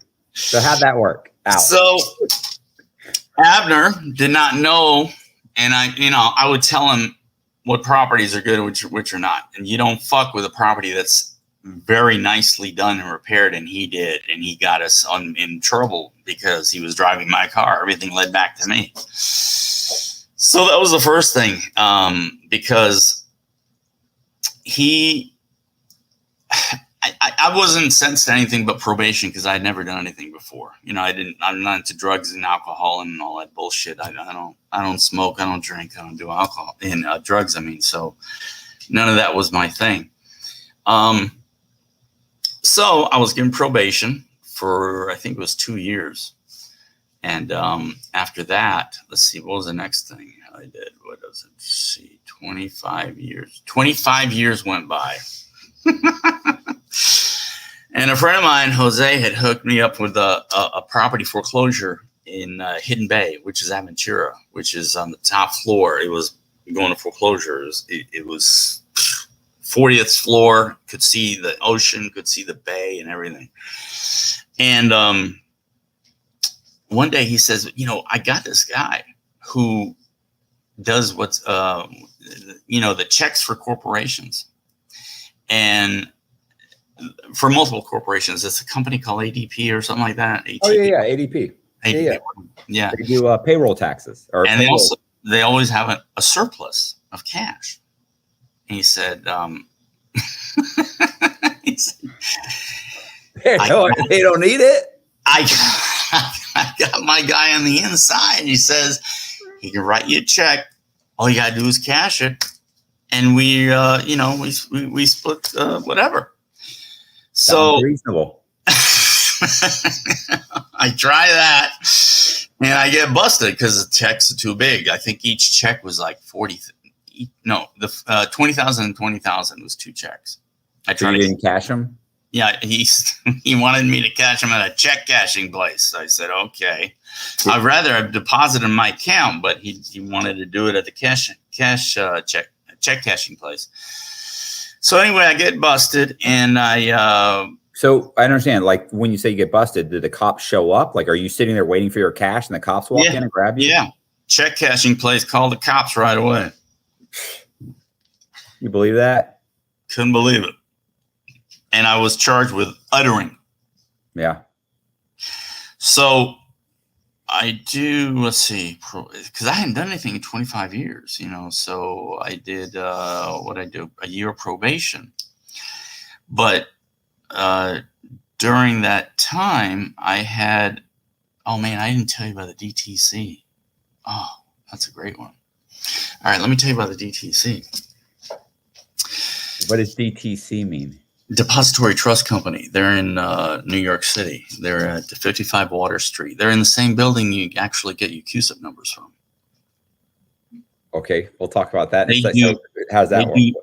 They do settlements for multi-million-dollar, countries and companies around the world. I mean, into the quadrillion dollars. All right, but what we had gotten was the actual routing number to their account. And what you do is you take the back of the social, right? And on the back of the social has a letter and 8 numbers, and that letter is a routing number to a Federal Reserve Bank. The numbers are an account. So what I did was take the numbers from the back of my social, put it as the account number with the routing number of the DTC. You can look up DTC; they're huge. So how did you know to do this, and why did you think, what gave you the inclination to look at your social security card and just decide, hey, I think that this is a routing number to an account or a bank? Like, why did you think that? What? Well, it's on the internet. You can look it up. The routing numbers on your back. You look on the back of the social, and it'll give you the list of all the Federal Reserve banks that they are. Okay, what I'm saying to you is, why did you think that? Did you just suddenly, bam, it just popped in your head? We had those sovereignty conference calls all the time. Okay, so it was a sovereignty. You skipped that. So this is the sovereign citizen. What is a sovereign citizen? Well, it's either you're an economic slave or you're sovereign to the government. You either are an economic slave or you're not. I mean, it's where you want your allegiance to be. See, if you're a U.S. citizen, the U.S. is actually a federal corporation. If you look up United States Code Title 28, Section 3002, subsection 15A, it says the United States is a corporation. And you being a citizen of it makes you an employee of that corporation, believe it or not. So you don't want to be that. It makes you a slave within the system. It's like being a slave to McDonald's. It's not where you want to be. So you want to be separate and a sovereign from that. But anyway, let me tell you what happened with the DTC. So I made out checks, and the checks, dude, would clear like that. I wrote my friend Adrian Hines a check for $10,000 on a Friday night. By Saturday morning, 9 o'clock, it had cleared. I was like, what the fuck? And, but the thing was, and we were doing ACH for cars, paying the cars off ACH. And, what does that mean, ACH? Means it's done over the phone. They don't actually get a check or anything like that. You're doing it over the phone through ACH. Right. They actually create their own check. Yeah. Right. So, because this is a long time ago, you don't do that now. No. But I remember this 2005, roughly. Right. So, I used to have a lease payment with Audi. Right. It was actually it was Volkswagen. It was Audi. It was for my Audi, but it was through Volkswagen because Volkswagen owns Audi at that time. And they would if it was due on the first, if they didn't have the check by the first, they'd call me up and say, "Hey, do you want to just pay it over the phone?" And I'd say yes. And all I had to do was give them my routing number and everything. They kept it on file, and they'd call me back on the third or second or third and say, hey, and what I realized was they were just creating a check and doing a phone verification for my signature. And then they were depositing it because I hadn't mailed the check yet. So, because that's what you're talking about as far as that. So you were making these checks, but you're doing it over the phone and giving them this routing number. They're creating the checks and then paying for things. Right. And we got the titles of the car in the mail a week later. So the cars were paid off. These were for, friends of mine that I knew. So, but the problem was everything would start reversing a month later, except Best Buy's. And I think it's because they have the same transfer agent. I'm not quite sure. There are a couple times where things did not reverse. and we, was able to keep the stuff. It was pretty fun. It was until we try to buy a property for $6.3 million. And then, Secret Service called the title company and said, what's going on here? What are you doing? And that's when we decided to stop. I never got arrested for that, though. Never, nothing happened with that. So what they do? Would the title company call you guys and say, hey, the Secret Service just called us, and you just walked away and never went back? Yeah. Never changed your phone number, stopped answering calls, picked up and moved. But we did get some cool stuff, got some stuff at Best Buy, 2 washer dryers and things like that. And just, spent like $5,000-6,000 there. It was small stuff, but it was fun. All right. So this is one I want to get to, because I think it all kind of derives from the sovereign citizen thing. When did you first hear about what a sovereign citizen was, and that the United States was a corporation? That, when did you hear about all this, and how did that happen? Like, how did you get into that? Because you skated over that. Well, I actually, let's see. I knew back when I was selling hot dogs, a cop had given me a book called Non-Dare Call a Conspiracy by Gary Allen, because I had cops that were my customers at selling hot dogs. And I read it was incredible. It's a thin book, but the information, it was incredible. And it said basically one of the things that it doesn't matter who you vote for, Democrat or Republican, because they're both groomed by the Council on Foreign Relations and the Trilateral Commission. So it doesn't matter who it is. It's a one-party system. And it's really from there, I think I was 22, 23, that I started to really see the world differently than I used to. I only voted once, and that's for Ronald Reagan. I didn't vote for anybody else after that. It's all a TV movie, it's all a show. It's a movie. So, but to answer your question, it wasn't till, let's see, when was it? I learned about the straw man thing about 2004. That's when I really started learning about the sovereignty stuff. And the straw man is basically your name in capital letters sounds like you, but it's not you. It's a corporate fiction that they created at birth. You are a vessel on the sea of commerce, and basically your house is a ship in dry dock. Sounds crazy, I know, but a corporation court cannot bring another individual into court. They can only bring another corporation officially. So they make you a corporate fiction, and you are dead to the court. Your name, capital letters, is a vessel. It's not you. Your name, you the living man, or lowercase. Okay, so this is the idea that like your social security number and your birth certificate and everything is all in capital letters. Driver's license, why when passport. Your passport, everything the government issues is in capital letters, because that somehow means that they're designating you as a corporation or a corporate entity. Correct. Okay. And then, as I think I showed you when we were both in prison, is that they take your court case and they add CUSIP numbers to it, just like your birth certificate. You are traded. Your birth certificate is a stock certificate that they trade.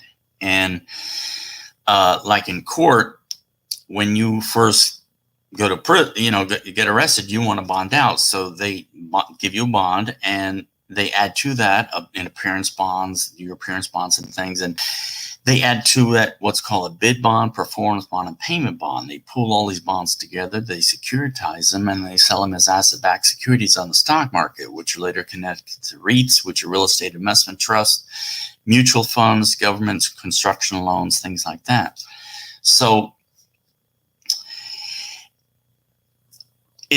I found my CUSIP numbers, my major CUSIP number and my minor CUSIP numbers.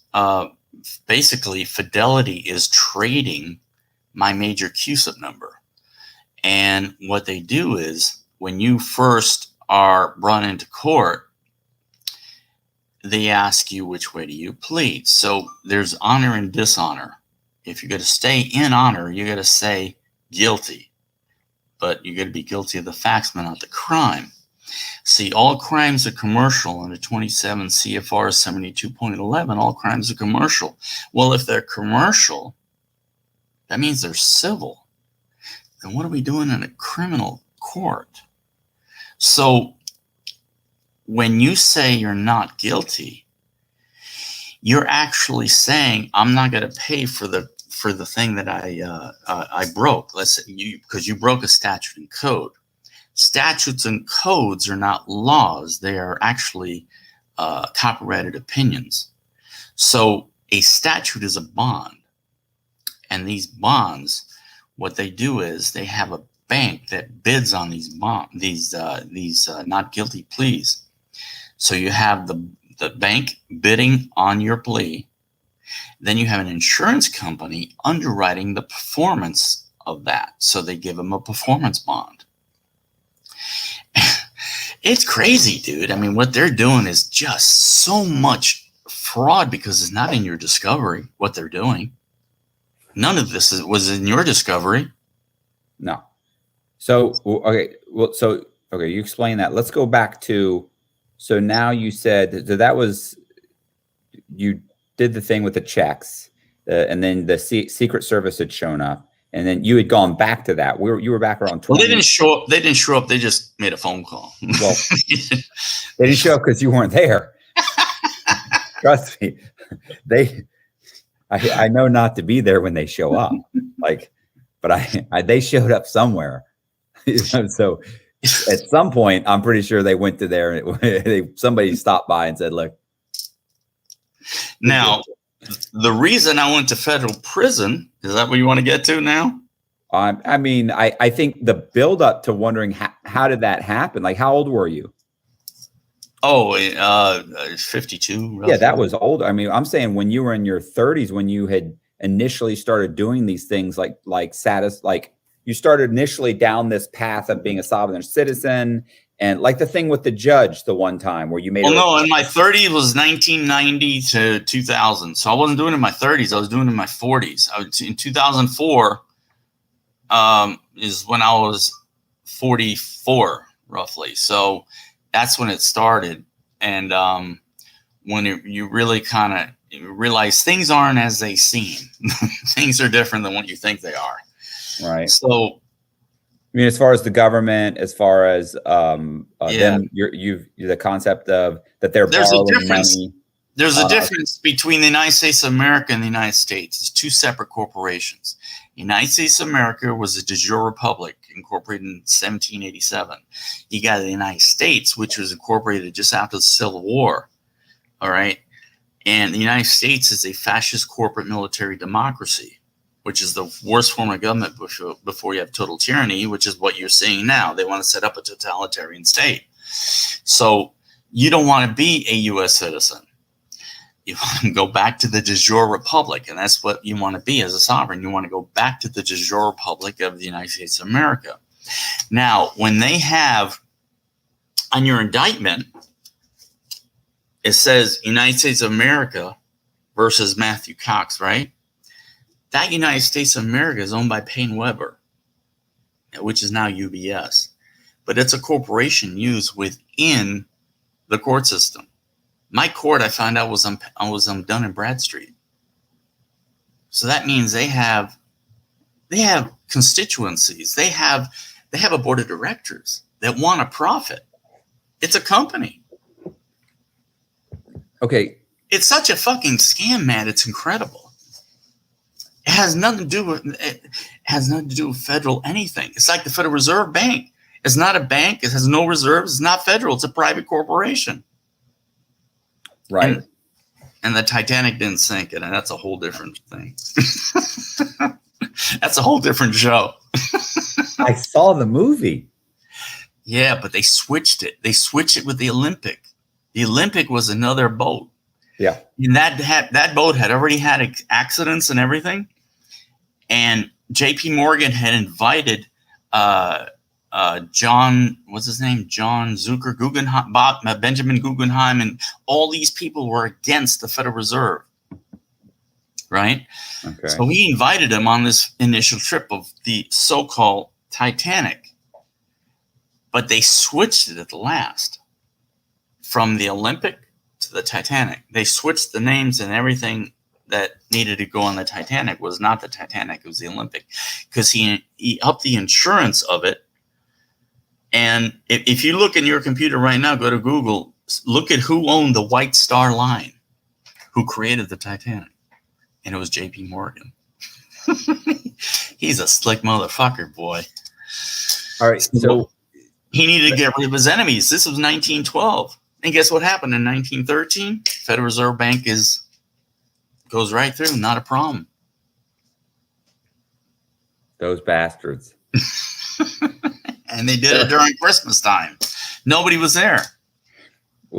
So let's go back to, so what happened with your case? Like, you were approached by somebody where you, like you said, in your 40s, you started getting into the whole sovereignty thing. And yeah, but that's not why I went to prison. The reason I went to prison is this. I got caught up in a conspiracy of commingling. Okay, so basically, what were you doing? Telemarketing. Telemarketing. Telemarketing. Like, I just call people. No, you got to go to jail. And it wasn't that many phone calls. It was maybe 35, 40 phone calls I did, maybe. And what were you guys doing? What was the setup? What was the whole thing? I'm getting to that. Tim Turner had a seminar. And one of the things in the seminar were regarding 1099 OIDs.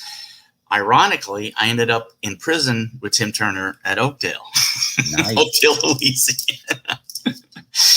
Anyway, he had done a seminar, and a bunch of us, this was at 2008, right around the housing bubble. Remember that, when everything collapsed and went kaput, right? Yeah. So everybody was losing their homes, and everybody knew that, I knew stuff about foreclosures, and I also knew a lot about telemarketing because I'd been a telemarketer. Right. And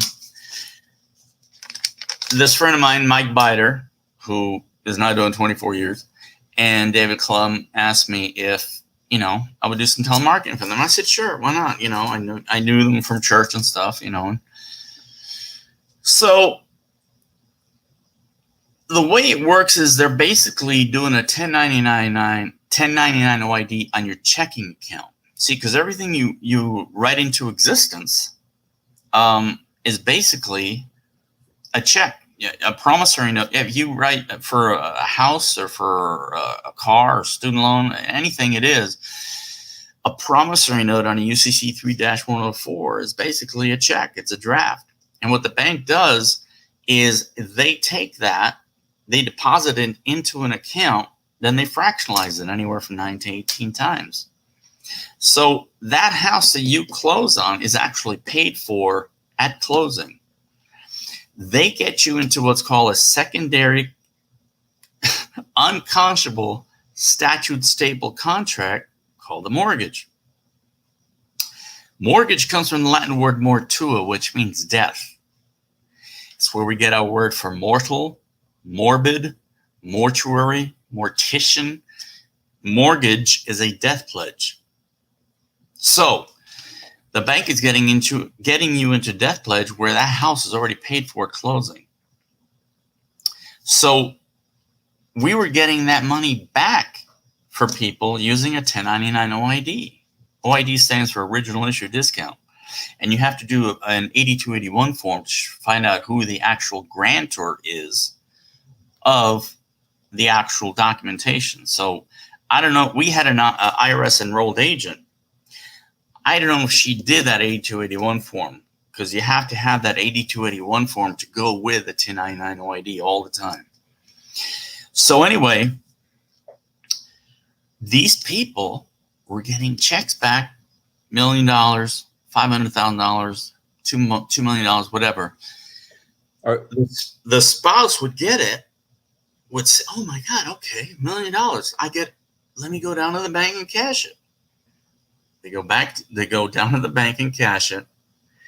And that's how we got caught up in a conspiracy of commingling, because those were private credits, and you can't mix private credits with public funds. Okay, so wait, let's go back. So one day you're working at a telemarketing firm, right?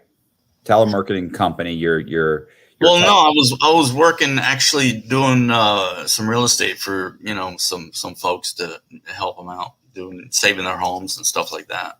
Okay, well, and somebody comes to you and says, "Hey, there's this guy. What's his name? Who's doing a seminar?" Tim Turner. Tim Turner. So you go to the seminar with some of your buddies, some guys that also are they also believe like the whole sovereign citizen thing? Are these just friends, or are these just like, who tells you about the seminar? Who tells me about the seminar? I don't remember. This is 2002. I don't know. I have no idea. So you go to the seminar. There's what, 20 people there? 50? Oh, they're about 50. Yeah. Okay, so 50 people, and Ted gets up and he explains. Tim. Yeah. Tim. Damn it. Tim gets up and he explains about the 1099 OID. And he explains the whole thing and says, look, when people borrow money from Bank of America to buy a house, Bank of America turns around and fractionalizes that mortgage and sells it for way more than was ever borrowed, something along those lines, right? Like, it's extremely complicated what you're saying. Well, he didn't just explain it. I mean, it's well known. I mean, they don't lend any money. If you all right, write this down. I want you to look up the affidavit of Walker Todd. Walker Todd is an attorney for the Federal Reserve Bank, and he states basically that banks do not lend money. Okay? I remember this because I remember you talking about it. You actually had I think you had the actual letter or something. It was in a book. Right. Something. Hold on. I think it's a halfway house calling me. Okay. No, it's not. Somebody else. Hello? Anyway. Yeah, I had it in a book. I don't think you read it though, but no, but you had it. I remember you talking about it and showing it and saying, right. And it was, they can't loan money of their depositors, and they can't loan money of the original investors. So where does the money come from? You know what I mean? They legally cannot loan the money. Well, okay. So let's, because that's going to be insanity here. So I mean, this is another show. That you might want to do, but I could bring you in for evidence on that. Also, there's a video, if you want, on YouTube called by Professor Richard Werner, and he goes into the facts that banks don't loan money. They take promissory notes and turn them into securities. That's the whole purpose for them to do. But somehow or another, you're saying that when I borrow $200,000 from Bank of America to buy my house, the moment I close on that, it creates a document that's fractionalized, and therefore that loan is already paid for. Yeah.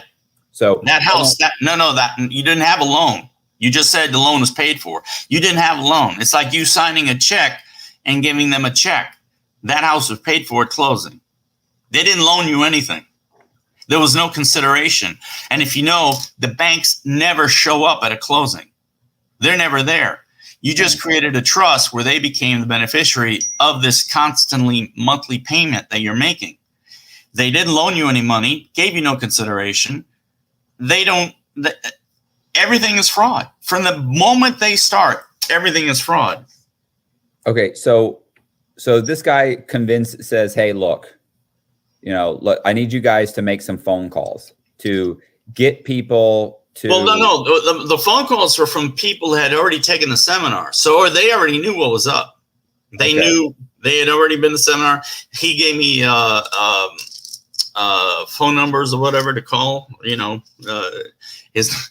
guy who was with Tim was his assistant. His name was Buddy Love. So Buddy Love would give me the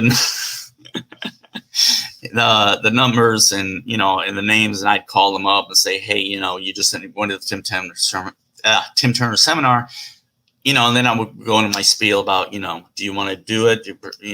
We can get it done for you, whatever. I said, I don't remember now. It's been too long, but basically they were interested and wanted to do it. So I was able to get it. I don't know how many people involved in it, but they did it and they got money back. So you guys you filed taxes though, right? Didn't you do something on their taxes? Like you had to file some forms for them? Yeah. You do the 1099 OID, the 1096, the 1040V, the whole bunch of stuff. But we had an IRS enrolled agent, Penny Jones. She was an IRS enrolled agent. So anything. So she worked for the IRS? Did she? Yeah.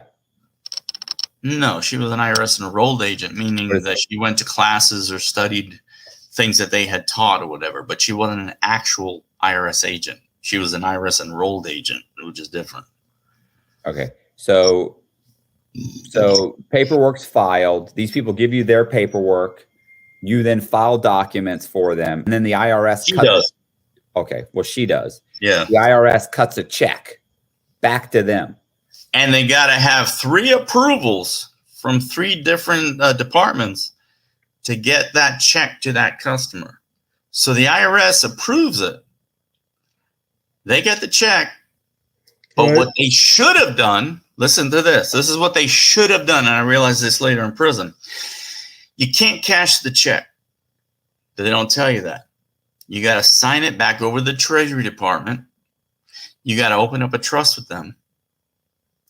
And say basically, look, you are the trustee. I'm the beneficiary of this trust. I have these debts, the house, the car, the boat, the whatever, and I want you to do a set-off on them with my credits. That's what they should have done, but they didn't. They just deposited the check, and then we got caught up in a conspiracy of commingling. Okay, so... And I'm a solid guy, Matt. I didn't have to turn anybody in, yo. No, you went to trial. I'm a solid guy, Matt. How did that work out? So you do this, and what happens? So they got back a bunch of money. Didn't a lot of people get money back? Weren't they cashing? Oh, in the millions. So people were depositing money in the millions of dollars. There was one was like $500,000, one was like $1 million point something, one was like there were millions of dollars being people are depositing the checks. If you look up my name on Google -tax case, it goes into it says it was roughly $160 million we got back. Okay. Roughly. How long did this go on? Wasn't long, about 6 months. Wasn't long. So at some point, because once you got the customer and we filed immediately. I mean, it doesn't take that long to do because they would do a 1099 OID on their checking account. Everything they paid through that checking account will be OID'd. So, because everything you sign into existence is going through that checking account. Basically, if you bought a boat, you got a student loan, whatever loan, supposed loan, I say loan. It goes through that account, and we got checks back pretty quickly. Okay, so at one point though, the place gets what? Busted, raided. You get target letters. What happens? Target letters mainly, and so a target letter is a letter sent from a federal agency saying you're being investigated. Yeah, not me, but the other guys did. Yeah. I got busted by IRS CID when I reported to my probation officer for the check thing that my friend Jose got me into. I was still on probation for that. So I got busted at my probation officer's office by IRS CID. They asked you to come in for some reason. I came in every month, I think. Yeah, just to check in, and they knew when I was coming in. And so, did they arrested you or just questioned you? No, they arrested me, handcuffs, and put in the car and taken downtown. So, and I spent the night. Did you get out the next day? Oh, nice. Yeah, and then I was put on ankle monitor. Then. Again. And then you got what, a public defender, and decided to go to trial? You're kind of forced to get a public defender. I even tried firing him, and Michael Biden tried to fire his attorney, and they all try to fire their attorneys, and they wouldn't let them. That's how they get jurisdiction over you. The bar stands for British Accreditation Registry. They're all members of the bar. If you know, all attorneys have the name Esquire after their name. It's a title of British nobility. Okay. I'm not making it up. Okay, so you go to trial. Uh-huh. How many of you guys go to trial? 4. 4 people go to trial. And how long was the trial? Month. 30 days. So what happens at the trial? You explain all of this to the judge. We all bend over and get fucked by the judge is what we did. You explain all this to the public. You explain all this to a jury. Is it a jury trial? Yeah, jury trial. A lot of them were falling asleep because it was taxes. Tax is kind of boring. But I asked the judge. I said, "Look, are we not allowed to confront our accusers? And if the accuser is the United States of America, I want the United States of America to get on the witness stand. And I want to see the driver's license of this United States of America, because there is no bodily injury. I mean, no one got injured, so I want to see who my accuser is. And the accuser also is supposedly the Internal Revenue Service, not the United States. The United States is a corporation. It's not a landmass. They're not the entire landmass of the United States of America is against us. Well, what did the judge say? He wasn't too thrilled with that one.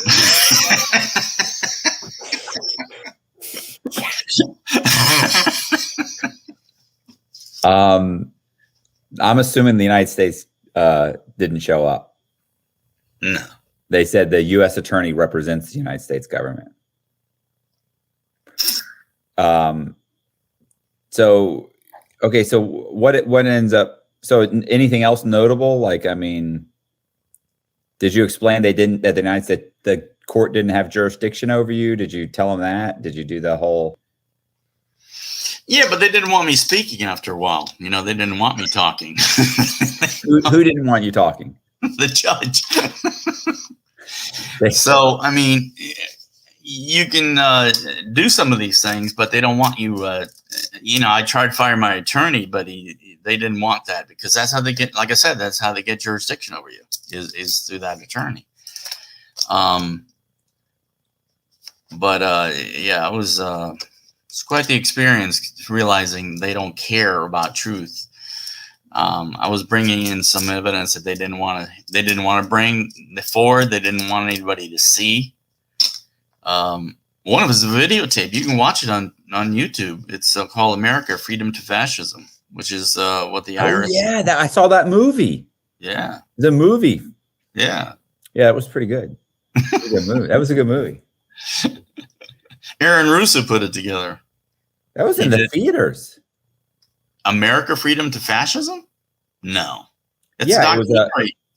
It's a documentary put together by Aaron Russo, who did Trading Places with Eddie Murphy. I know. I saw it it wasn't in AMC theaters. It was in the, kind of like the off. I saw it in the theater, though. It was kind of an off, where they do artsy films. Right. It was in one of those theaters. I saw it. Well, I saw it when I was on the run. I saw it in 2006. No kidding. Yeah. Okay.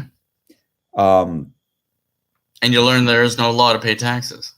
Well, I watched the movie. I listen to what they have to say.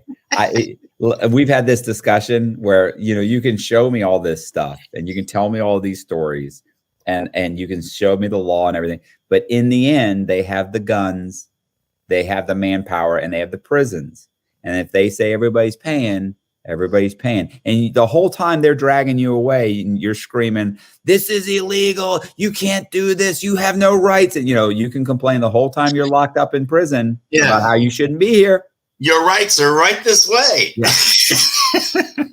But, you're going to do that time. So what happens? They eventually they get you for how much? 15 180 months, 15 years. For 15 years, they find. And my friends did 24. David Klum and Michael Biter are doing 24 years. Did they get out for the COVID thing, or? No, I don't know. I don't keep up with them. Penny Jones got 12 years. Dale Peters got 12 years. He's got. I contact. I mean, we communicate through Telegram. And there was another guy named Michael Smith, I think, or John Smith, or something like that. He was in California. He got out after 3 years. John Smith. That doesn't sound made up. So you went to prison, and I met Matt Cox. There you are. Did you do the 2255 or anything like that, or did you? Nah. You appeal? And you know what? Didn't you appeal? Yeah, we did an appeal, and that was denied. And Frank Amadeo wouldn't even take my case. No, he wouldn't. He read it. I know. I remember. And he said he read it all in one night. I don't know how he did that. I couldn't even read it in one night. But he said he read it, but he wouldn't take my case for whatever reason. I don't understand why. Mine, I would think, was simple compared to kidnapping or drugs or whatever. But well, I mean, it was a month-long trial in front of a jury that didn't buy the idea of the 1099 OID. They didn't buy it. Like, they didn't believe that was a real thing. And so, right, they eventually said, hey, you broke the law by getting this money back or filing these false tax returns. I mean, it was actually tax fraud, right? What was the actual? No, it was defrauding the United States government. Okay. That's what I went to prison for. It was the United States Code Title 18, Section 20. No, it's 286 and 287. What was the dollar amount that they said you owe? $5.4 million. $5.4 million. Yeah. I never saw, so I don't know how I can owe it, but whatever. The combination of all. That's my restitution. Was that money did they ever get the money back from these people? They got it all back.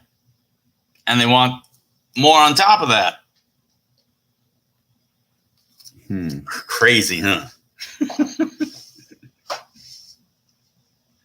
So how long did you fight your case? So when we were locked up, you were fighting the entire time to get out. Once the appeal was denied, because I remember you were waiting for the appeal to get denied in order to file your straw man claim to get out of prison. Yeah, but then I got shipped. So I you know how it is. All your paperwork gets all discombobulated and shit. So I got shipped after. I think I was in Coleman. I think. Was it 2 years, I think, or a year and a half? It was a couple of years, I think. But yeah, whatever. So 2 years, and then I got shipped, and then I got shipped mainly because I proved that the FRP payment was all bullshit. And they didn't like that at all. At Oakdale, get a load of this, when I was at Oakdale. No, I'm sorry. All right, this is what happened. I went from Coleman to Yazoo. Yazoo Low, I was there for 8 months, 9 months, something like that. And then I was put at the camp for 6 weeks until I got caught with a cell phone. I got caught with a cell phone. And you're then not supposed to have a cell phone, Chris. No. So, well, let me tell you, it was a shock when I got there. The minute that the first day I got there, and the guard went around the corner, that place opened up like a telemarketing room. I couldn't believe it. Everyone was on the phone. It was like, what the? Like a call center, dude. I couldn't believe it. And so, I mean, I had to get a phone. So I got a phone. But the thing is, I'm blind. So I was looking at the cell phone real close one night, and all the lights were off. And I was, looking at it real close because I'm blind. So the light is in my eyes. And it takes a minute for you to focus the room. And this little guard came up on me and found me, charging my phone. But anyway, I ended up at the pen. Shoe. Ooh. From the camp to the pen? Yeah, because that's where they keep the shoe. Okay. And I was I was there for 6 weeks, and then I went from there to Bloody Beaumont. And I was at Bloody Beaumont Low for 2 years. And that's when Hurricane Harvey hit, man. That was almost a riot started there because all the electricity was out. That means you couldn't flush the toilets, dude. You had no AC.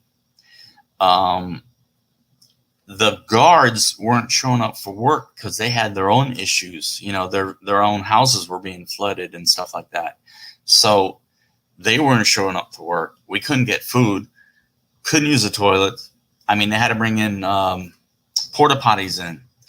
So the toilets were full. They couldn't be flushed because there was no electricity. And they had to bring fans cabled in through. It was crazy. It was really a situation that was going to get bad really fast. But anyway, I wrote a BP8 after all that happened. This is like a year later.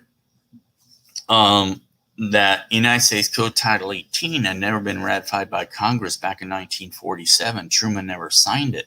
And we all fall under crime and punishment, which is United States Code Title 18. They didn't have a quorum. A quorum was 218. They had 38-6. And they passed it during a holiday when nobody was really there. So Truman never signed it because of the sine-die adjournment. It's like when a law is supposed to be brought forth for him to sign, and he doesn't sign it by the end of the day, it dies. It's sine-die. You don't sign it, it dies. Well, he didn't sign it, and they pushed it through anyway. So it never really ended up at the Federal Registry. And I have evidence of that. And I made a BP8 of that, and man, they put me in the shoe right away. They didn't want anyone to hear about that. They put me in the shoe for 3 months, dude, for that shit. And then they shipped me to Oakdale, Louisiana. So you were basically telling the Bureau of Prisons that they didn't have jurisdiction over any of the inmates. And basically they had to let everybody go, right? And so they, okay. But it's a fact. It's true. Absolutely. It's true. I know it's true. Did you, I have a question. Did you think the warden was going to get that and go, my God, let me look into this? I have the director of the Federal Bureau of Prisons, Harlan Lappin, letter that says exactly what you just said. What are we doing holding these people? Exactly. That's what his letter says. I can read it to you. I can get it for you and read it to you next time. I know your time is almost up here, but Open yeah. The gates. Huh? Open the gates. Let these guys out. Chris, I can't believe Chris Marrero. Oh, and I was also asking for $30 million, which they weren't too thrilled about. Why not? Money doesn't exist. There is no money. There's no money. So what did you want 30 million for? Because you need something. What do you pay your rent with? Federal Reserve notes, unfortunately. I keep telling my landlord, there is no money. And he keeps having these cops throw me out. That's crazy. But it's true. Truman never signed. The whole time they're dragging you out of the house, you're going, but Truman never signed. I hear you. I hear you. It's unfair. Oh. So then they released me because of COVID. So I got out because of COVID. That was the only good thing of COVID, I guess. And I got released in May 19, 2020. Did you file for it? No. They released me under the CARES Act, I guess, or whatever it was. They just called you up and said you're over 50. Yeah. I did more than just a little over 50% of my time. And they said, pack up. So the CARES Act was signed into law by who? Trump. Right. And that said that if you're over, 50? Isn't it 50 years old? You only have to do like 50% of your time or something like that? Yeah. Yeah. Mm-hmm. Yeah. So you do 50% of your time. and you're in danger because of COVID. Yeah. And they said, kick rocks, put this ankle monitor on, go home, get a job. And they sent me to my ex-wife's house with her husband. Ugh. And she took you in. They took you in. They were like, yeah.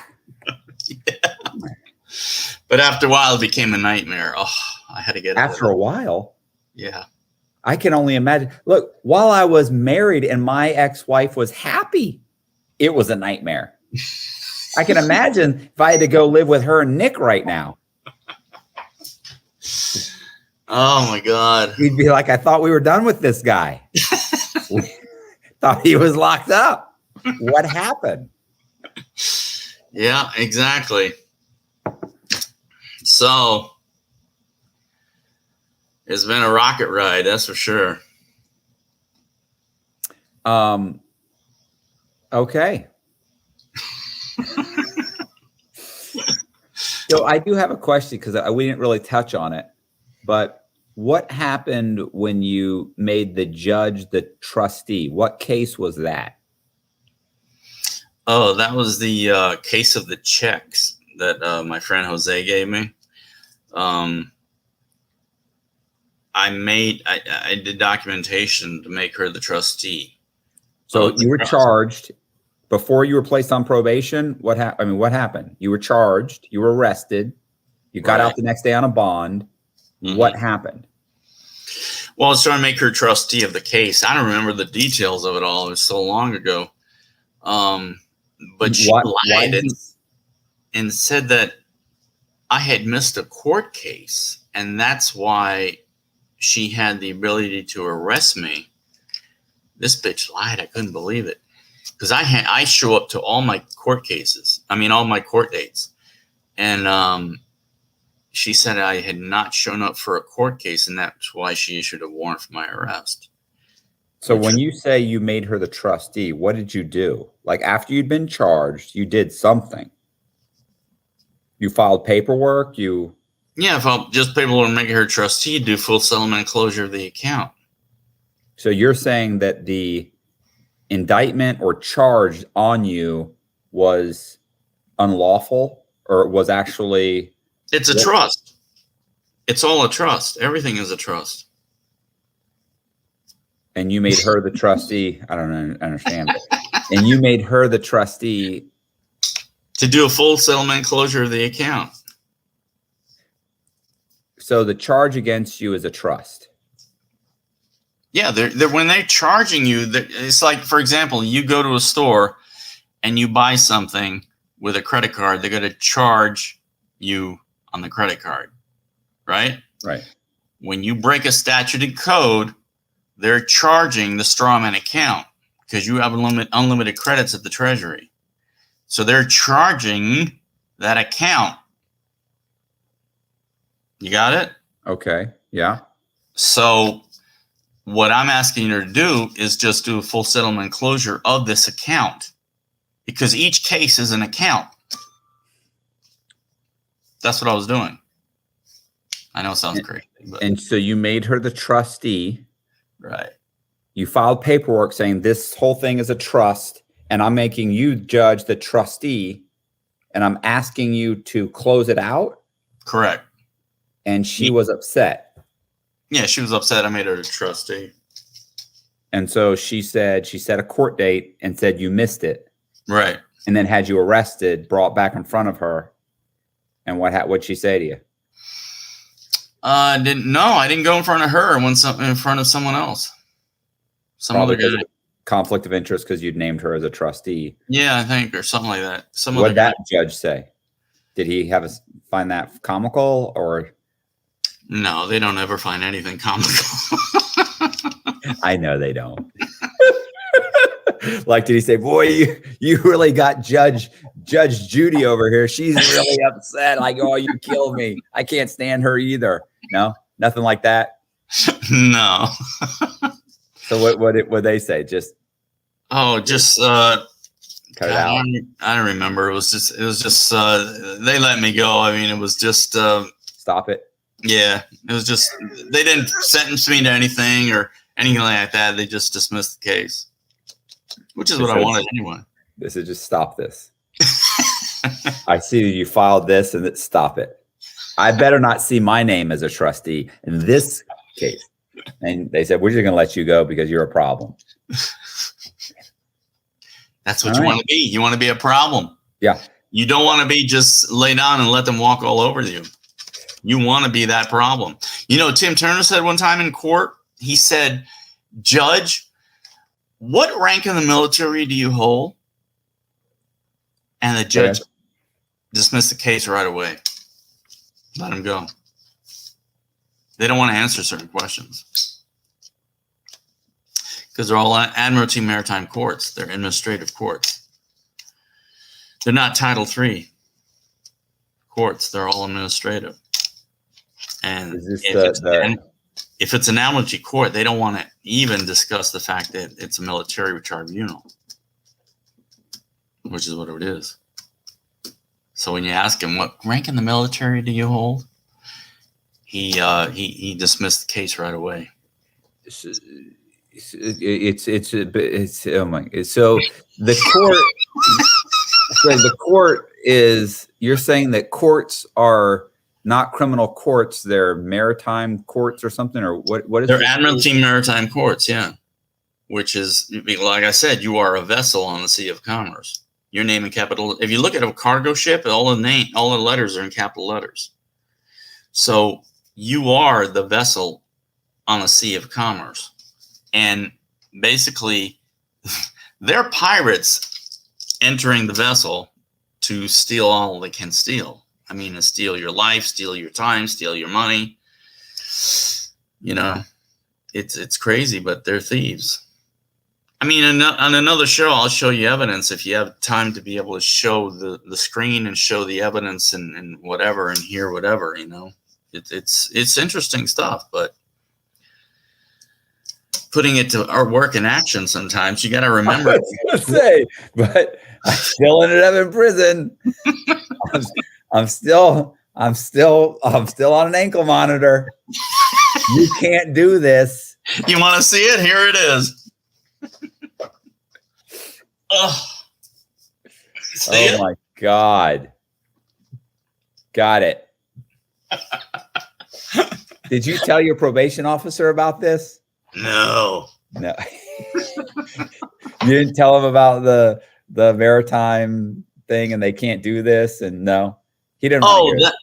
Well, no, I don't even talk to them about it. They're so stupid. It's just, you know, it's not even worth the argument.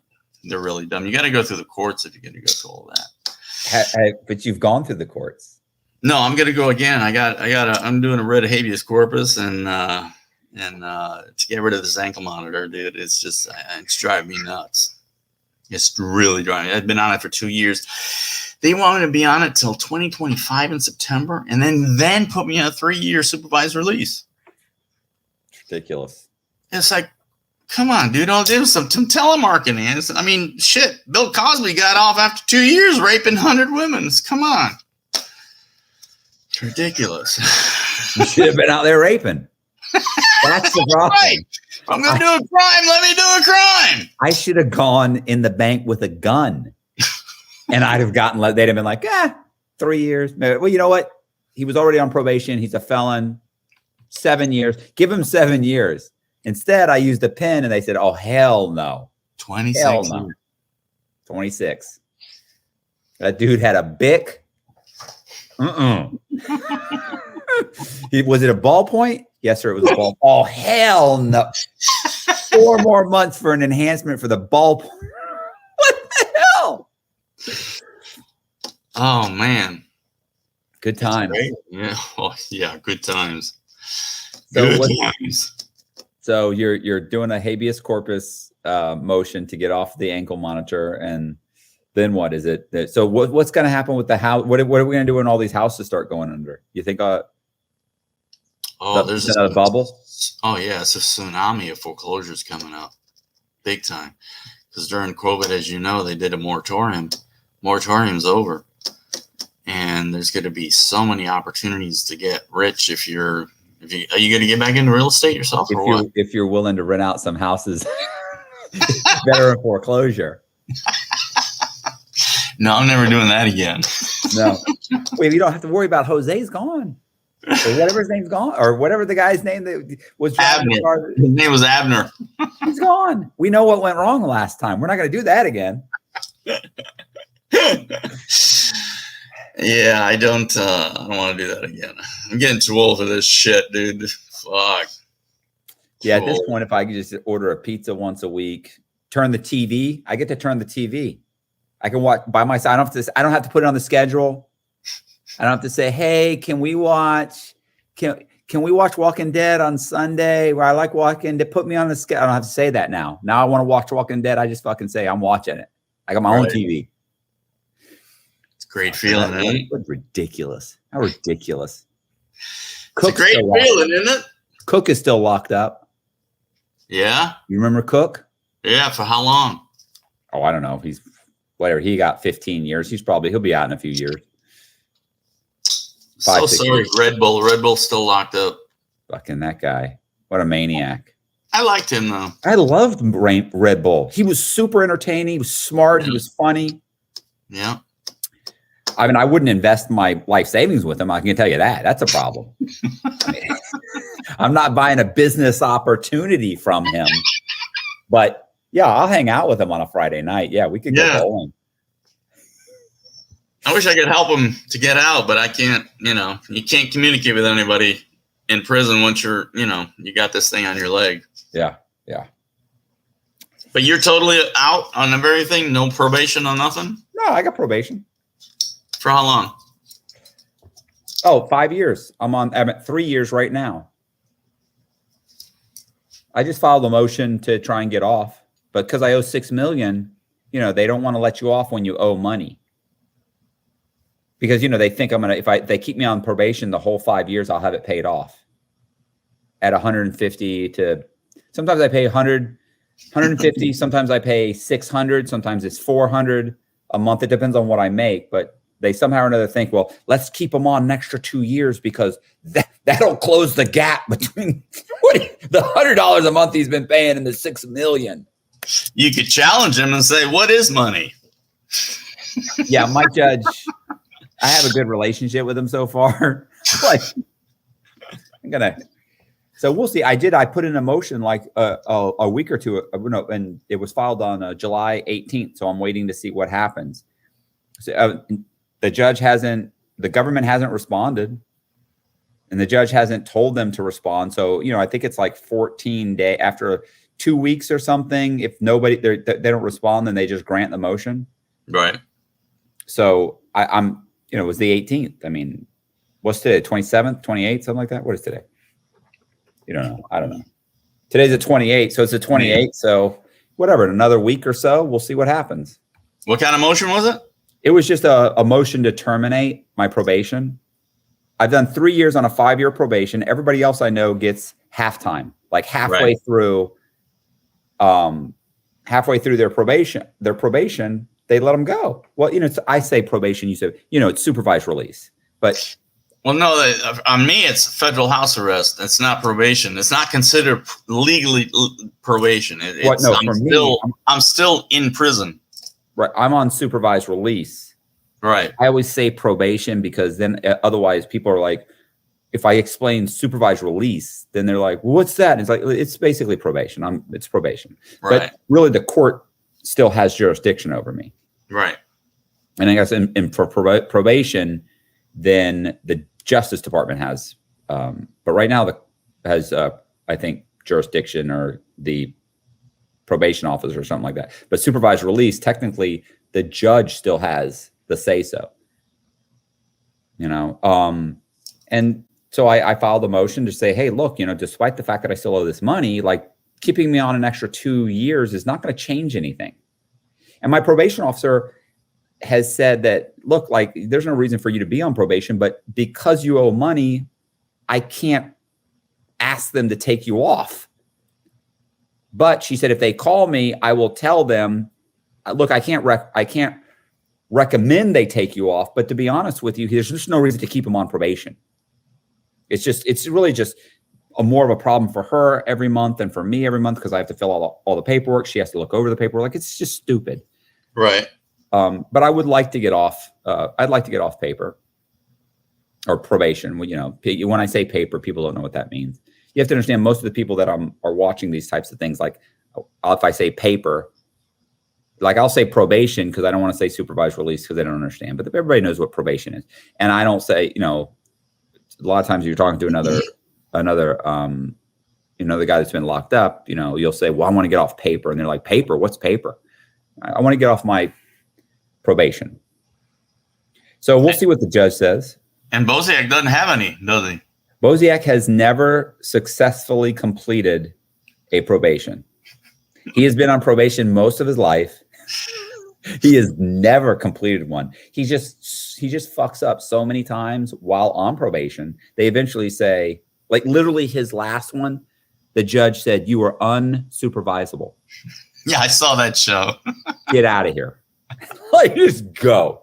He's like, "Well, no, we're just canceling it. We're done with you. You're just a waste. You're a waste of the probation officer's time." So yeah, that's it. He lucked out.